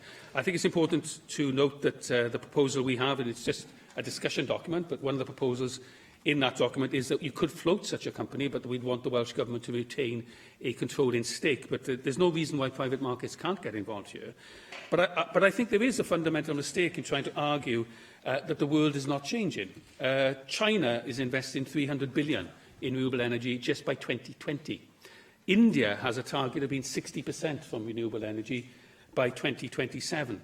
We're actually old-fashioned in this regard. It's the new economies that are moving ahead. And it's fair to say there are, of course, carbon taxes, if you wanted to call them that. But there's £6 billion a year of subsidy going into the current fossil fuel industry. £6 billion. Twice that, which is going into renewables, twice that. And that's mainly in tax breaks in North Sea oil and gas, of course. There's also substantial subsidies through the strike price into nuclear.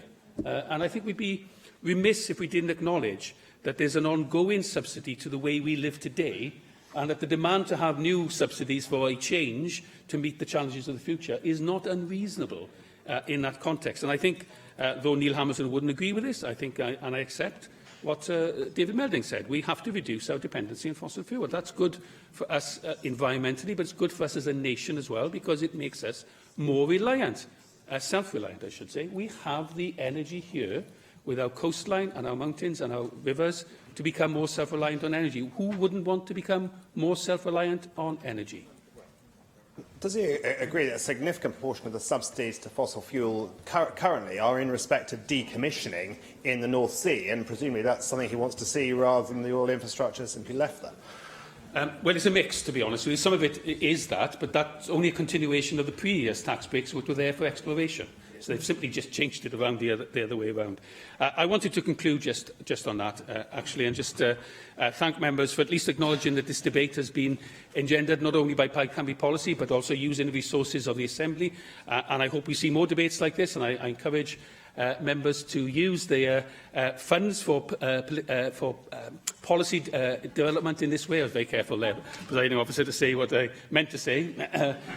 For policy development in this way, please bring forward more debates in this regard. The resources are there to support us as Assembly members. It does mean that we can think outside the box from time to time as well. I think this is something that will develop naturally and organically in Wales. We will see local energy companies develop over a period of time. I'd just like us to take a more national leadership on the issue. Y cwestiwn yw, a ddylid derbyn y cynnig heb ei ddiwygio. A oes unrhyw aelod yn gwrthwynebu? Object. Ohiriaf y bleidlais felly ar yr eitem yna tam y cyfnod pleidleisio. A dyma ni'n cyrraedd y cyfnod pleidleisio ac oni bai fod 3 aelod yn dymuno i mi ganu'r gloch. Dwi'n symud yn syth i'r pleidleisio. Y bleidlais gyntaf ar ddadl y ceidwadwyr Cymreig, a dwi'n galw am bleidlais ar y cynnig a gyflwynwyd yn enw Paul Davies. Agor y bleidlais.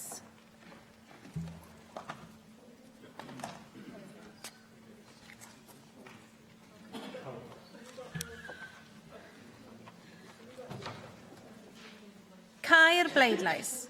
O blaid 15, neb yn ymatal, 29 yn erbyn, ac felly mae'r cynnig wedi ei wrthod. Os derbynir gwelliant 1, caiff gwelliant 2 ei ddethol.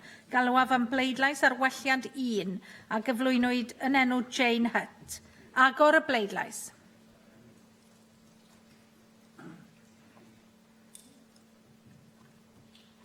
Cau'r bleidlais. O blaid 23, neb yn ymatal, 21 yn erbyn. Ac felly mae'r gwelliant wedi ei dderbyn.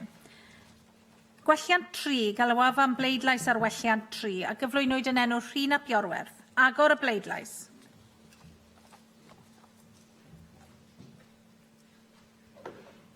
Cau'r bleidlais. O blaid 44, neb yn ymatal, neb yn erbyn, mae'r gwelliant wedi ei dderbyn. Galwaf am bleidlais ar welliant 4, a gyflwynwyd yn enw Rhun ap Iorwerth. Agor y bleidlais.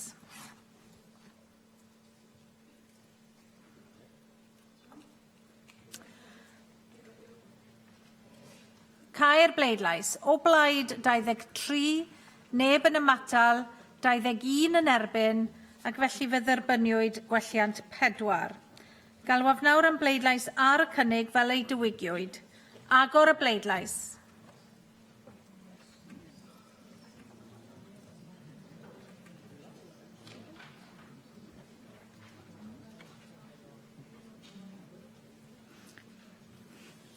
Cau'r bleidlais.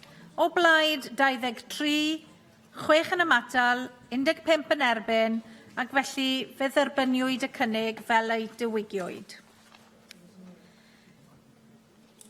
Pleidlais nawr ar ddadl Plaid Cymru ar y cwmni ynni cenedlaethol, a dwi'n galw am bleidlais ar y cynnig a gyflwynwyd yn enw Rhun ap Iorwerth. Agor y bleidlais.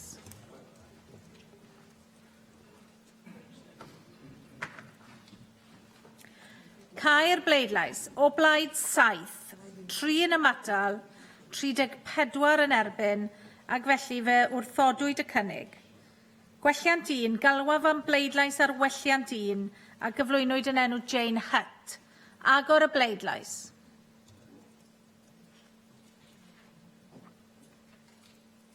Cau'r bleidlais. O blaid 34, 3 yn ymatal, 7 yn erbyn, ac felly fe dderbyniwyd gwelliant 1. Galwaf nawr am bleidlais ar y cynnig fel ei digwygiwyd. Agor y bleidlais.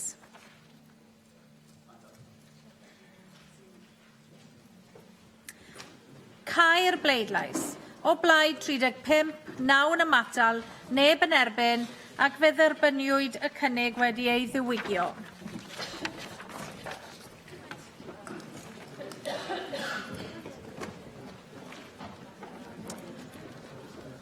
Os wneith pawb adael yn gyflym ac yn dawel, mae'r ddadlfer eisoes i'w chynnal, ac felly dwi'n galw'r eitem ar y ddadlfer ac yn galw ar Dai Lloyd i siarad am y pwnc a ddewiswyd ganddo. Dai Lloyd. Diolch yn fawr, Llywydd. A'r pwnc ydy amddiffyn Cymru i'r genhedlaeth nesaf. Diben fy nadlfer heddiw yw trafod yr heriau presennol sy'n gwneud i Cymru, yn enwedig anghydraddoldeb economaidd a'n perthynas a gweddill y byd. Rwy'n bendant fy man fod angen amddiffyn Cymru o ystod eang o fygythiadau sydd ar y gweill os ydym yn mynd i lwyddo i wella'r cyfleoedd sydd ar gael ar gyfer y genhedlaeth nesaf. Yn ystod fy nadlfer heddiw hoffwn fyfyrio a gofyn yn y bôn pa rôl sydd gan y Cynulliad Cenedlaethol a Llywodraeth Cymru a pha fodelau amgen ydyn ni'n barod i ystyried wrth i ni edrych i amddiffyn Cymru a chenedlaethau'r dyfodol yn erbyn rhai o'r heriau yma. Mae hanes a hunaniaeth balch y genedl yma yn mynd nôl i'r gorffennol pell ac yn cael ei adlewyrchu yn glir yn ein hiaith, ein diwylliant, ein celf a'n ffydd. Rwyf yn aml wedi siarad am bwysigrwydd ein hanes ni yn y Siambr yma, a dwi ddim yn mynd i ymddiheuro am wneud hynny unwaith eto. Mae'n holl bwysig bod cenedlaethau'r dyfodol yn dysgu am yr hanes cyfoethog sydd gennym. Mae angen iddy'n glywed lawer mwy am hanes Aneurin a Taliesin, Gwen Llian, Llywelyn ein Lliw Olaf, Owain Glyndŵr, yr Esgob William Morgan, Williams Pantycelyn, Terfysgoedd Merched Beca, Brad a Llyfr Gleision, y Welsh Not a llawer mwy.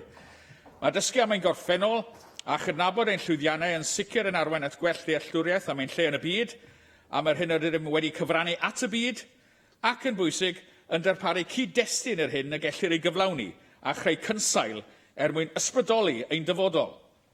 Mi oedd nifer o'r cenedlaethau cynt yma yng Nghymru yn arloeswyr. Fe wnaethon nhw greu o'r newydd. Fe wnaethon nhw ddyfeisio pethau. Roedden nhw'n feiddgar ac yn ymateb i sefyllfa Cymru a'r byd fel roedd ar y pryd. Da ni'n aml yn sôn am ein balchder am ddatblygiad y gwasanaeth iechyd gwladol yn yr 20eg ganrif gan Gymro. Ac mae hynny'n briodol. Gofal iechyd am ddim i bawb. Cymru'n arwain y ffordd. Ond ymhell cyn befan, yn ôl yn y canol oesodd, mi roedd meddygon myddfai yn oroeswyr mawr yn y maes, wrth ddatblygu'r byd meddygol yn yr ynysoedd hyn, gannoedd o flynyddoedd yn ôl. Wedyn, tua canrif a hanner yn ôl, fe welsom Hugh Owen Thomas a'i nai Robert Jones yn arloesi y maes llawdriniaeth asgwn, gyda Robert Jones yn cael ei gydnabod yn fyd-eang fel arweinydd a sylfaenydd orthopedics, fel arbenigedd. Wrth i ni gwrdd yma heddiw, dylen fod yn falch fod gennym bellach 2 ysgol feddygol yng Nghaerdydd ac Abertawe sydd yn cynhyrchu'r genedlaeth nesaf o feddygon iau llachar, ond mae angen i ni gynhyrchu mwy, a dyna pan mae angen i ni weld sefydlu cyfleuster newydd yng Ngogledd Cymru yn ogystal. Tra bod y sylfaeni yno, mae'n amlwg bod angen i ni wneud mwy i ddatblygu ein harbenigedd meddygol a gwneud mwy i gefnogi arloesi meddygol yn y dyfodol. Nid iechyd, wrth gwrs, yw'r unig faes lle mae Cymru wedi arwain y ffordd yn hanesyddol. Mae diwydiant yn un arall. Y chwyldro diwydiannol yn cael ei feithrin yma yng Nghymru.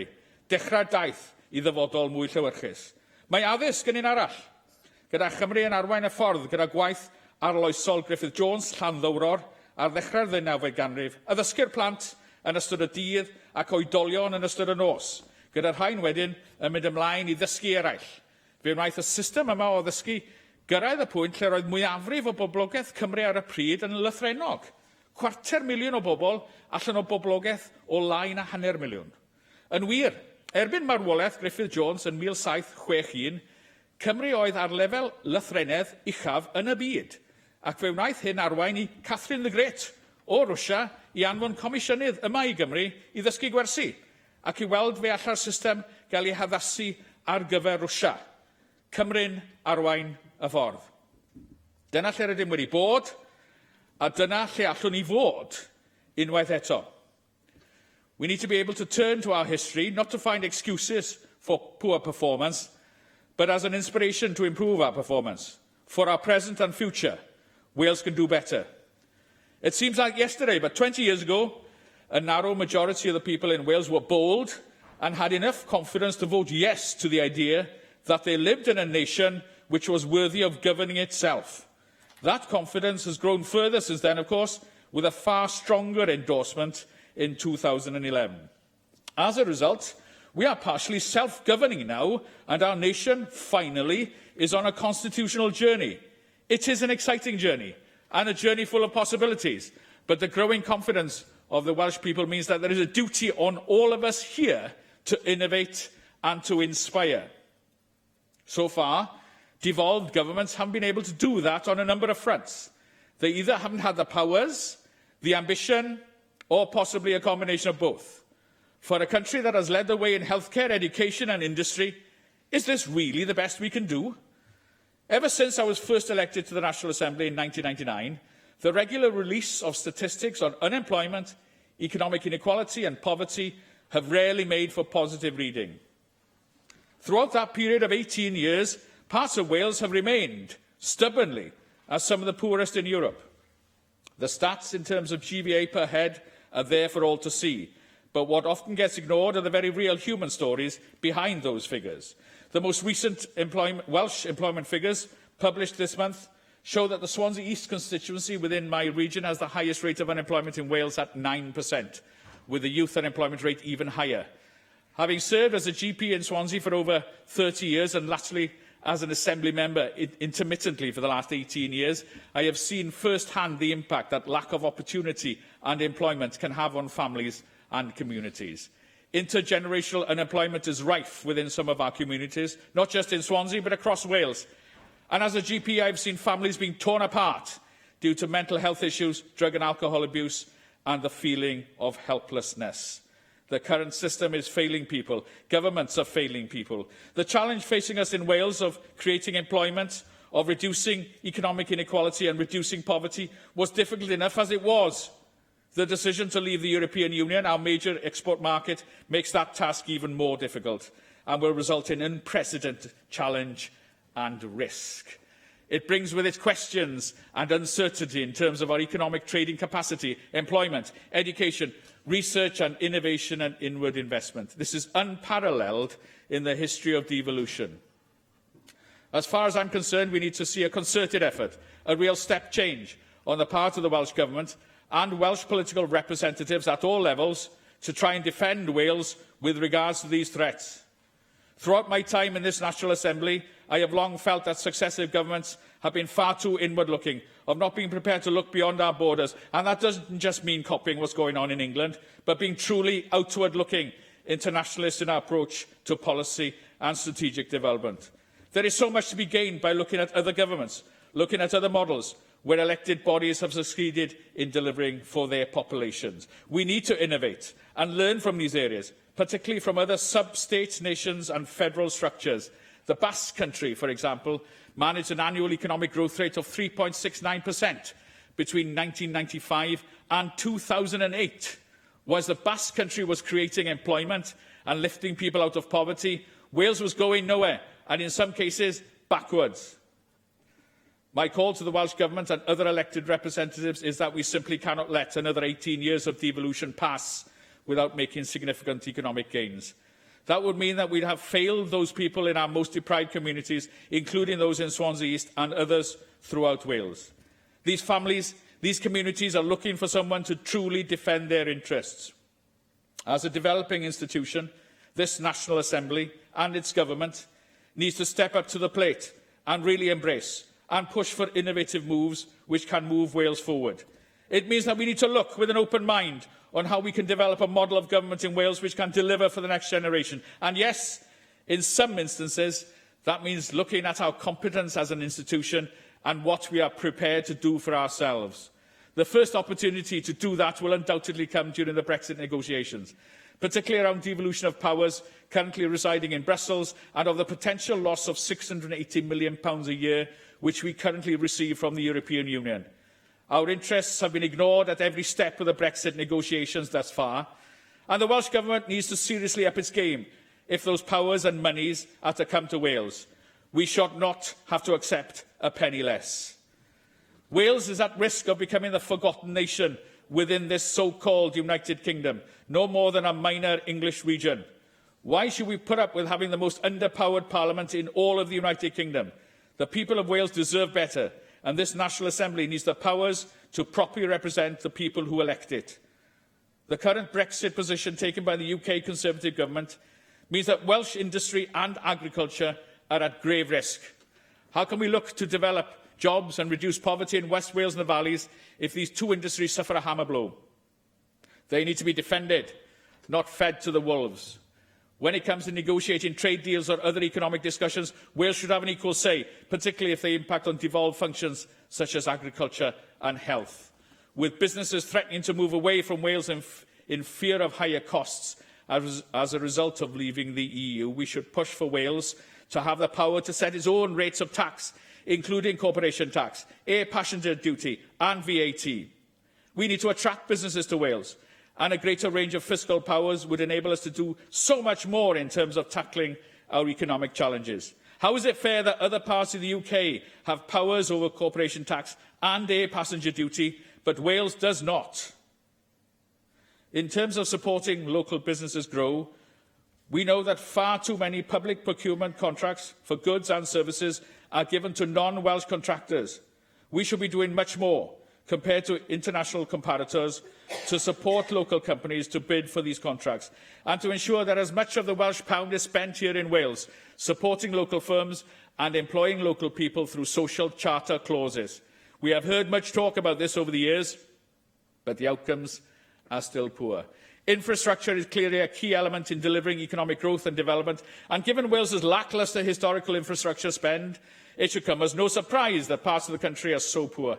When you look at the infrastructure in certain parts of Wales, it is simply not fit for purpose, and it is clear that we need to significantly increase our spend if we are to make progress. And we need to look at innovative models of finance to do just that.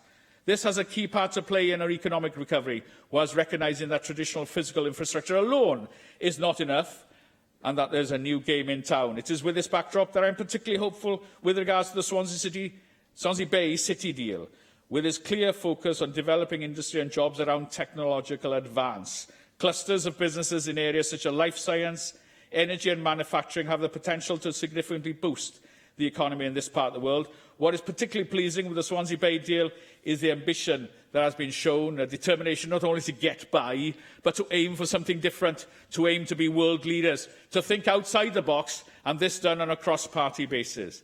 It is this type of thinking that we need to see at an all-Wales level, an attitude which says that Wales has had enough of being second best, had enough of being Cinderella.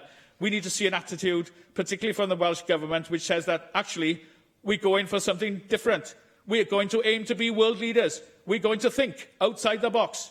For too long, what we've seen from the UK and Welsh governments is an outdated, imperial, London knows best attitude. It does not.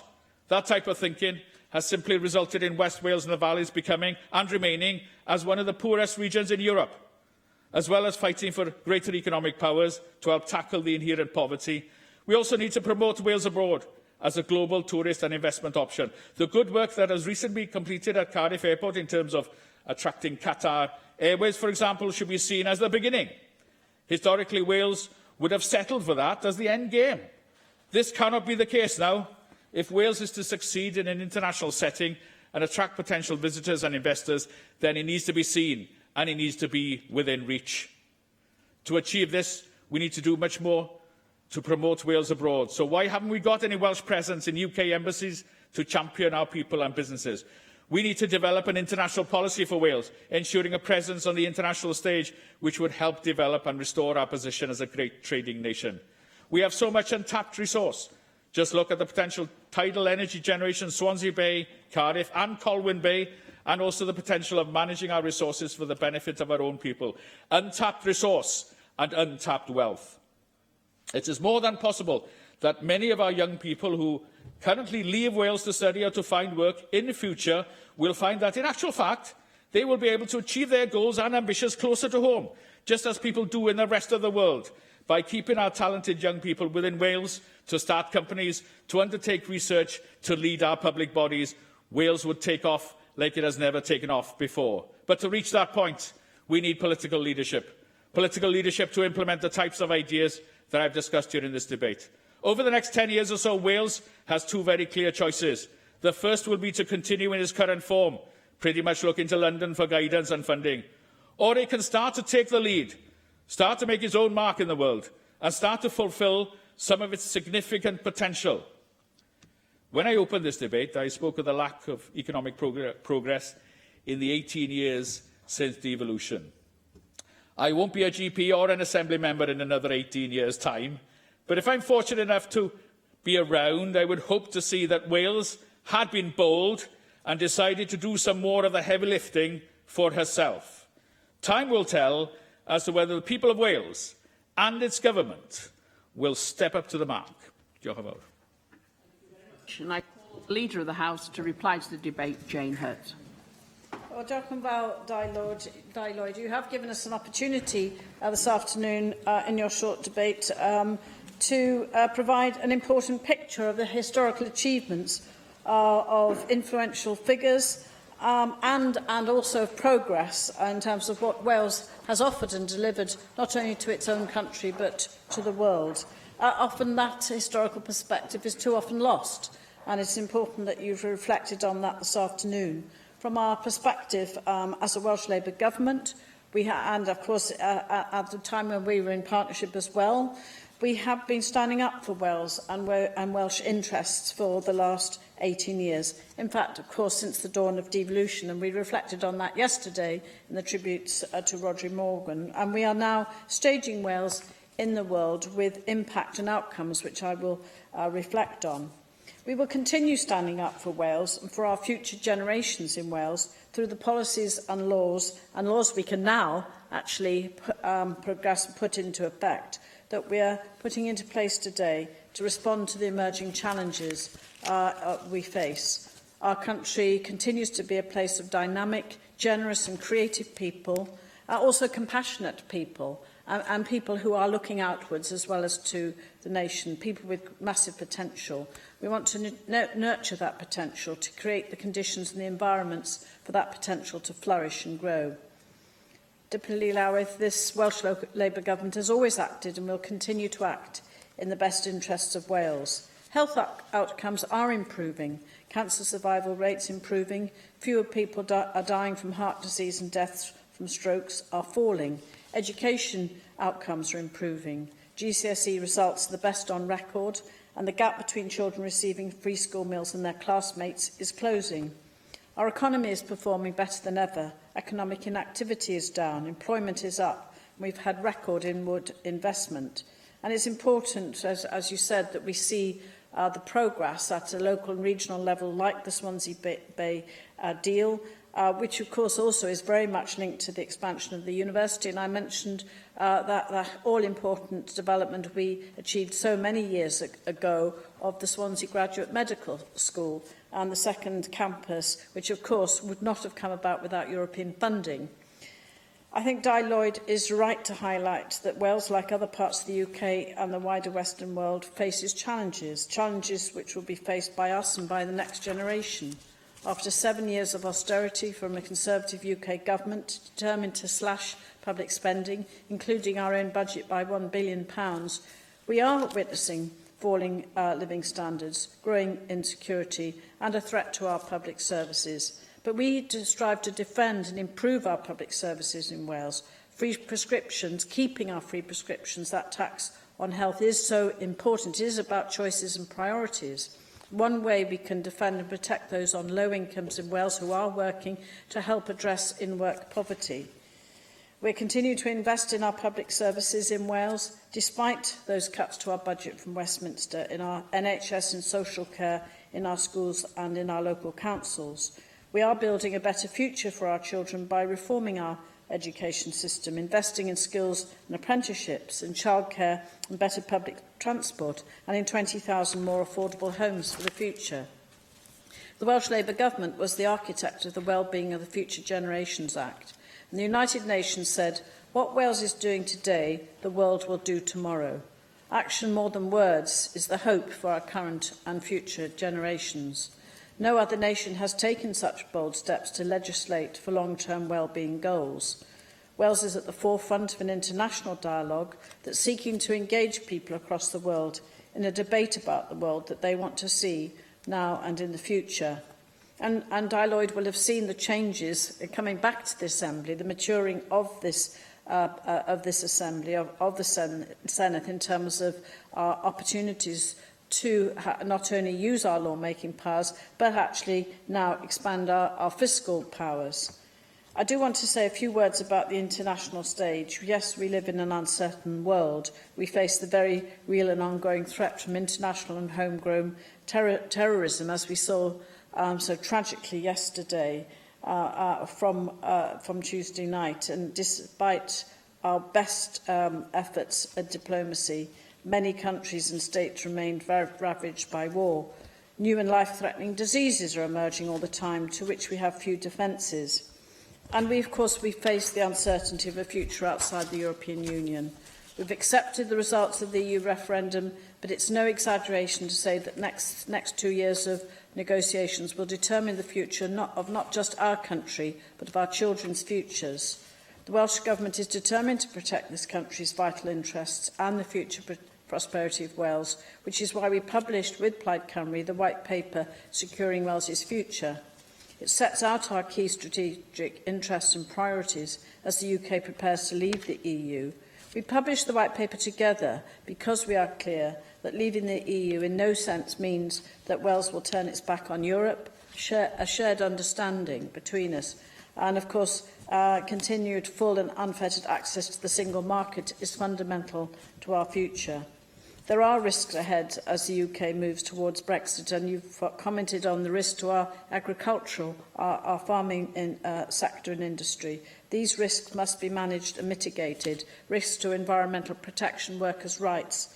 But of course, there are opportunities that we must grasp.